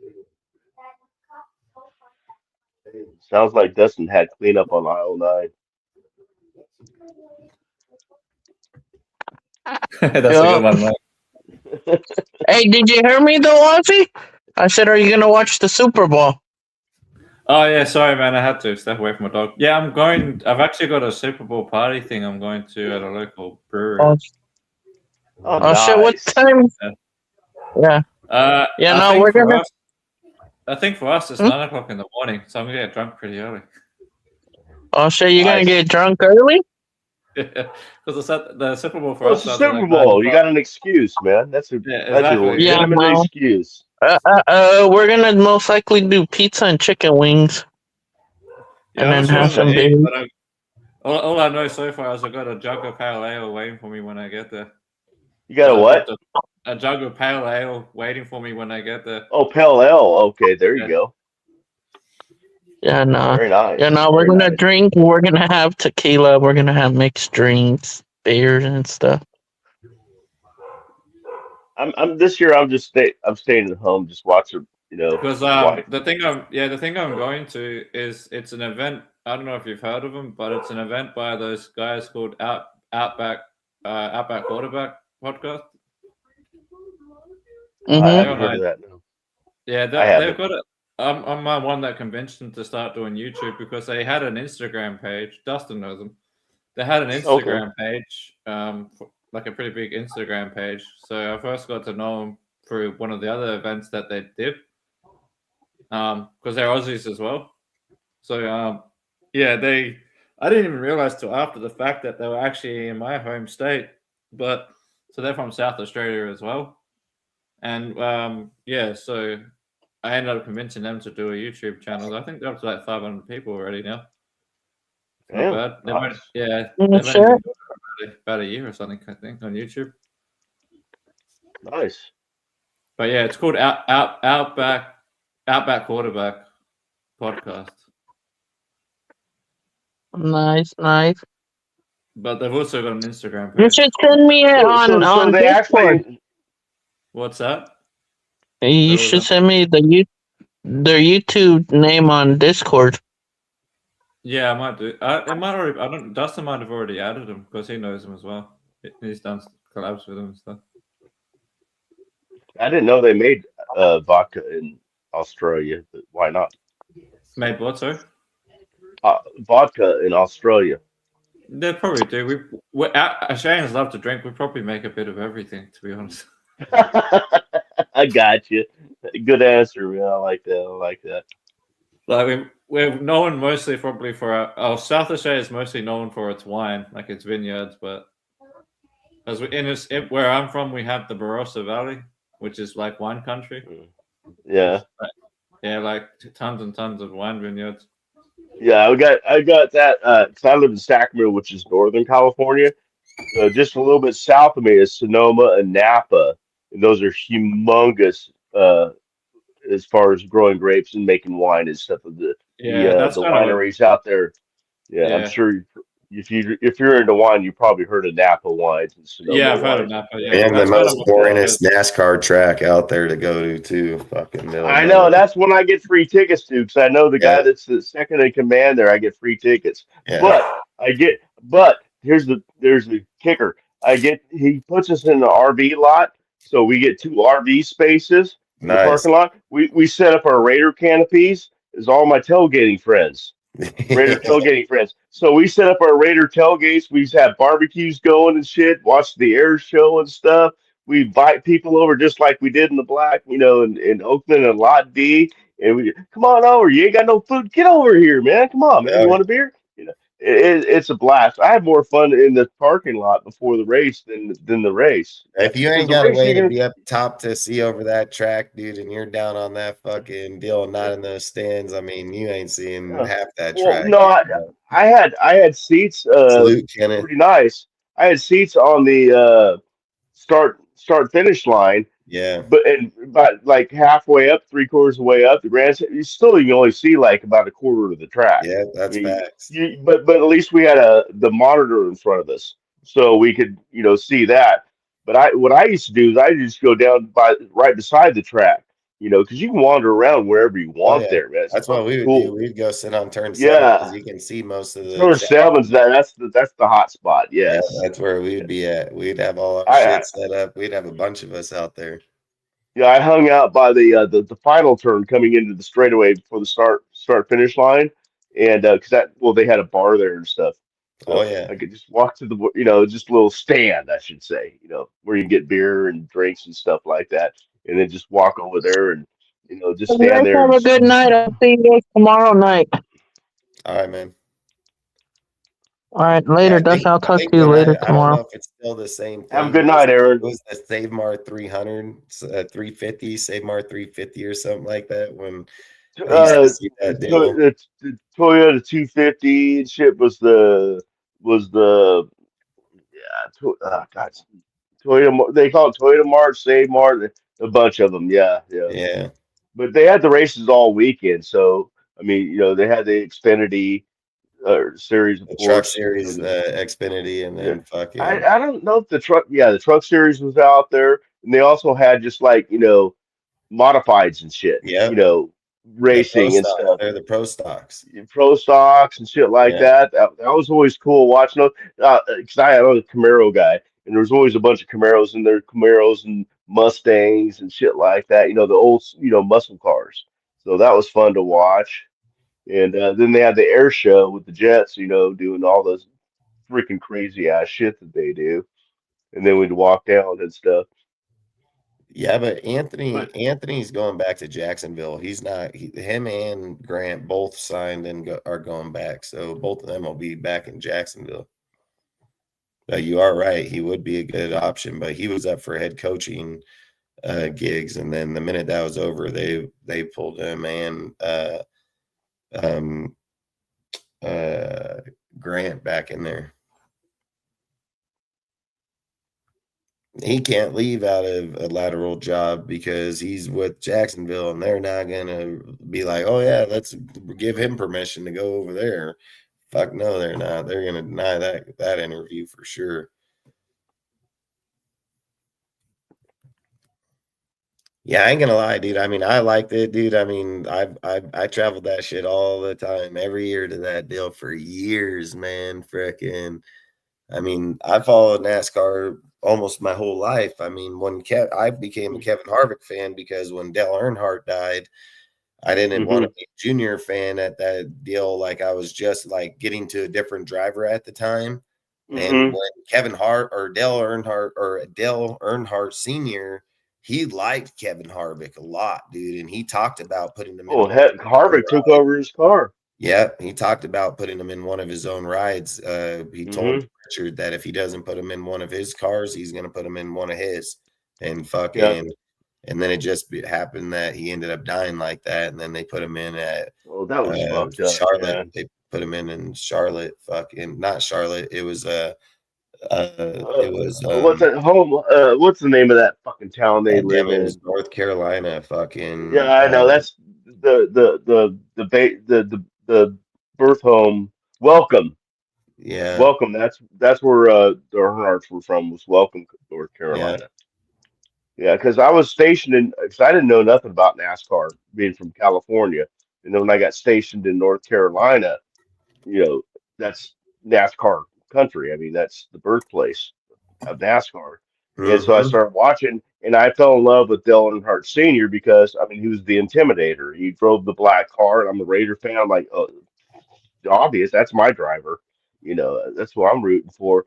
Then when he died in that Daytona 500, or excuse me, that was Daytona 500, yeah, where he died. And so his son Dale Earnhardt Jr. had come up from the lower league. I can't remember. I think it was Bush back then, and yeah, so I followed him, and then I've yet to find a driver now, but I got some race. I haven't found a The driver yet since Harvick's gone. Because I mean, a lot of these yeah, kids, they're all young. I mean, the yeah, Gibbs kid I like. I think that Gibbs kid is really yeah. fucking good. You got Elliott, that's good. I mean, you got a lot of young kids that are really good. I mean, Mm-hmm. and when you're looking at fucking Hendrick cars, dude, I mean, they always got good people there too. Fucking that kid yeah, I think Bowman. Yeah, Alex Bowman. Yeah, Yeah, I mean, they got a lot of good drivers around there right now. I think this yeah. next year coming up, well, the 500 is going to be here soon. So I think, February 23rd, I believe. 23rd, I yeah, I believe. think I'll watch this year. They're already doing. There's races today. I haven't watched them yet. I got them recorded. Yeah, They're doing I some. think they They're do the fucking, non-point races. I yeah, mean, because I they're think just they do the Coliseum race. They do the Coliseum race, and then they do um they did the it. road course. They did it. Fuck, I could probably look here on my TV. So I have it recorded where it's from. But it wasn't. Where was it? They're doing some duels, for qualifying and shit like that. Yeah, Let's because see. usually the way they start the season now, they do the LA Coliseum race that's down there, and Well, then they've done that before. Yeah, they move it around though every year. because they do the fucking road course race. Otherwise, Right. it's the road course race or the Coliseum race. But It's I know it's they've been moving actually this around all this their shit. year it's at Bowman Gray Stadium in Winston-Salem, North. I thought it was North Carolina. Bowman Gray Stadium, located in Winston-Salem, North Carolina, is the Clash. That's the Clash. Nice. That's the races before the Daytona Yep. 500. Yep. Because if you guys don't follow NASCAR in the chat, I know you do, Dustin. Uh, the NASCAR holds their Super Bowl on the first race of the year. That's the Daytona 500. That's the And baddest ass race there is out there, and on the 4th of I July like they that one. race I the like 400. Talladega too, man. Talladega's the tricky Yeah, triangle. don't get me wrong. Yeah. I think the two best are those but the Brickyard. I mean, you have a lot of great Oh, racing yeah, the racetracks Brickyard. out That's there. I mean, Indianapolis. Yeah. yeah, you got a lot of great tracks out there. I mean, Pocomo, dude, for road Oh, courses, badass. I mean, they oh, have a no lot of good doubt. tracks out there. Bristol, dude, If you man, like Bristol road beat the courses, you got fuck out of a Watkins dude's Glen car. too. I mean, So, Bristol and Martinsville can have oh, some of the Brits. Oh, I like the craziest short fucking tracks. The short yeah. tracks. Yeah. Yeah, they Martinsville and Bristol, you can beat the living shit out of your fucking Oh, cars, man. oh, no doubt. And plus, in the last couple of years, one of the two Martinsville races a year would be, or Bristol, I mean, would be they'd put dirt on the track. They made it a dirt Yep, track. yep. That They was also fucking have the Coca-Cola sweet, man. 600. The Coca-Cola 600 is a badass 600, race. yeah, yep. That's the longest That's race. a It's the war of longest race of the season. attrition right there is what that is. Yeah, it's the longest race of the season by 100 Oh yeah, miles. 600 miles, yeah. Yeah. Yeah, But that's yeah, on a different topic. Oh, sorry. I thought Mike was finished. That's where the pass in uh, the grass came oh, from, give me. Dale You Earnhart. got us talking about NASCAR now. Sorry, we got to What, get. Yeah, what good. is it, Ozzy? I was just going to ask because I know you already spoke on Kyle Scott. I was just wondering what you think about having Leslie Fraser as our assistant linebacker coach. I mean, he can be the And defensive coach. I mean, then he's the, and then I'm saying if we got Kyle Scott and then we had like Leslie Fraser as the linebacker coach, and then Kirk. I don't know how you say his last name, but Kirk Olivia Doddy or whatever his name is as the inside linebacking coach. yeah. I mean, I don't know who they're gonna hire defensively. I mean, I think tomorrow I was gonna Yeah. dive into more of what. I mean, fuck. If I'm just being dead ass honest, I I mean, I just want don't to know who they're know. going to hire so I can start looking at free I agents don't because I know can't what. really look at free agents If I until I know who could, I the would go coordinator hire is. Brandon Staley. I would hire Brandon Staley as the defensive coordinator for the Raiders. Brandon Staley's I wouldn't defense be is mad at Vic that. Fangio, and Yeah. his defense top 3 defense in the NFL. Yeah. Like I I've said, said tell it. the He's a head top coach, 3 but I wouldn't be mad defensive at coordinator, and he's a top 25 head coach. Like he's fucking. Yeah. I don't know It's why like he's it's still kind of asked it's that kind of like coach. Josh McDaniels, but on the defensive side in that sense. Hey, that's facts, Kenneth. When they would tell you like turn it up, dude, and fucking you just hear the cars. I mean, fuck, I loved it on my Oh, surround sound, dude. I mean, that Fox had badass one, dude, when they did that shit. Because yeah. right now I know we got There ain't nothing louder than going to a NASCAR race. There's nothing even Fuck no, close dude. to how Fucking. loud it is. I mean, you go there thinking, oh, this is going to be loud. We have no. It's like I don't going to know a if you've Raiders ever been to tailgate. You have no Daytona. idea until you've been there. Yeah, I don't know if you've ever been to Daytona or Talladega, but when those motherfuckers come down that stretch, dude, in a pack of cars and they hit Oh those yeah. stands, I feel like that bitch is about to take flight. Like the whole stands feel it's just fucking it's crazy as fuck in there, dude. It ain't no Well, joke. When these guys well, come wasn't fucking it? through there, it's crazy as fuck. Wasn't it Daryl Waltrip that said they're going around in circles so fast they create a vortex that keeps the Yeah. rain away. Yeah, it does. Hey, you don't realize just when they're in a pack, dude, when they're in a pack, like you barely feel it. Like when one comes by, you'll feel, but when they come by in a pack, that motherfucker, I'm telling you, it almost feels like it'll rip them seats right out of the fucking stands. I mean, it'll just fucking, I mean, it's crazy as fuck. I mean, if you're standing on the fence, dude, it's just like your clothes will just be like, fucking. You'd be like that Memorex commercial, man. Yeah, it's fucking It, crazy. it I mean, yeah, it's like I said, February I've seen 15th. a lot of I just NASCAR races, man. I mean, I love NASCAR. I ain't gonna lie. I just Dude, looked it up, Dustin. It's through the whole February 15th. 2000s, I was just all the way up until Harvick just retired. I mean, it sucks that Greg Biffle's family died on that plane crash. That was crazy Oh as man, fuck. that was sad. Yeah, I've met him in Bakersfield when I did potatoes in Bakersfield. I met Mhm. him, his family, everything out there, dude. Like I thought that was crazy as hell when I read that article. I thought that shit was fake as fuck, dude. And then fucking I seen the plane wreck, everything. I was like, what the fuck? Yeah. Yeah, the It only don't matter driver who I you ever are. met is Mike McDonald. I got a picture with him. It's on my IG page. Mike McDonald. He plays second in Toyota Save Martin 250 that day. Nice. I was standing right by where the drivers walked by to walk to the pits from the pits. Excuse me, from the pits to the garage. I'm like, hey, Mike, can I get a picture? He's like, oh yeah, he's a really nice guy, super nice guy. They're all nice guys, very sociable. They're very media friendly or fan friendly, I should say. Hey Kenneth, dude, you're right, bro. I don't think you've lived until you've been to NASCAR race, bro. The environment Oh, in no that bitch, doubt. hey, even the adrenaline just of the race is crazy, bro. And you see these fuckers fighting down there in the pits afterwards, dude. Like that's even more fucking badass. Like I ain't gonna lie, I love NASCAR, dude. I love NASCAR. Kyle Busch is a crazy fucker. I watched that fool grow my whole life. He's one of the most reckless motherfuckers I've ever seen. He's a He's badass a driver, man. fucking asshole, man. Oh, he is, man. He's a He's a fucking reckless total motherfucker, asshole. boy. He's a He's an winning asshole bitch to the too. people He's a in winning the bitch. He stands has the too. most wins. I think he has more wins than anybody between the three divisions Mm. from truck, Bush, and fucking the next NASCAR, whatever they call it now. Winston, it was Winston Nextel. Winston Cup, yeah. Then they banned, cigarettes being able to Yeah. sponsor, yeah. Now they do this Now it's playoff now it's the style fucking. Xfinity. I don't know if it changed again, but it's Xfinity last year anyway. Dude, Earnhardt would be so pissed if he was in the playoff championship. That fool would smoke dudes by like 600 points, and then they're gonna reset. Fuck, Earnhardt would be pissed, dude. He'd wreck a bitch, fucking straight up if he had to race this fucking bullshit playoff deal. But it was kind of like Junior after his dad died. He fucking didn't. He just didn't feel the same in there. I mean, he got caught in fire in the Rolex fucking deal at Sonoma. Right.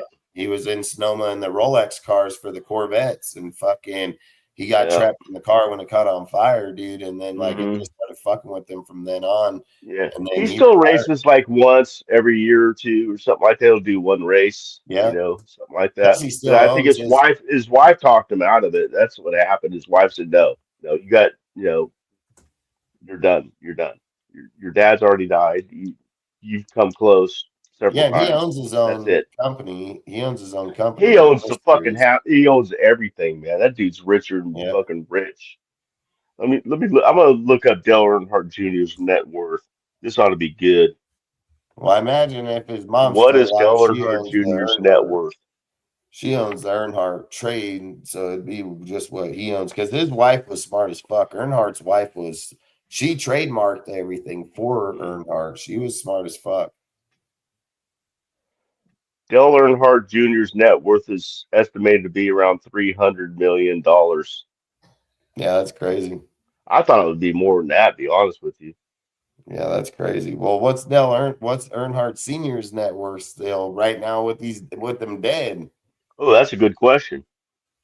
What is Dale Earnhardt Sr.'s net worth? Because the wife still owns that. She owns she 70 owns million. how much? 70 million. 70 70. million? Yeah. He's worth 70 They're, million dead. That's crazy as fuck. yeah.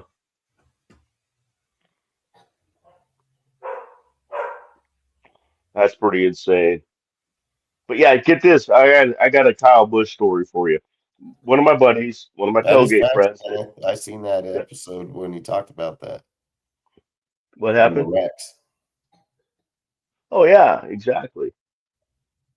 That's why he was talked into Look, he quitting. was known as the Pied Piper at one point, dude. Like, I Yeah. remember, I'll never forget, I have his replica Budweiser car, dude, when he fucking led the Hmm. Daytona dude out there in the fucking front the whole entire time. Motherfucker was Uh-huh. getting past that fool. Like I said, I called him the Pied Piper, dude. He would just get out there on the high lane and Oh. they couldn't get past him that day in that deal. I mean, uh, Junior was fucking phenomenal at fucking Well, super speedway racing. Like, he was right. He got that from his dad because his dad. They said his dad, Dale Earnhardt Sr., could actually see the phenomenal. air. Yeah. He could see the air. He could see where it was moving. And Dell inherited that from him, or Junior inherited that from him. Yeah, I That's mean, the why he was reason so good on the Earnhardt died in speedway. that Daytona 500 was because Daryl Dell Waltrip Jarrett, and Daryl no, Waltrip Dell, Jr. fucking pushed up on the front in his cars. Those were right, DEI cars, dude, and fucking right, and he was pushed up protecting him. two cars up to the front, and he He was fucking protecting pulled him, and back and upset Earnhardt. Sterling Martin wrecked him out. Yeah, fucking it was what's his name too, fucking Sterling Martin, but it was also what's his 31 the M&M car, fucking uh That wreck was purely Sterling Martin because Snyder he fucking Snyder fucking the fuck was that guy's name?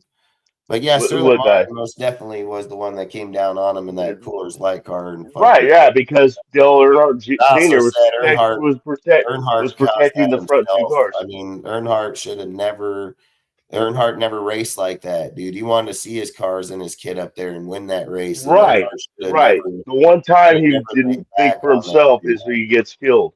Yeah, Yeah, he laid back he on was. that hill, so his kids Yeah, their cars were gone, and he fucking got wrecked right after that. yeah, and he was keeping Sterling Martin back, and Sterling Martin fucking high sided him on the corner, which hit his left rear fender on the corner in Yeah, it was Daytona. Are you Snyder that fucking kidding actually me? ran into him. That's who was the one that hit him when he went up on the wall. Because when Sterling caught him in the turn, his car just caught and then turned in and went straight right up the fucking wall. Well, Just he flat out wrecked him. He flat out yeah, wrecked him. Sterling Martin went up to inside of his left rear fender and bumped into him. And what's that going to do when they're doing 200 miles an hour on a curve, turning left? It's going to yeah, spin he's him going out. right into And the he had wall. head first. That's why they start. That's from that wreck is why they start wearing those head restraints. I can't remember what they're called right now. The The straps that go Hans from the device. helmet. It's called the Hans Hans device. device. That was invented after that Dale Earnhardt crash. Yeah, and his dad, well, they had it in place. They had it in place. Dale Earnhardt made Junior wear it every race. Earnhardt was still in the open faced old school mask. When Earnhardt Yeah, yeah, died, with the mask that's on. when the rule became mandatory. That's when the rule Hmm. became mandatory. And then that's also where the Right. rule came where they put in the fucking deals on the walls where they have the fucking cushion impacts on the wall now. So they didn't Oh have yeah, that hit that wall. That was created after Earnhardt died. They the so-called safe barriers. yeah. I mean, They're hey, it had safer. some They are people, man. safer, Some no doubt. people's hit that bitch hardcore and straight walked out of there like nothing. I mean, Oh yeah. I'm not gonna lie, Carl Edwards got fucking clipped, dude, in the fucking by old Kurt Busch, dude, fucking going Hmm. down the turn. Kurt Busch, when he was driving that fucking Sharpie car, caught that motherfucker and he took flight up into the motherfucking up into the fence, dude. Just fucking all the way Oh, down that that shit. those are Easy as that just fuck, rips the car dude. apart into shreds. Yeah, I mean, dude, NASCAR gets crazy. I mean, that shit was crazy in those days right there. Now, I mean, I think it's kind of like they have team shit now. People get all pissed off if the team, like Earnhardt wouldn't do that. He Right, would kick right. your ass. I mean, that's why I said that's what was the worst part about the way that race went down in Daytona because Earnhardt would wreck his own mom to win that race. And Oh he had yeah. his son and Michael Waltrip Right. his son in the 8 mil Budweiser car and Waltrip in that Yeah. 15 fucking Yeah. Napa car, dude. And Right. And Waltrip ended up winning that race. yeah, And then fucking all of a sudden you can see both Waltrip and Junior. What you could tell when they found out because then they just started running. Then the helicopter took him out, and then they yeah, knew the minute that the he ambulance came. died. He died instantly. He Yeah, died instantly. Is Snyder. what they're saying. That I think I'm saying his name wrong. It's the fucking dude in the M&Ms, but I think his name's Snyder. But he went Eminem's down was to the Kyle car. Bush. He went down. Eminem's was Kyle Bush No, Carl Bush wasn't in there yet. It was or Kyle fucking. Bush. No, Kyle wasn't in there yet. He didn't. He wasn't in NASCAR Oh, yet. I don't know who was before him. Yeah, it's the fucking 38 car. Fucking. He was the one that hit Earnhardt in the door. Fucking when it went up onto the wall, he fucking was the one that hit him and pushed him down the deal. And then his car went down into the inside. He hopped out, ran down there, fucking seen Earnhardt in the deal. So he fucking started waving for the medics. The medics came. Daryl was fucking in the announcer, fucking announcing Right, like, Daryl. Yeah, because he's all going, "Go, Mikey! Go, Mikey! yeah, Go, he was Mikey!" he was crying for Mikey, and then when the ambulance picked up Earnhardt, they turned off the Hmm. lights on the back stretch. They knew he was dead. Hmm. They Yeah, turned off the lights in there. yeah. It was the instant death. It was a rip of the Yeah. spinal cord, man, from his neck, from his head being yanked forward. And it was the weird thing about it, man. You see so many of these fucking nasty, nasty, Uh, nasty crashes where guys walk away, and that one seemed totally innocent. It's just the angle, man. It's just the fucking angle, and yeah. If he'd had the Haas device on, yeah, at that time, he would have been alive. yeah, there would have been a good chance he would have for sure. Oh, he would definitely would have been. I mean, all was it. His neck just snapped. It was like whiplash. You hear about whiplash? Well, no, it's the opposite of whiplash because your head's going. Yeah, because your head's going forward. That's whiplash, right? Yeah. Just snapped it at the base of the skull. That's it. They that's a good one there, man, because both of those guys were really productive. I mean, really productive. I would take Allen. I've talked about him numerous times. To take Allen and put him behind Jeanty, dude. I think he would be the perfect uh, guy to be able to play behind him. But Allen's really good. I mean, Singleton again. I think Singleton was around half his snaps, and put up 13 fucking touchdowns. Man, I mean, that's tough. I mean, that's tough as fuck. Because I mean, you look at it. So Allen had 210 rushing attempts for 1,300 yards at 6.2 yards per carry with 15 touchdowns. You take Singleton, he had 123. I mean, damn, that's damn near 90 fucking less rushing attempts. He had half the yards, 549. He averaged 4.46 yards per carry and had 13 touchdowns. You know what I mean? I would take Allen if it was me, but don't get me wrong, Singleton can most definitely show that he can give you yards when Singleton would probably be the better option due to the fact that you have Jeanty as your starter. So Singletary would guarantee you the pick up those yards that when he's out, that's pretty much what you want. When your halfback's out is somebody that can still stay productive. I don't know if you put Allen on the team, like you might be hurting Allen as a player, like literally, because he might be able to go somewhere else. And Nicholas showed that he's more of the backup role. I mean, 13 fucking rushing touchdowns. I mean, that's pretty damn good.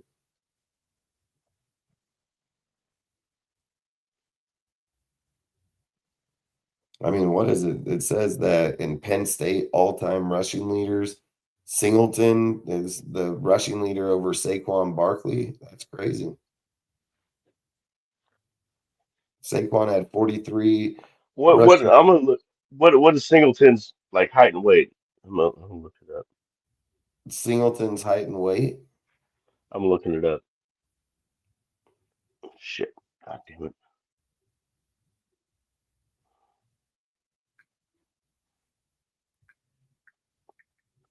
Running back Singleton, college, height, weight.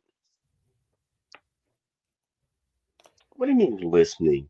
He I is assume. he's 6 foot tall at 224 pounds. Ooh, that's a bruiser. Like that. Somebody could pick up 3rd and 1, maybe.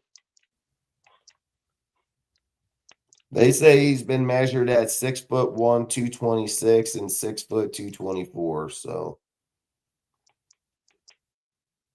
I like the sound of that.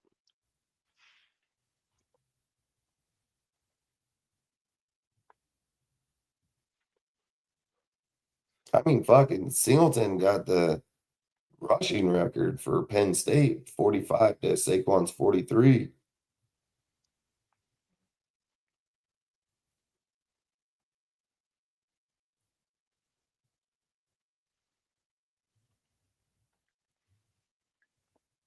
I've said it. He has half the production and got just as many fucking touchdowns. Like, that's crazy as shit.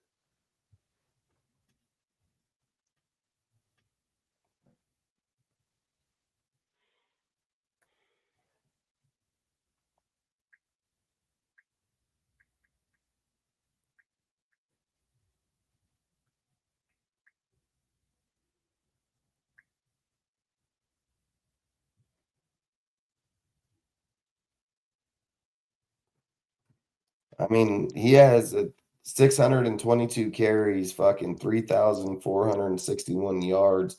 He's averaged 5.6 yards through his career with 45 rushing touchdowns. His longest play was 87 yards. Is that Singleton you're talking about the stats on from Penn Yeah. State? Or okay. He's had 102 receptions for 1,000 yards, 987 yards. Damn. Impressive numbers. And from a big school too, so it's not like he's playing, punk schools. I mean, it's not the SEC, but I mean, it's still big division or conference.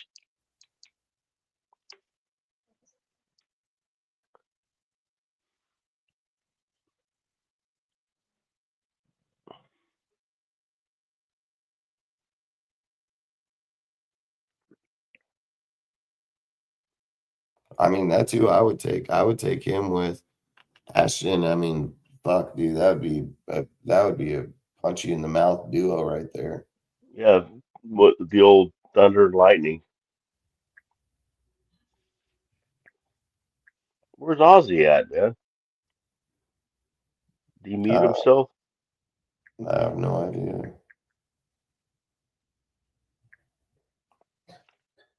Ozzy. Look up.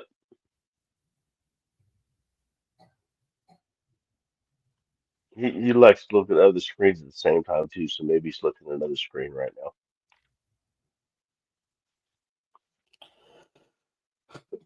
I mean, they're saying that he's projected in the 3rd round. I mean, I would take him in the 3rd round. Fuck yeah, I would take him in the 3rd round.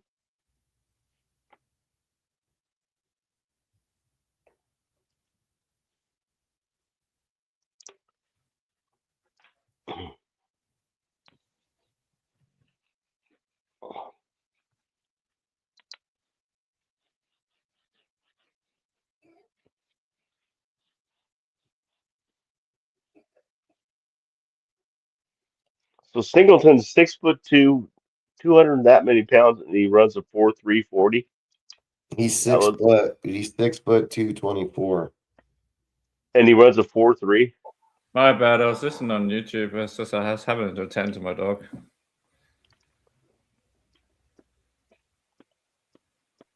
He runs a 4.35, 4.39, 40. Which player is this? Is this the guy from Penn State?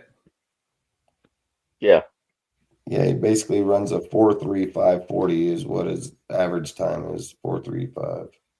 How would you guys feel about also getting, because we'll probably have 3 backs, so how do you guys also feel about getting a cheap veteran option as like a spell back, or as a the 3rd guy if the rookie shows up? I'm sorry, I didn't.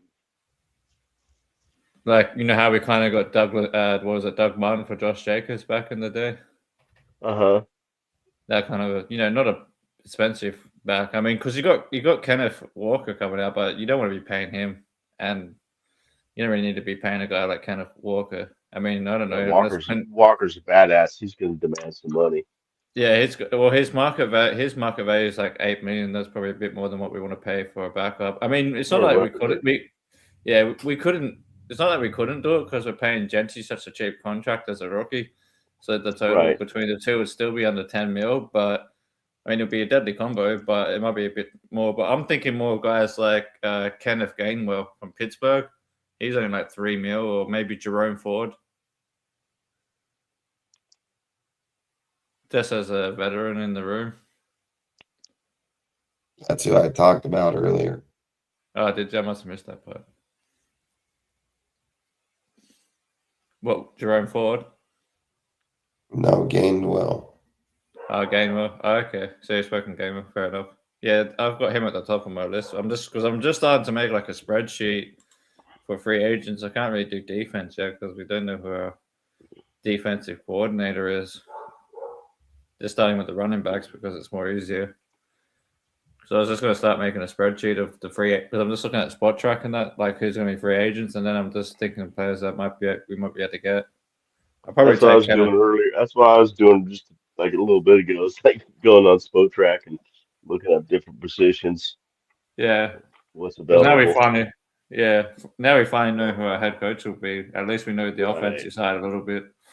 We just so I'm going to start making me a list of players at different positions.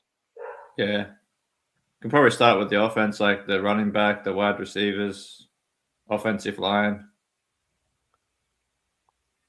But then we can't really do defense until we find out who our defensive coordinator will be.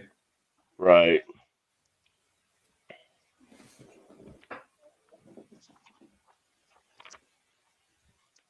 Hey, oh, never mind. I'll wait till later.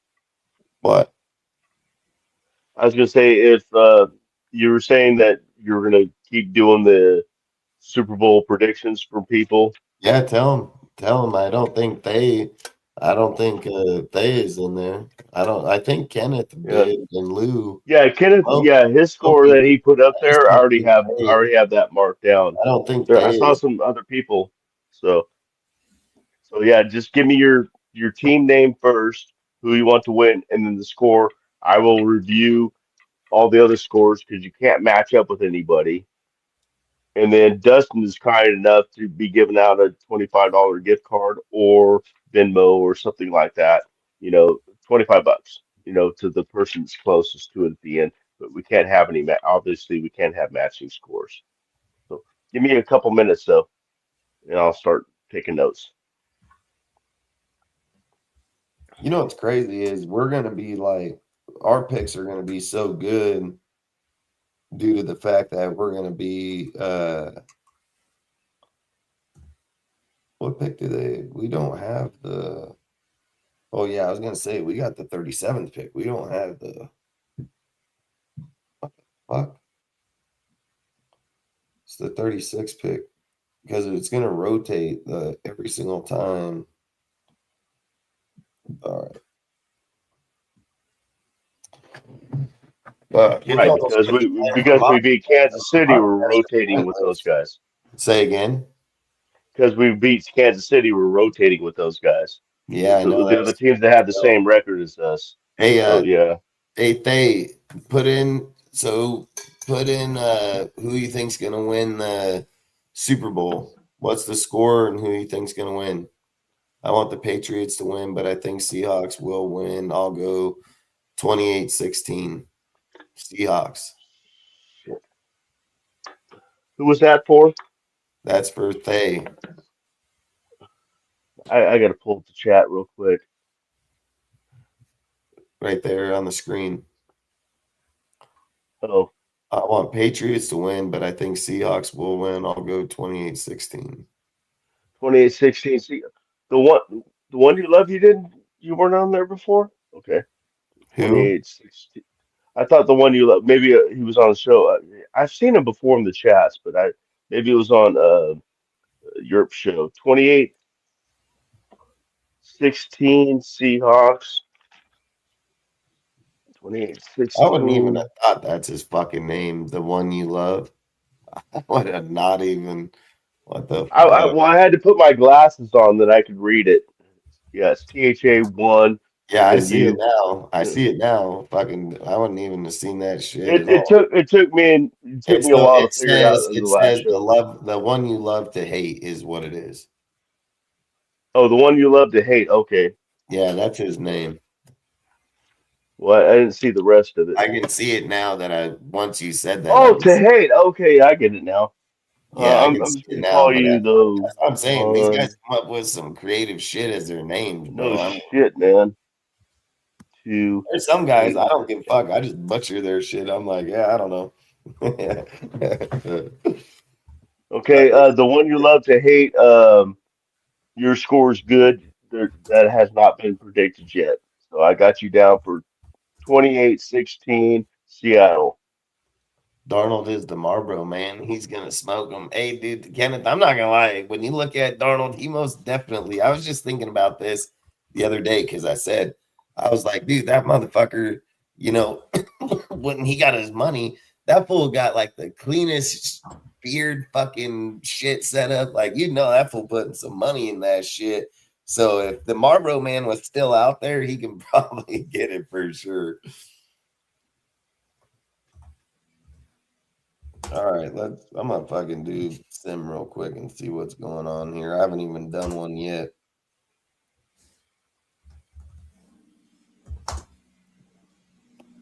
I mean, Dunkard would be a good fucking pick. I mean, fucking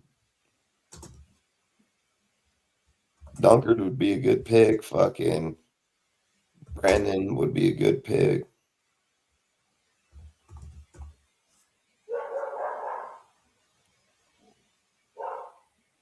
Yeah, Dustin, what do you think about Brian Robinson from the 49ers? He's a free agent running back, and he's not that old. I mean, he's not a bad option. Because I'm just thinking, because he only came in the league like 4 years ago, like 2022. And I was just looking, because I remember him having a pretty good year three, and I was right. He had like 187 attempts for like 800 yards and 8 touchdowns in only 13 starts or 14 games total. And then this year, he didn't start. I don't know if he was injured or what, or just maybe the way they were running the system. But this year, he didn't have. He was active for all games, but didn't start any. Still had 92 carries for 400 yards, 2 touchdowns, and 20 first downs. Like, that's still not too bad. Where's that back? I don't know. I mean, when he's in that system over there, I mean, shit. And then I was just thinking, the Niners system is pretty much Kubiak, similar system, right? Say one more time.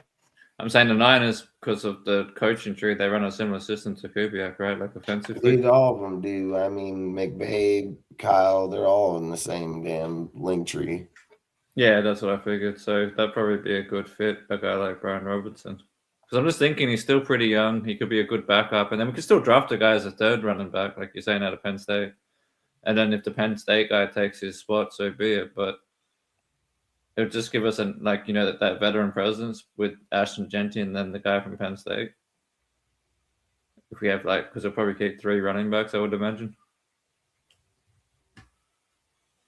Yeah, I don't know how he's going to view Zamir. I mean, Zamir might be a guy in his deal. I'm saying fullback. I'm going to go back to what we were saying last year. If we're going to use a fullback for some of that shit, I'd put Zamir a fullback.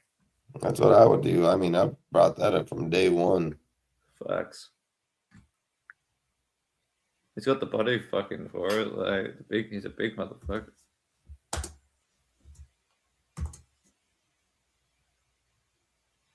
Yeah. Also, I'm not really I'm going to pretty much say anyone on offensive side kind of got a raw deal last year. Like, we had a failed offensive system. Like, just failed across the whole offense. So I'm not going to write anybody off until Klint comes in, goes through training camp, and then we'll probably, go from there kind of thing. Because, coaching definitely failed last season. What does Jennings Buck? I can't remember if is he a right tackle? Fucking Jennings. I think it was no, Dunker.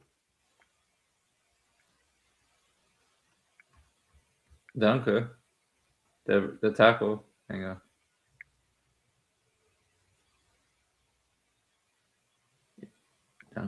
trying to remember. Remind me who that is again?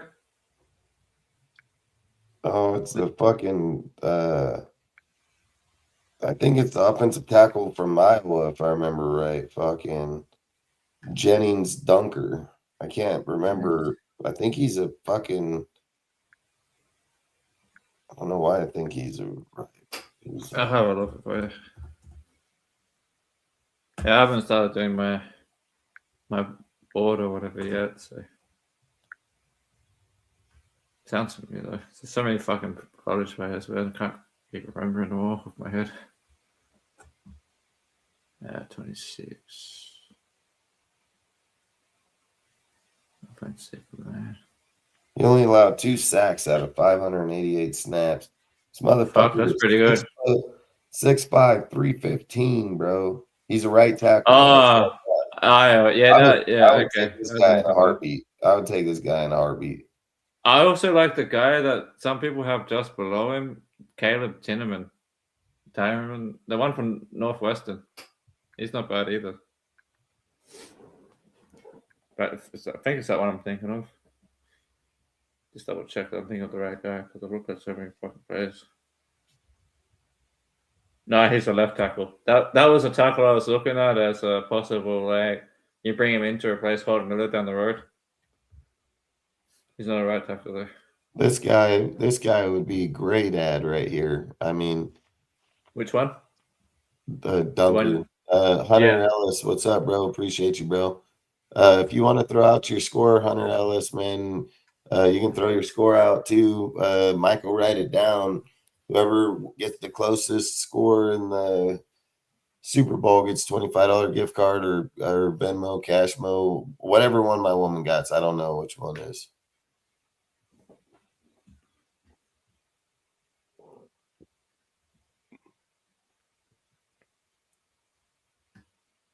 Yeah, that fucking Dunker is a fucking beast, bro. That dude probably got Raider written all over him for damn sure. Nah, Dunker's played both sides. He's played primarily right in the beginning, and he's played left. He's played left in there too.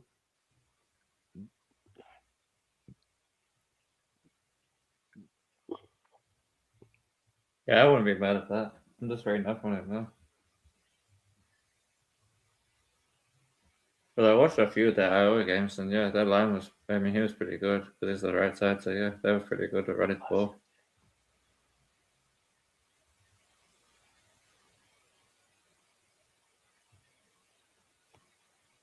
It says I'll definitely take a right chance on it. tackle for the 25 season. Yeah. That's pretty sure that's where he played. 588 snaps. I mean, that's pretty fucking good if you're only 588, and you said, what, 2 sacks given up? Yeah, allowed 10 pressures, 2 sacks with a PFF grade of 80.6. That's pretty fucking good. I mean, 2024 allowed 13 pressures, 2 sacks, 588 snaps. He's known for run blocking, physicality, strength, and mean streak in the run game. That's definitely what we want with Jeanty. He's probably going to be the face of the offense with normal Bowers. Because I mean, I'm assuming that day one starter effectiveness in the power gap scheme. I'm assuming that if we get Fernando, that they're probably going to run the ball a shitload and then probably play action at the tight ends a lot. So I'm thinking it's going to be the Ashton Jeanty and Bauer show, maybe Mayer throwing Tucker and now and then when the defense is caught sleeping. But yeah, I can definitely see that working. Like, we probably want an offensive line that's going to be good with the run because we want to use the run to set up play action, I'm guessing. So, I mean, and if we have a good offensive line coach, I'd rather that their natural trait is the run blocking over the pass protection, and then that the offensive line coach can then up their pass protection rather than the other way around. Because, I mean, if you can run the ball successfully, it's going to make the passing easier.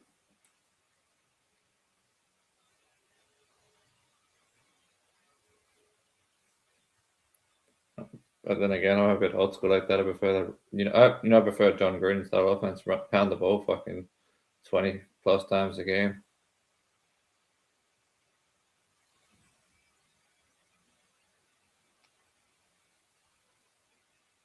Shoot up the clock, control the time of possession.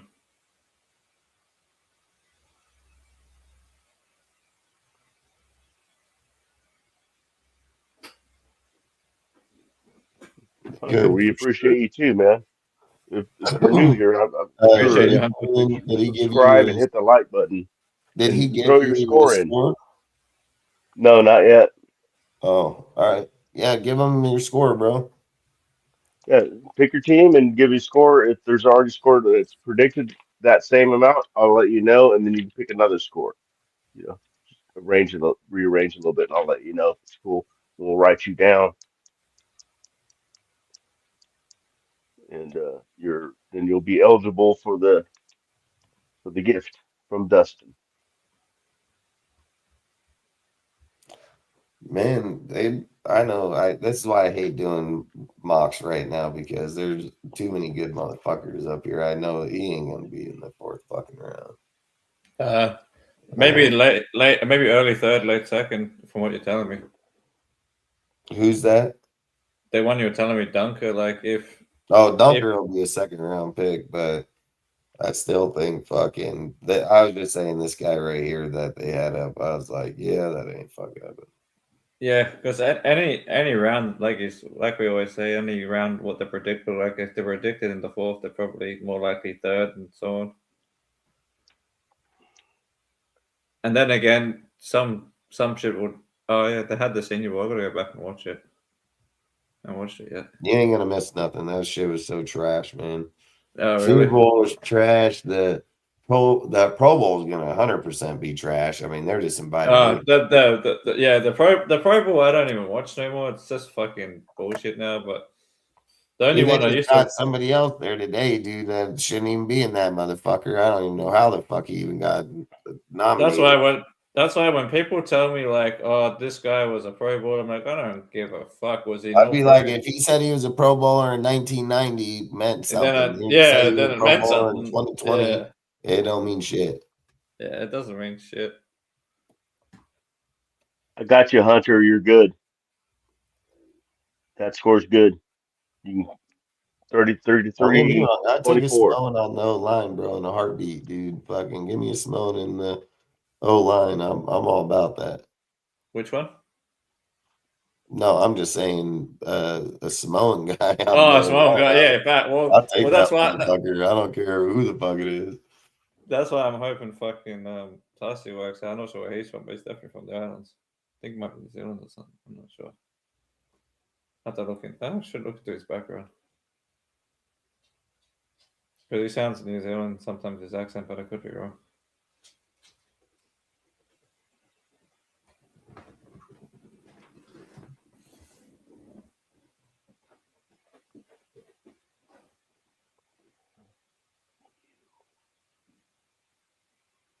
Because a lot of them like to play rugby too.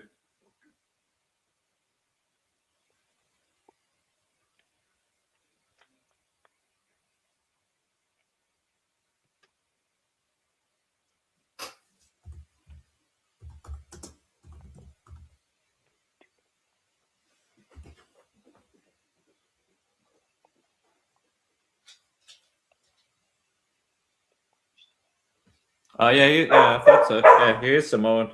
Oh, lucky Tassi is Samoan. Samoan Australian. Fuck yeah, you can just tell on that motherfucker for damn sure. I was questioning whether he was Samoan or Kiwi because I mean, his sometimes thigh says Samoan all day long. yeah. Like, that motherfucker big as fuck. Oh, it's just because some of the New Zealanders get pretty big too. Just like the players that play for the All Blacks or rugby. That's why the All Blacks for the longest time dominated the shit out of rugby for a while. Can't remember the guy's name right now off the top of my head, but he was a great player for the All Blacks back in the day. He was on like the cover of like the PlayStation 1 rugby game. can't think of his fucking name right now, but he's like a legend. Oh shit! I don't know why I'm blanking. He was a great player back in, I think it was the 90s. It was 90s. Yeah. Welcome back, kid.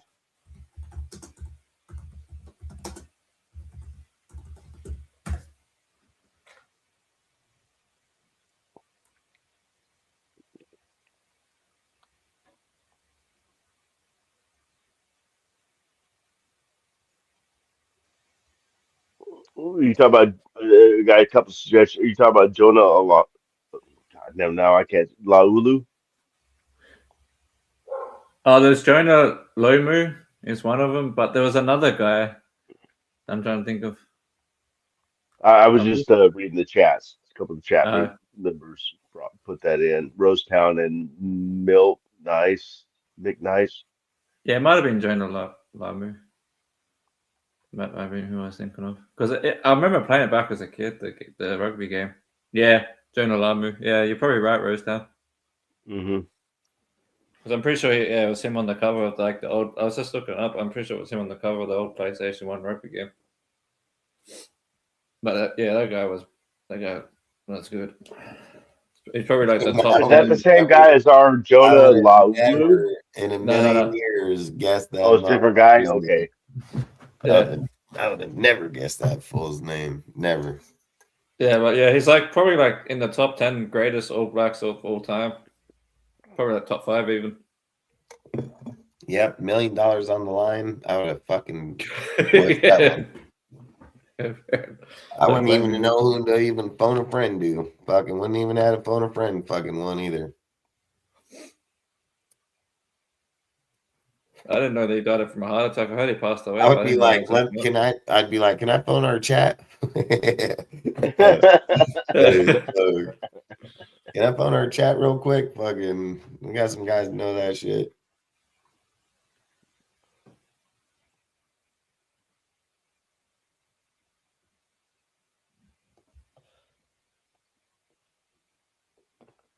I mean, they're saying Omar Cooper and Surratt are fucking 3rd-round picks. I don't know about all that shit. No, man. I think Surratt's probably a 2nd-round pick. I think Surratt can be a first and late Cooper first. Yeah, I wouldn't disagree with that. I was going to say both, maybe 2nd round, but I'd put Surratt above Cooper, and then I was going to say, yeah, you can probably see Surratt even going like late first or something, like around the 20s, like late 20s to 32nd. This depends on when a team needs a receiver and stuff like that. But like I said, we could even go higher if we get Fernando. I mean, then again, we probably won't have that if we trade it up, maybe for him. Like, package a second and another pick or something if we end up drafting Fernando. Nick Nice, if you don't know, you can put your score up for the Super Bowl team and score. And you could win a $25 prize. I don't have you down. Yeah, that was sad that he died young because I remember he wasn't that old when he passed. That Jonah Lamu had. Like, he was pretty much like a middle-aged man, like probably about my age, what I am now, maybe even younger.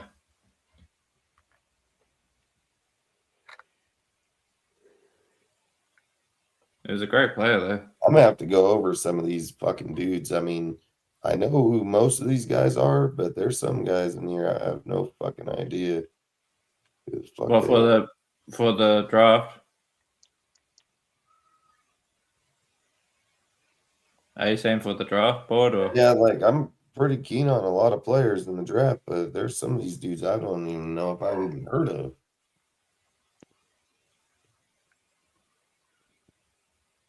Are some of them names that have kind of popped up since the Senior Bowl, or because sometimes that happens?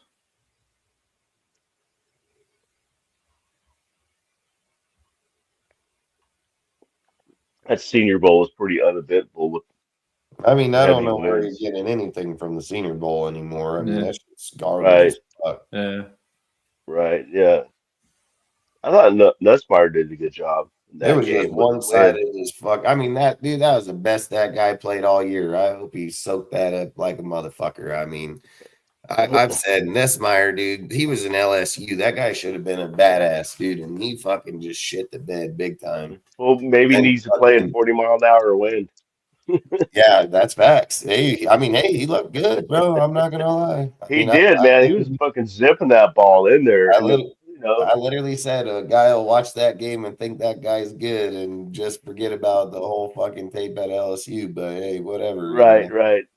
It's just like Drew Allard. Drew Allard had all the potential in the world. He got injured, he came back, and he flopped, dude. Like the guy just couldn't get it back going, and that's what determines great players, regardless of people how they feel about it or not. It's just what it is. I've said that's why Carson Beck was a really high quarterback in this year's draft, dude. But the way him and Archie Manning started out, it was like they just fell right off right on the get-go. Did he catch back up later as the season went? Yeah, no doubt about it. He fucking came back. I mean, I said Archie's people better fear the fuck out of Archie. If he comes back next year playing like he did in that fucking Michigan game, oh, watch the fuck out, dude. Archie's about to destroy fucking. I wouldn't be surprised he gets a championship next year. I mean, that kid is going to be. He can either start out slow again, but if he starts out strong and finishes strong, dude, that kid, it's not even going to be close. He's going to be really good. It's just sometimes I said with Archie, I felt like it was the sponsors that probably got to it in the beginning, and his family was probably like, hey, you need to straighten your shit up and get going, like it probably didn't look good on them for him doing that in the first few. And it's just like I said with Beck, dude, if Beck would have just started out stronger, he would have, I've said I thought he was going to be a Heisman Trophy fucking winner, dude, but he let Fernando go get that shit from him. There's another guy I'm looking at right now that's probably like a 3rd-round pick at running back. The one out of Arkansas, Mike Washington. Who is it? Mike Washington out of Arkansas. I'm gonna have to go back and watch some Arkansas games and just see if it's like if I'm just tripping because I've gotta go watch the film. I mean, Dunker damn near falls to us like perfect, dude. Like that's crazy as fuck. I mean, even his projection tally, fucking straight to us. Yeah, I'll definitely take Dunker if he's there. I'm just thinking of the, how you said you wanted the guy out of Penn State, because I'm just thinking the guy looking at the running back, like the list, I feel like that guy out of Penn State, the one you like, Creighton Allen, I think he's going to go high. I think he's like maybe the 5th, 6th best running back in the draft. So I think he's going to. Nick Singleton, I can tell you where he'll go. Then you got Singleton. Singleton's like him and both of them, like both running backs in Penn State is like Singleton is projected overall 91 to pick, 3rd round. Okay. Yeah, I reckon he might go higher. But don't get me wrong, kid. I always say mock drafts are 1 round too far behind. Yeah, that's what I was gonna say. So he can probably go in the 2nd round. He can probably be a 2nd round pick. I think both of them can. Both Penn State running backs can be 2nd rounders. Because they're both pretty much projected one after the other on the draft boards, like as in the rankings. So I'll probably say like they can both go in the 2nd round somewhere. So if we wanted to get running back a bit later, then because it's a bit early for us to take it back with having Jeanty already. If we want to get a guy in say 3rd or 4th round, I'm going to start looking at Mike Washington out of Arkansas because he's like 6 foot, 228 pounds, and he runs a 4.45 40. And he had like 1,000 yards, 8 touchdowns. And he also had like 28 receptions for 220 yards in the air. So who is that? Mean, Mike Washington Jr. from the Razorbacks, from Arkansas, from the Razorbacks. Their primary back. I'm gonna have to go back and watch. I watched him play a bit when I was watching the games, but I'm gonna go back and watch a bit more of the actual Arkansas games that I've got recorded just to see. But I think he could be because he's like a workhorse style back. I think he could be a good pairing with Jeanty, just as a spell back, because he's a guy that's like a workhorse back. So you bring him in to just for a run here and there, maybe like 10 carries a game, where you've got Jeanty doing 20, or if you're going to do 30 runs, or if it's say maybe 5 to him, 20 to Jeanty, if it's 25, like. Rosetown, I agree with you, but I don't think it's going to happen. He's too much like Genty, Notre Dame guy, Darian Price. Yeah, He's I too think much. He's too much like Genty. As much as I would love to have another Fighting Irish player on the Raiders. I think Washington could also be like our goal line running back, because he's got the build, like 228 pounds, and then he's like 6 foot. So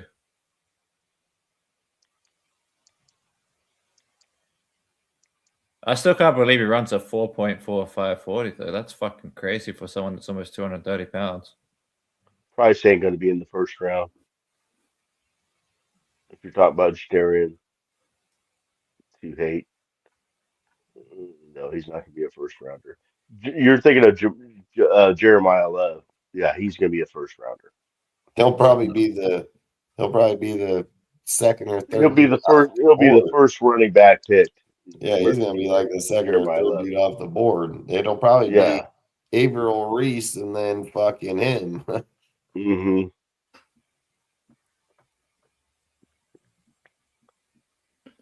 Yeah, Rosetown, you okay? Okay. The Cool. knocks on Washington is that because he's such a big running back, is his fluidity in his hips, and he's got to work on his pass protection a bit.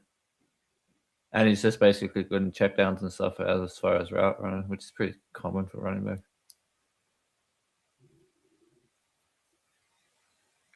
I can see that from what I've seen of him. But I mean, just as a spell back, I think it could be a viable option, maybe late third, early fourth round pick, depending on if there's a run on running backs or not.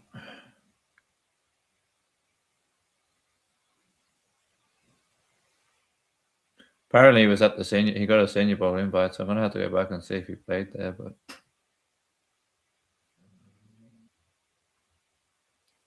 let's go back and watch the Arkansas games. But I'm pretty sure he was decent when I was watching him. Who was it? Mike Washington Jr., the main running back for the Razorbacks. I think he was their main one. Oh wow, that wasn't a very good review from Too Hate.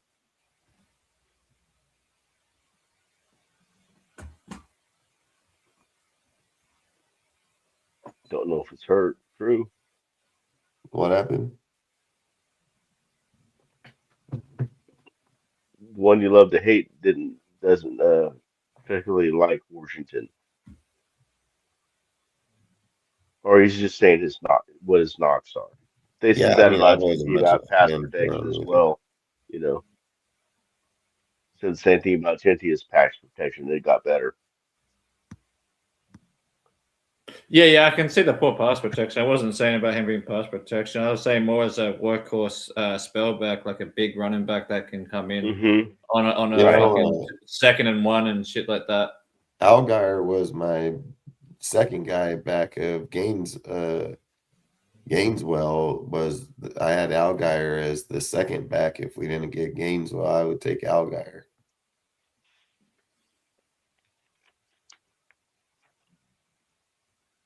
Oh, you're talking about for the veteran running back? Yeah. Yeah, I don't mind him either. He's not bad. Because I feel like what we need to do is just revamp the whole thing, apart from Jeanty. So get one veteran back and then draft another one. And then if we're going to keep 4, let the ones on the roster battle it out for that 4th spot. Cut the rest pretty much, or put them on the practice squad or whatever.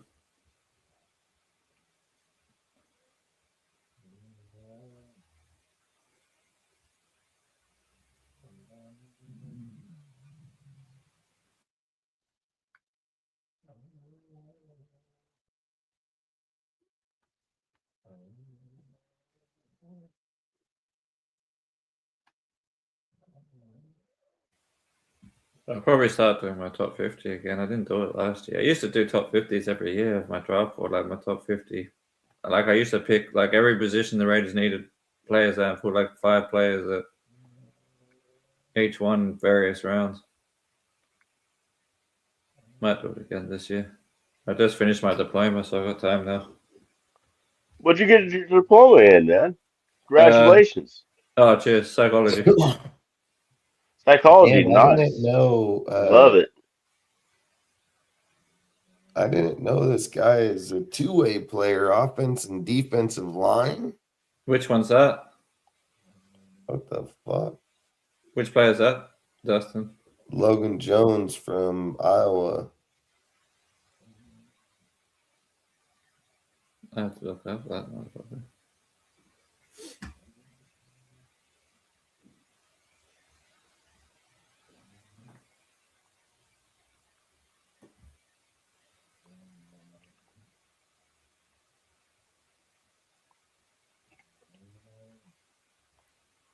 So he plays defensive and offensive line or something? He plays defensive line and offensive line. That's crazy. Didn't see too many players doing that nowadays. Jason. Jason. Hey, brother. Love you, bro. That's Love weird you, as Jason. fuck. Hey, Jason, we're gonna have to talk sometime about what you talked to me about sometime again, because that sounded fun.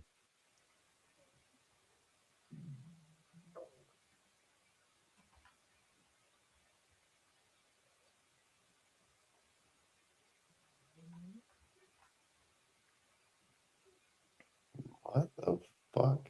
This dude's played halfback, fucking.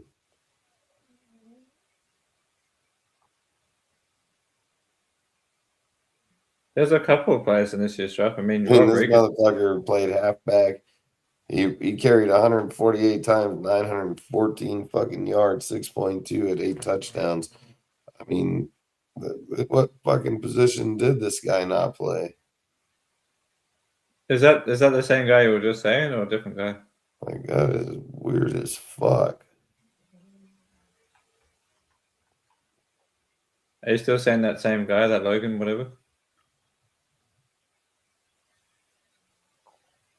This is where he's at right now. Fucking. God damn it.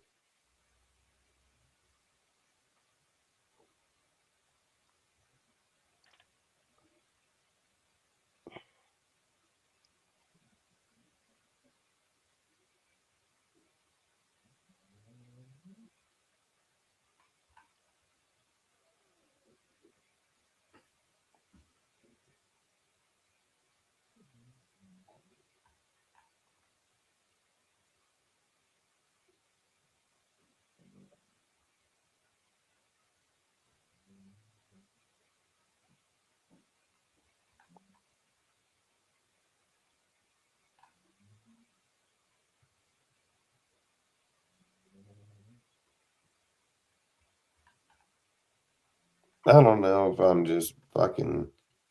It's saying that this guy is the recipient of the Remington Trophy top center, Outland Trophy finalist, fucking All American, Walter Camp, APAF, CA, Sporting News, FWA, US Today, first team All Big Ten. Part of the offensive line that won the Joe Moore Award, AP first team. I mean, this guy got all kind of great deals. I mean, I don't know how the fucking he plays offense and defense.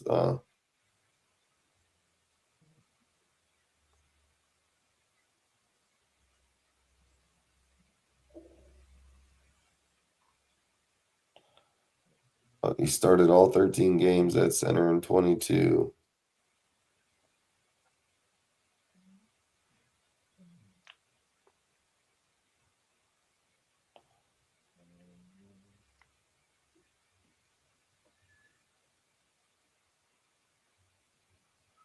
Yeah, I'm just reading up on the guy you're saying now, the Logan guy.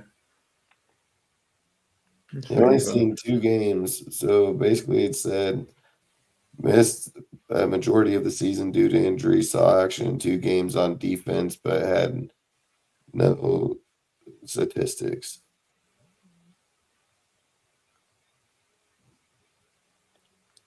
That's a guy I could definitely see us getting. I mean, he's probably a 3rd-round pick or maybe higher. That's definitely a position we could look at for the center position. Because if we want someone who's athletic at the line, because I mean, what I'm reading, we're going to be doing the outside zone. So we need guys that are athletic, like offensive linemen that are athletic. So Logan Jones definitely fills that category. I don't know why they have him labeled as a defensive lineman. The one I'm looking at, they got him listed as a center. Yeah, this one they have him as a D lineman / O lineman. I mean, technically, he is because I'm reading about him. So you're right. He did play defensive end at one point. He's Iowa center. Yeah, he's a center in college, but I think I think the defense must have been in high school or something. Now he played in the first year. Oh, first year was it? Yeah. Okay. He I played. mean, a lot of guys do that. There was injuries, so he ended up not switching to playing the for offense. most of the year. Oh, okay. Yeah, because apparently he played defensive end and then he switched to the center position. Next Singleton's gonna be a badass, bro. If you put him behind Jeanty, we're gonna knock the fuck out of people. I would say our backup, our 2-punch would be better than motherfucking the Chargers. Fuck yeah. Like if we had Singleton and Jeanty, oh, good fucking luck. Good fucking luck. Yeah, I just don't see us getting Singleton though. Only because I think he's going to go too high for us. Like, I don't think we're going to take another running back so high after just getting Jeanty. I can definitely see us getting one in the 3rd round or something. Right. I think there's a lot of defensive players, and I don't think there's a lot of teams that are going to be looking for a halfback right off the get-go. I mean, I think there's a few. His numbers might be okay, but his numbers aren't compared to what some of the other people are. I mean, even if he goes in the 3rd round, it would still be good. I mean, if you got doubled up picks, look, I can see exactly where he'll go. Give me 1 second. Yeah, because I haven't looked at what teams need a running back this year or anything like that yet. So I'm really guesstimating at the moment as a 2nd, 3rd round, just because I don't see any running backs going in. This is a team that really needs one that's going as high as what we got in Jeanty last year. I mean, the only one is the Jeremiah Love, maybe to Kansas City, but other than that. But I swear, if fucking Kansas City, if the same shit happens this year, what happened when they got their fucking tackle, the guy at Ohio State, it's like the whole thing was planned by the NFL for fucking Kansas City to get that offensive tackle. So I swear to God, if they get, yeah. No, I just feel like I saw one draft. In the lap. I saw one draft where Kansas City signed got Josh Simmons, Jeremiah Love. Yeah, Jeremiah Love. Yeah. What I'm saying is, but I don't know if you remember the last draft where people were taking like the Alabama guard and all these other offensive linemen earlier than what they should have gone, and then it's like fucking Josh Simmons fell right into Casey's lap. And that was just after fucking Ohio State won the fucking... Same thing that happened with Mahomes. Yeah, it's just no. Well, this one was worse because it's like Ohio State just won the championship that year, and then all these other offensive linemen and shit were going way earlier than what I thought they would, and then fucking somehow Josh Simmons, just one of the better tackles in the whole of college, just somehow falls to fucking 20, whatever it was. It's just like, what the fuck? So I was hoping they haven't projected as a So he can. They say that he can go anywhere between rounds 2 and 4. Yeah, I can see that. I'd say round 2 would be the highest, round 4 would be the lowest, yeah. But I mean, if he does fall to us in the 3rd or 4th round, I'd definitely take him there. For sure. I would want him to come in the 4th round. I mean, or Yeah, take 4th use some of preferably. them because I'd rather get Cooper and fucking. Yeah, because I want to get a linebacker too. I feel like linebacker is more urgent, so I want to get a linebacker somewhere between the 2nd and 3rd round, depending if we trade or not. Like if we trade the pick and then do like Abriel Reese thing, and then get like maybe get Chambers or some shit or whatever other position at 16, then maybe we can get a linebacker in the 2nd that way, or some corner, and then the linebacker. But I just want a fucking good coach. I want someone like a Jacob Rodriguez, man. I feel like we need a fucking green dot linebacker so bad. And we haven't drafted one high in fucking forever. Like, I wanted Jihad Campbell the other fucking year. And I feel like Jacob Rodriguez is the closest thing this year to a Jihad Campbell. I mean, maybe there's some other guys once I start looking into it a bit deeper, but Rodriguez is definitely the closest I've seen so far. For what? For the linebacker. I remember how Jihad Campbell was pretty good linebacker coming out of the other draft. I feel like Rodriguez is the closest I've seen to that this year. Oh yeah, the guy from Texas Tech. Yeah. I mean, the dude's played both sides of the ball. He's played quarterback and shit and receiver, I think, as well. If we do get Arbel Reese, yeah, I mean, if we got Reese and then we got fucking Rodriguez as well. Oh, that'd be insane. That'd be insane.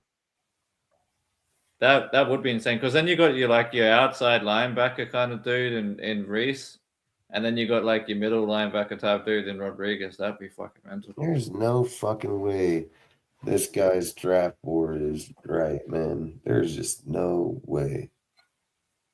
Who's that? Well, this motherfucker is saying that he got Reuben Bain, Caleb Downs, Jeremiah Love, all ranked high, the 1, 2, 3. Like, there's no way. There's no way. Nah. Unless he's got picks 2, 3, and 4 overall. I mean, he's got Fernando Mendoza, the 4th best player on the board, which I won't argue that. But he has Abriel Reese, the 7th. I mean, this guy got to get quit doing drugs. 7th? Yeah, I mean, first off, whoever wrote this board, it would be Abriel Reese in that Reuben Bain Jr. spot, and Bain would be in Abriel Reese's spot. So I don't know how in the fuck they came up with that one, but whatever. Yeah, I've never seen a thing where they projected Arbel Reese below Bain.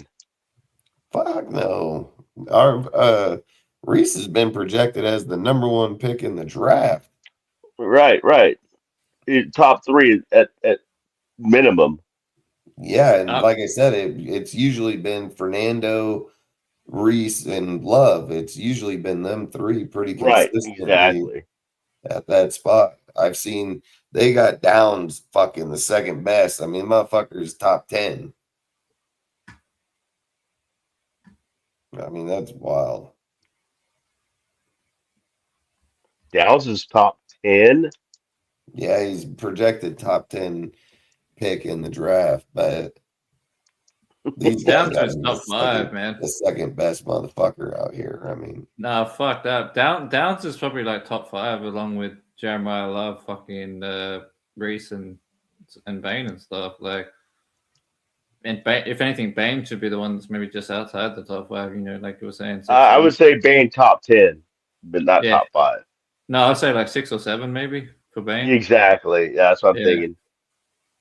Just because, like, if you're talking like taking like the quarterback value out of it, then yeah, I'd probably put Fernando at like 5 or something. Then you have like Reese at 1, Downs at like 2, fucking maybe Jeremiah at 3.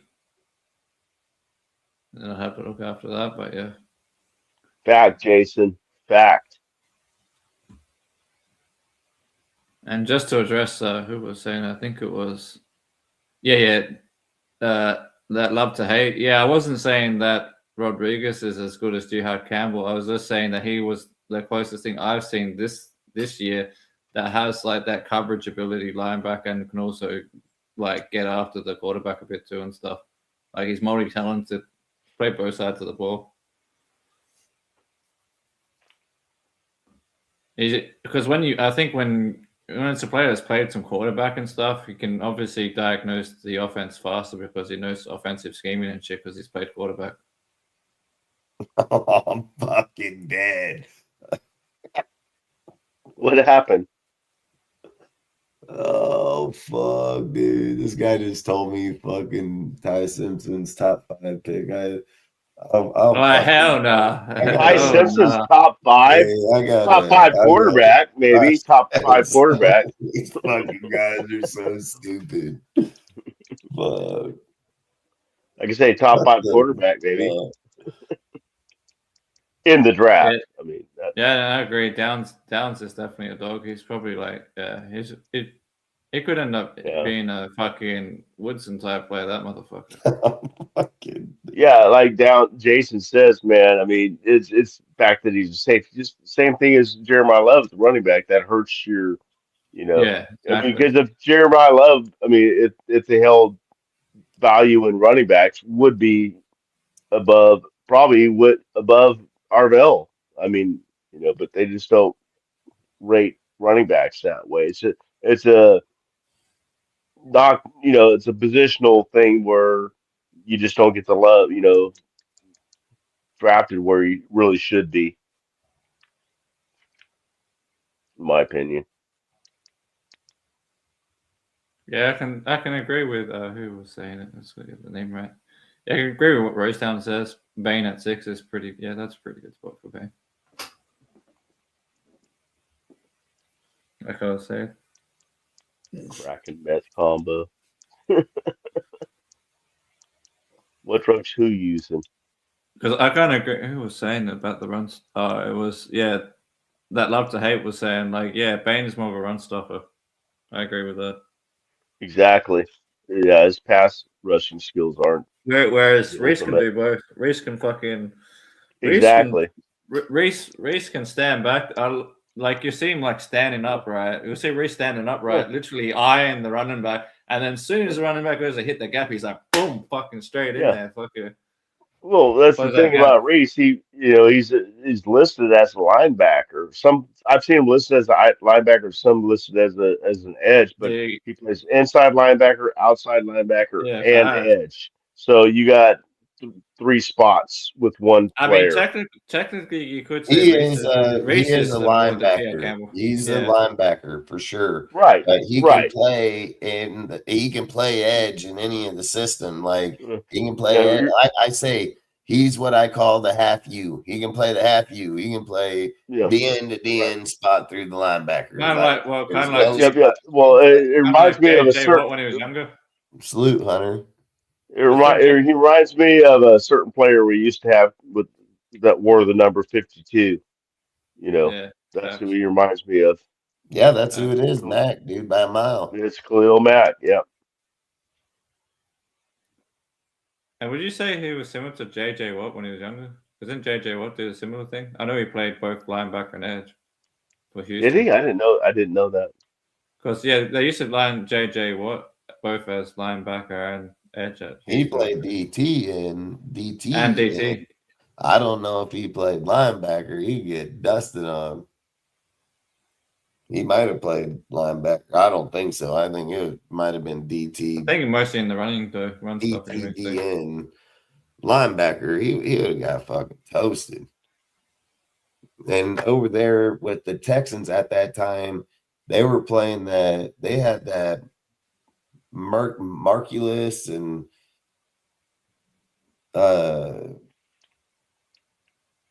damn Clowney. They had Clowney. That Marculus dude, fucking Watt. and that other guy fucking. Yeah, they were pretty good back then. I don't know if Defense, he their ever front played seven was pretty good.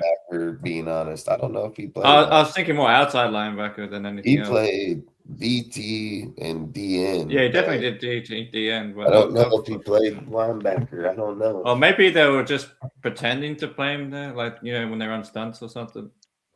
Because there was time, you know, when they do they look like they're gonna blitz and they pull back and shit.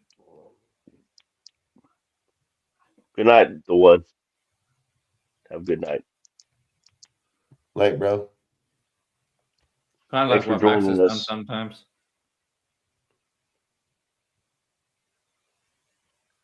There's another guy I was hoping we can get is fucking Sonny Styles. Oh, he's nice. Isn't he from Ohio State or something? Yeah. Yeah. Yeah, doesn't he play corner / safety or just corner? I can't remember. He plays linebacker. Oh, yeah, I'm thinking of the other guy. Goddamn, dude, 6'4", fucking runs a 4.48 40. Yeah, he was in the. I remember hearing his name pop up a lot, especially in the championship. I mean, you know, in the playoffs for the college. He was pretty good all year. I wouldn't mind that. He's a pretty good player.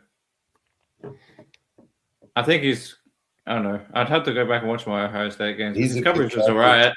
He's a good coverage defense, you know, like run defender. He's not the greatest coverage player, but you wouldn't need him for that. He would be like what Spillane was? White should have been. He'd be like what White should have been in the coverage and in the run. Yeah, that's what I was saying, like Spillane, right? Kind of like what Spillane was for us. Yeah, he's good and he's young, dude. Yeah, I'd definitely take him. What's his projection? He's in the second round, if I recall right. He should be second round. Yeah, I can see that. Late second, mid second. Yeah, I mean, he's a 5-star all the way across all board. Yeah, definitely. 24/7 rivals. I mean, he's a 5-star against everybody. Yeah, I can definitely see. It might be a high second, maybe, especially because the team was in the college playoffs. So yeah, that definitely puts him up a bit more too. And he played pretty well in the playoffs too. He definitely wasn't the reason they lost. Like, he was playing pretty good. Plus, he's young too. Yeah, is he like 20 or something? Yeah, 21. Yeah, 20 years old. 20. Yeah. Yeah, I'll definitely take a chance on him for sure.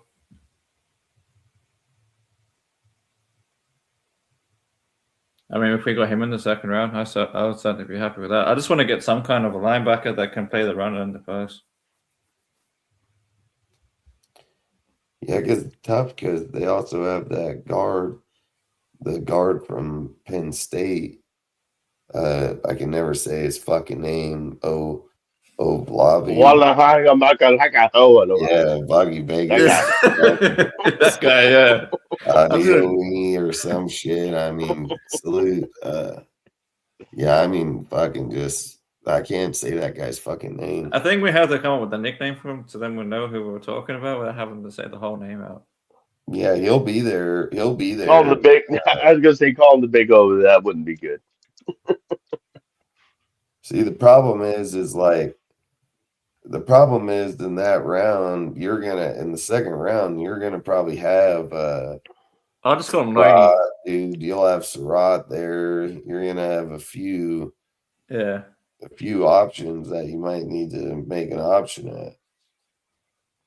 Yeah, I feel that's why I keep saying I feel like it's better just to address the offensive line in free agency, because then you know for sure you're not taking an offensive lineman that high. The odds of getting Sonny in the second round, I just don't see that happening. But you never know, man. You never know. Yeah, you never know how the draft order will go, especially if people start hitting on certain positions first, like where there's a run on certain stuff, and then maybe the linebackers don't start hitting too late first. Outside of like racing that. Surratt runs a 4.6 40. Yeah, he's not the fastest, but he's slower than Devontae. Devontae runs a 4.57. 4.5. Yeah. But I'm not too fast. I'm not too fast with a big body receiver about their speed, as long as they got good route running and they He's a good contested catch player. Exactly. Yep, facts. That's what I Yeah, was about to say. a guy gets a separation off the line and shit. That's the guy. Yeah, the guys that use the route running to separate rather than speed. Hmm. Yeah, because the speed eventually speed's the first thing to go. Exactly. The And then the route running just keeps getting better and better and better. that's facts. That's why Devontae is who he is. Hmm. And even actually another good example right now is Cooper Cup. I mean, he's not the player he used to be, but he's Oh still no playing pretty. shit, man. But he's still playing pretty good in the playoffs. Like, despite his age and shit.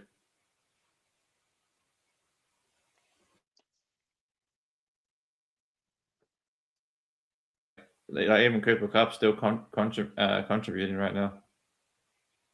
Oh shit. Yeah, I would say.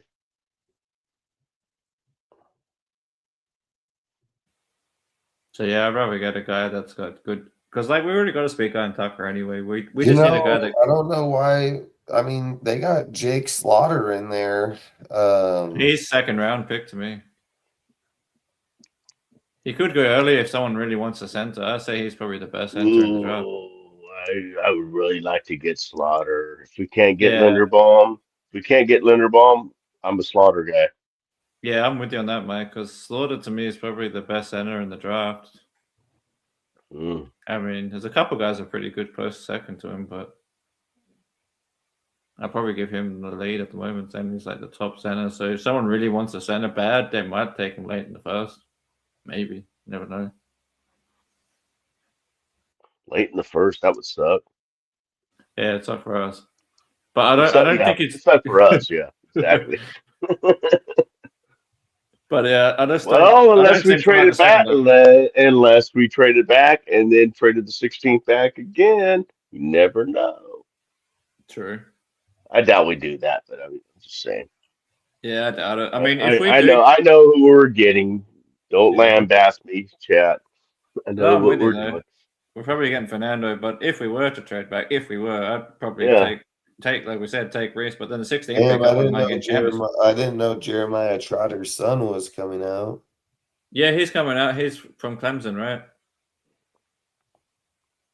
Yeah, I've been keeping an eye on him for the last 2 years because I thought he was going to come out last. He's from Missouri. Oh, maybe he transferred. Because he was at Clemson. Yeah, he transferred, I think. He was at Clemson and he went there, I think. Because I'm pretty sure he played for Clemson first. Unless I'm thinking of a different Trotter, but yeah, he plays middle, I think. I think he plays middle. Let me double check. He's coming out. Yeah, he'd be a nice. He's a box linebacker, yes. Box, okay. But yeah, that's another player I wouldn't mind probably taking a chance on. There's a couple of father-son players coming out. Branch's son is coming out, but we don't really need him though because he's like a smaller receiver. But I don't know. It depends where he falls. Oh no, this is the brother of the other one that came out. Jeremiah must have come out last year, I think. So this must be the brother or something, or cousin. Yeah. I didn't realize there was another Trotter, Josiah. So I was thinking of the other one, Jeremiah. But I think he came out last year. Or something. I think it was last year.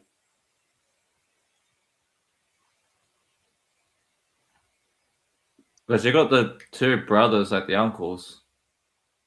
So which one is he? Oh, so he's the son of Jeremiah Trotter Sr. Okay.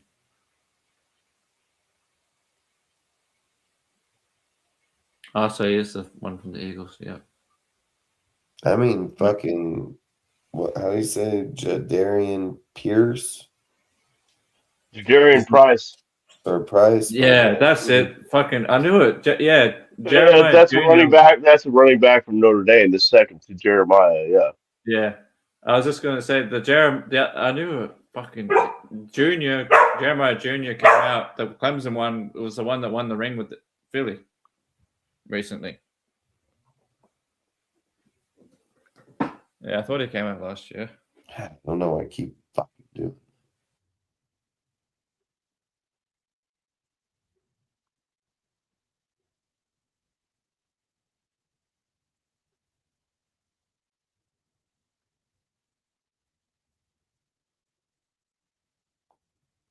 I mean, plus they got fucking Connor Liu. He's another center too.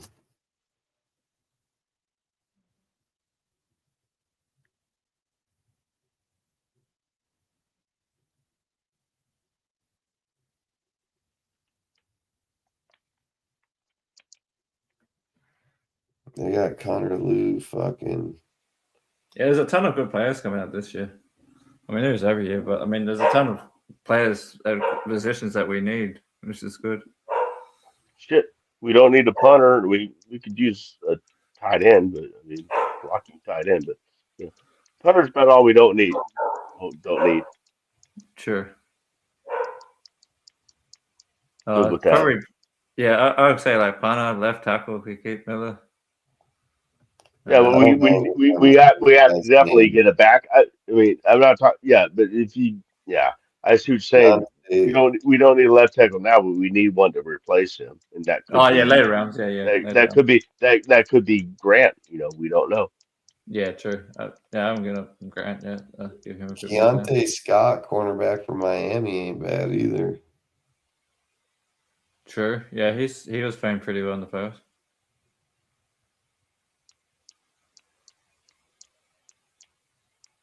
He's had a pretty good season as well. Where's Logan Jones. Well, I don't know. Those corn-fed O linemen are pretty good, though. I know that. I don't know who this guy is that Jason's talking about. I gotta look him up. Logan Jones from Iowa.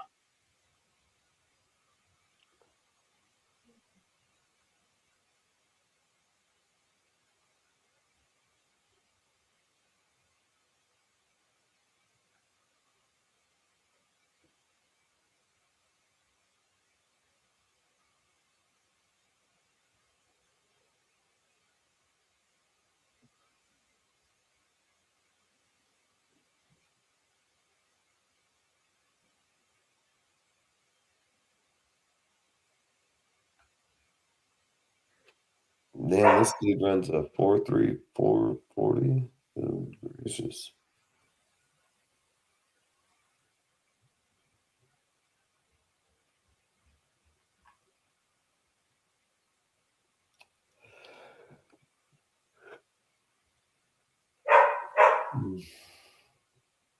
Dalen Everett, cornerback for Georgia.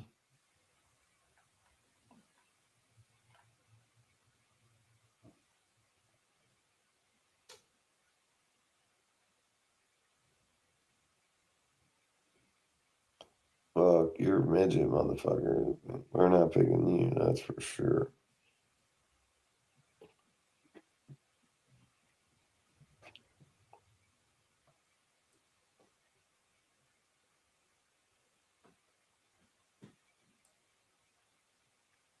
I mean, fuck, this guy, only if we could get him.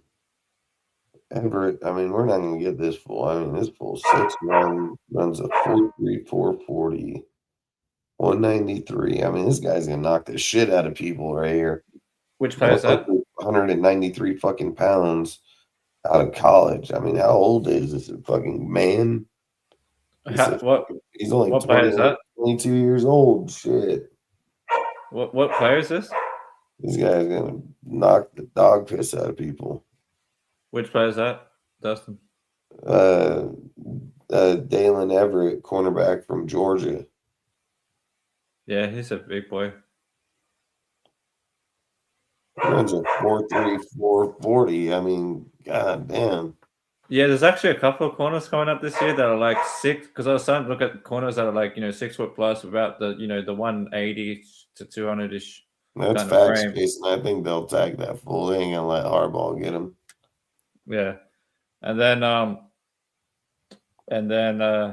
yeah. So I've been looking at corners that are like run that 6 foot, 180 to 200 pounds, And fucking a lot of them are running like anywhere from a 4.3 something to a 4.4. And I'm like, what the fuck is these kids fucking eating this year? Like, they're all like over 6 foot, around 180 to 200 pounds, and they're fucking running 4.3s and 4.4s. Like, what the fuck? So I think we've got a pretty good pick at corner this year. Like, there's a lot of like the prototypical size and speed that you want.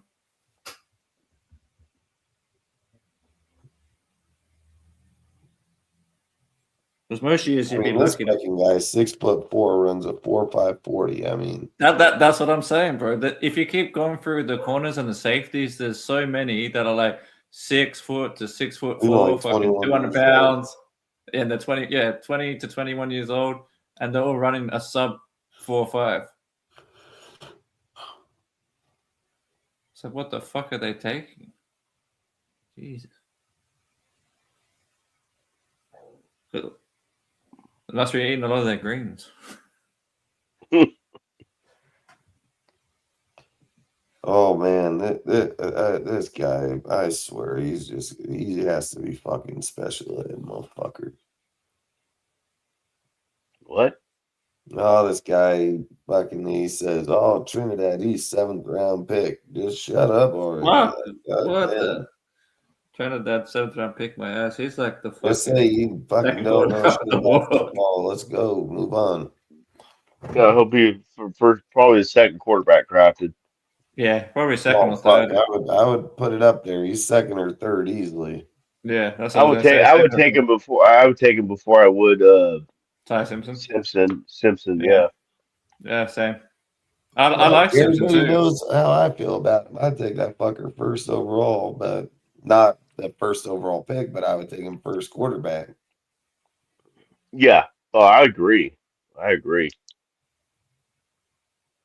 Facts, I agree on that. Like, I wouldn't. That's what I'm saying. I'm rather trade down, get Reese, and then get fucking Chamis somewhere in the top 10. Like trade up from the sixth package is number 16 with another pick, and then move up to back inside the top 10.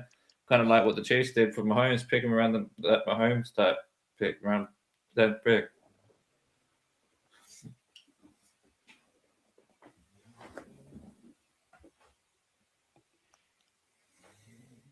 But it is what it is. I'll probably get Fernando. I still think it'd be smarter trade down, fucking get Reese, fucking Dude. trade back up to top 10 and get fucking Chambers.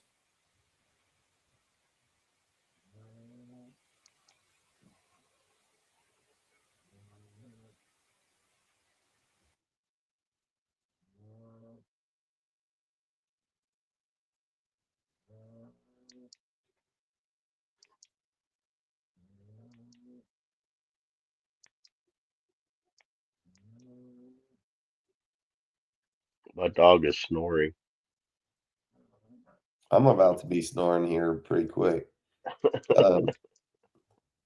Dude, I mean, this Lance motherfucker at wide receiver, outside of his speed, Bryce Lance from North Dakota State. I mean, this dude's 6'3", runs a 4.6 40, but he got elite. I mean, elite. What was that? Short, medium, deep, fucking. I mean, this goddamn guy he's nice. Which player is that? He can increase speed, Bryce Lance. Bryce. Yeah, that's the guy I was telling you yesterday. I mean, the last live we did. You talking about the wide receiver from North Dakota State? Yeah. Yeah, that's the one I brought up on the last live we did. I said if I wanted an X receiver in a mid round, I'd probably get him. Yeah, he looks like he would do the part for sure. Yeah, he's got the prototypical size, speed, and everything. He's a pretty decent route runner for college, so.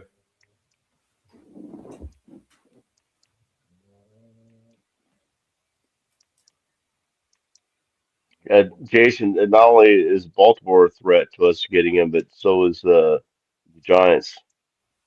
And Paul Harbaugh. I don't know if they have the salary cap space for him though. Anyway, I probably have to head off now, guys. I think my dog keeps asking me to take him for a walk. I better do it before it gets too late. Oh, is that what he was saying? I was wondering what he was saying. Yeah. So it I keeps want out, Dad. Oh yeah, I'm probably gonna hop off too. I was supposed to be off at 12:30. You goddamn over here at fucking 1:30 in the morning. Yeah, the 2 crazy thing for me right now is it's 8 o'clock at night and the sun is still out. Oh, really? Yeah, because we're You in guys summer, have right? weird hours, kind of like not like Alaska, but I mean, because you guys are closer to the South Pole, I guess. Yeah, and then You the have thing those is, we're in weird, summer like now. really, really, really, really long days and really, really, really long nights. Yeah, because the other thing we do though is we do like the whole daylight saving thing. So technically, our clock is forward an hour or whatever. Yeah, we do that here in So, the United yeah, States as well. I hate it. yes, yeah, I hate it. But so technically, it says it's 8 o'clock right now, but it's technically 7. Got it. Yeah. Yeah. Just Dude, like if pick they one put or the Sawyer other. Robinson in my lap in the later round, I'm fucking taking that guy, bro. What was that? Sorry, Who? which player is that? Sawyer Robinson. Oh, the quarterback. Yeah, yeah, he's nice.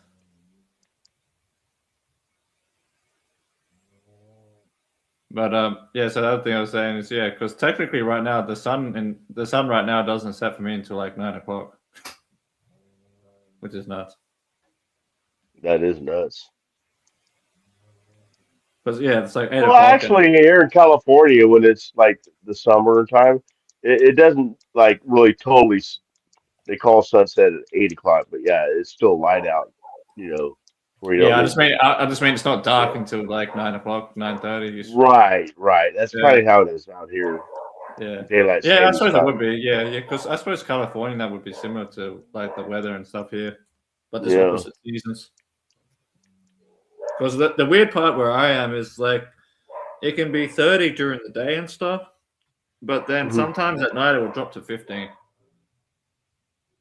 or Oh, 12. you're talking Celsius, right? You guys talk Celsius. Yeah. Yeah. Celsius. So it'll be like, would it be like? 30 to us is below freezing Yeah. with Oh no. degrees. I was saying like it'll be like in Fahrenheit it would be like 90 something to 100, and then or maybe on the hottest the other day it was like 120. Like Dude, this J. Michael literally 120. It was like 46 President, wide Celsius. receiver, Florida. 49 This Celsius. motherfucker runs a 4.340, dude, and he's 6'3". Yeah, that's what I'm saying. There's a lot of players in this year's draft where they're tall motherfuckers, but they run sub 4.4 and sub 4.5. It's like the year of speed. Al Davis, like, is it Al Davis Memorial Day or something? Because there's so many guys coming out with speed this year. What is it? Oh, I was just joking because Al loves speed. Oh, Al Davis. yeah. So I said maybe this is a memorial draft for Al because there's so many players this year coming out that are tall and fast. Yeah, Oh, these guys. corners, Yeah. these corners 4.5 Yeah. speed. Yeah, there's heaps of them. Heaps of corners come out like 6 foot plus, run sub 4.5s or sub 4.4. 6'2". This guy's 6'4". Yep. There's a couple of tall 6'4" corners. I would fucking Ones with trip.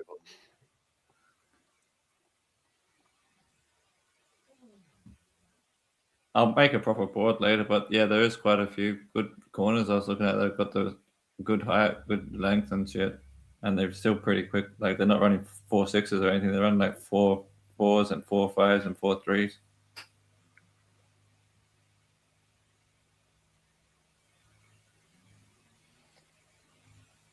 I mean, I drafted good, but fuck, this ain't gonna happen. So fucking.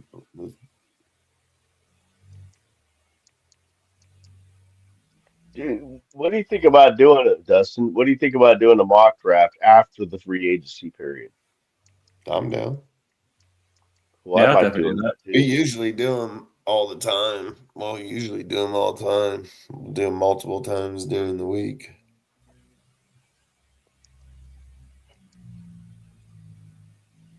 I want to see what the coaching staff is, and then what the free agencies we pick, and then Yeah, you can't really tell until you go through all the coaching and the free agent market anyway. right, yeah, because it's always fun to do them anyway, just for the Oh F yeah, of it, it's you definitely know, fun to do. Yeah, I like for doing the it. F of it, you know. Why Yeah. not? Something to do. Yeah, it also gives you an idea of some of the players coming out and stuff. That'd be fun. We should do that in one of your upcoming shows if you want to, Dustin. A mock draft, maybe like a 3-rounder or 5-rounder or something, with or without trade options, stuff like that. Think about definitely. Oh fuck. All right, fellas. I think we're gonna head off now. Have a good one, fellas. All right, I think man. everybody's dying out, but me. I'm good to go. Yeah, But I'm retired, so. I'm about to go too. So I really do appreciate all you guys, man. Appreciate you, Mike, popping up. Tomorrow we'll do some defense and maybe we can do a mock draft tomorrow. So we'll see where we're at. Really do appreciate everybody. Appreciate everybody in the chat. Appreciate everybody coming in all night. Really do appreciate all you guys, man. So if you want to give a shout out before we go, you guys are more than welcome to give a shout out and then we'll bounce. Yeah, shout out to everyone in the chat showing up. It was pretty. I noticed a lot of interaction in chat again, which is great. You guys keep posting really good questions and stuff and having a good conversation there. It's good to see. And then shout out to everybody else who comes to watch as a replay later, and shout out to you guys on the panel, and shout out to you, Dustin, having me on again. Hell yeah.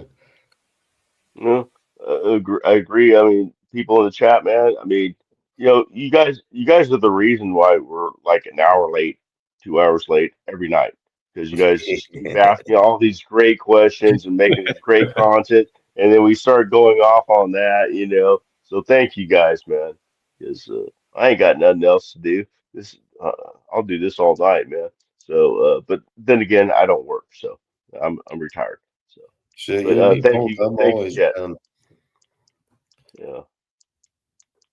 So thanks to the chat. You guys are great, and always love talking to you, Bush or Ozzy, and then Dustin. Again, thanks for letting me on your show, and it's always great time. I'm amazed every time I talk to the both of you with your guys' knowledge, man. I learn something every time I'm on this show from you guys and from the chat. I learn something every time. I've learned a new player to look up or something like that. Oh, I didn't know about that guy. Who's this guy? You know. So thank you for that. Hell yeah. That's what it's all about, man. It's all about fucking being able to figure out, like you say, who's best for our team, who's best, just going through them. I mean, somebody might research them, see something we didn't see, and be like, hey, man, you see this with this, like I've always said, it's what I love about,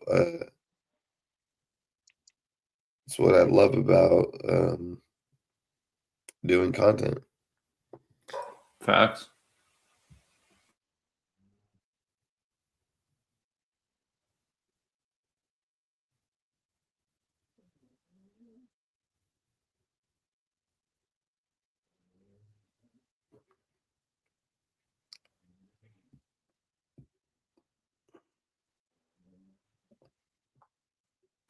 Hey, check it out, Chad. I've been working on my picture still. I added a palm tree. That's pretty cool, man. They must have got tattoos. These would make great tattoos, man. This is art my sister taught me by using just dots and shit that don't join. It kind of reminds me of Australian Indigenous art. Oh, really? Yeah, like Aboriginal art in Australia, because they do dot painting and stuff. So. Oh. I did not know that. Maybe that's where this art came from. It's a possibility. I don't know unless you guys, maybe the Native Americans do it. I'm not sure. I have no idea. My sister taught to me when I was a kid. But we didn't actually do figures. We just did like fill up the page with all these little blocks that intermeshed with each other. And I was just doodling last night, and I did this. I started off as a turtle, turned into a lizard, and I did the butterfly. Then I did the sun. I added some to the sun tonight and the palm tree. Because I got to figure out some. I got to figure out. Can somebody give me a suggestion to put this little spot down here? Which spot's that? You want to hold it up so I can see? Dude, that motherfucking dude over Moron or Monroe. You could do Freeling from fucking Georgia. That dude maybe is some water. 6'7", 315. Holy shit! Maybe like a creek or a river. I don't know if I'm that talented. I need to Yeah. solve Yeah. a crick or something. No, I'm saying like a creek or a river or something like some kind of like background maybe. I wonder if I could do that with some boulders in there. I'll go. Shit, that Maybe. would go. That would, that would go good because I love my mountain creeks and rivers.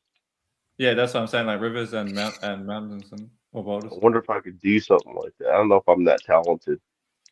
Oh, the I'm gonna other. try though. I'm gonna try. But yeah, going off what you were saying is like indigenous art is called like they do. Not every tribe does it. Like different tribes do different art, but some of them do the dot painting, and then they use the dot paintings are usually like a story. So they use the dot paintings to like tell a story. They call it like Dreamtime stories. And Okay. Yeah. usually the stories is kind of like what they call that. Not like some of it's kind of like folklore, but some of it's also like what they call that when you have a story that gives meaning to teach your young people like the culture or whatever, like morals and stuff, like moral stories and that. And then some of I'm it's not also sure. but and then some of it's just like moral stories, and then but some of it's also religious, like their religion or whatever as well. You know, as I was doing it, I'm starting to think, maybe if I use colored pencils, I can actually put things around the things I'm doing. Yeah, Because that might work. you can't really add things right next to them, or it looks like it's part Yeah, of it because of yeah. all the separations. Well, what you could do If I is do keep different colors. use some earth colors because the black looks really good when you use like reds and browns and stuff. Hmm. Maybe some yellow. I have no idea. I'm not an artist. I just know how to do this kind of stuff. That's it. I'm just going based off indigenous art because sometimes they'll use like a black canvas, and then they'll use like white dots and like yellow dots and red dots and brown dots and stuff. This is my artistic ability, and then when I was in metal shop in high school, I made some fucking wicked shit that I still have, and out of metal. Oh, nice. But I can't even draw a person's face. I just can't do it. It's not talented Yeah, I'm enough. not that talented. I did a bit of cartooning and stuff. I ain't talented enough to draw an actual person like a portrait. Well, that's what I like about these. I just if it doesn't look right, I just add a little thing because they're in segments anyway, so it's easy. Yeah. Anyway, no worries, fellas. Yeah, my dog's still barking to go for a walk, so I better go tend to him. Have a good one, guys. All right, adios, man. I'm Adios, about adios. right now. Good night, Ozzy. I'll catch you guys back out here tomorrow.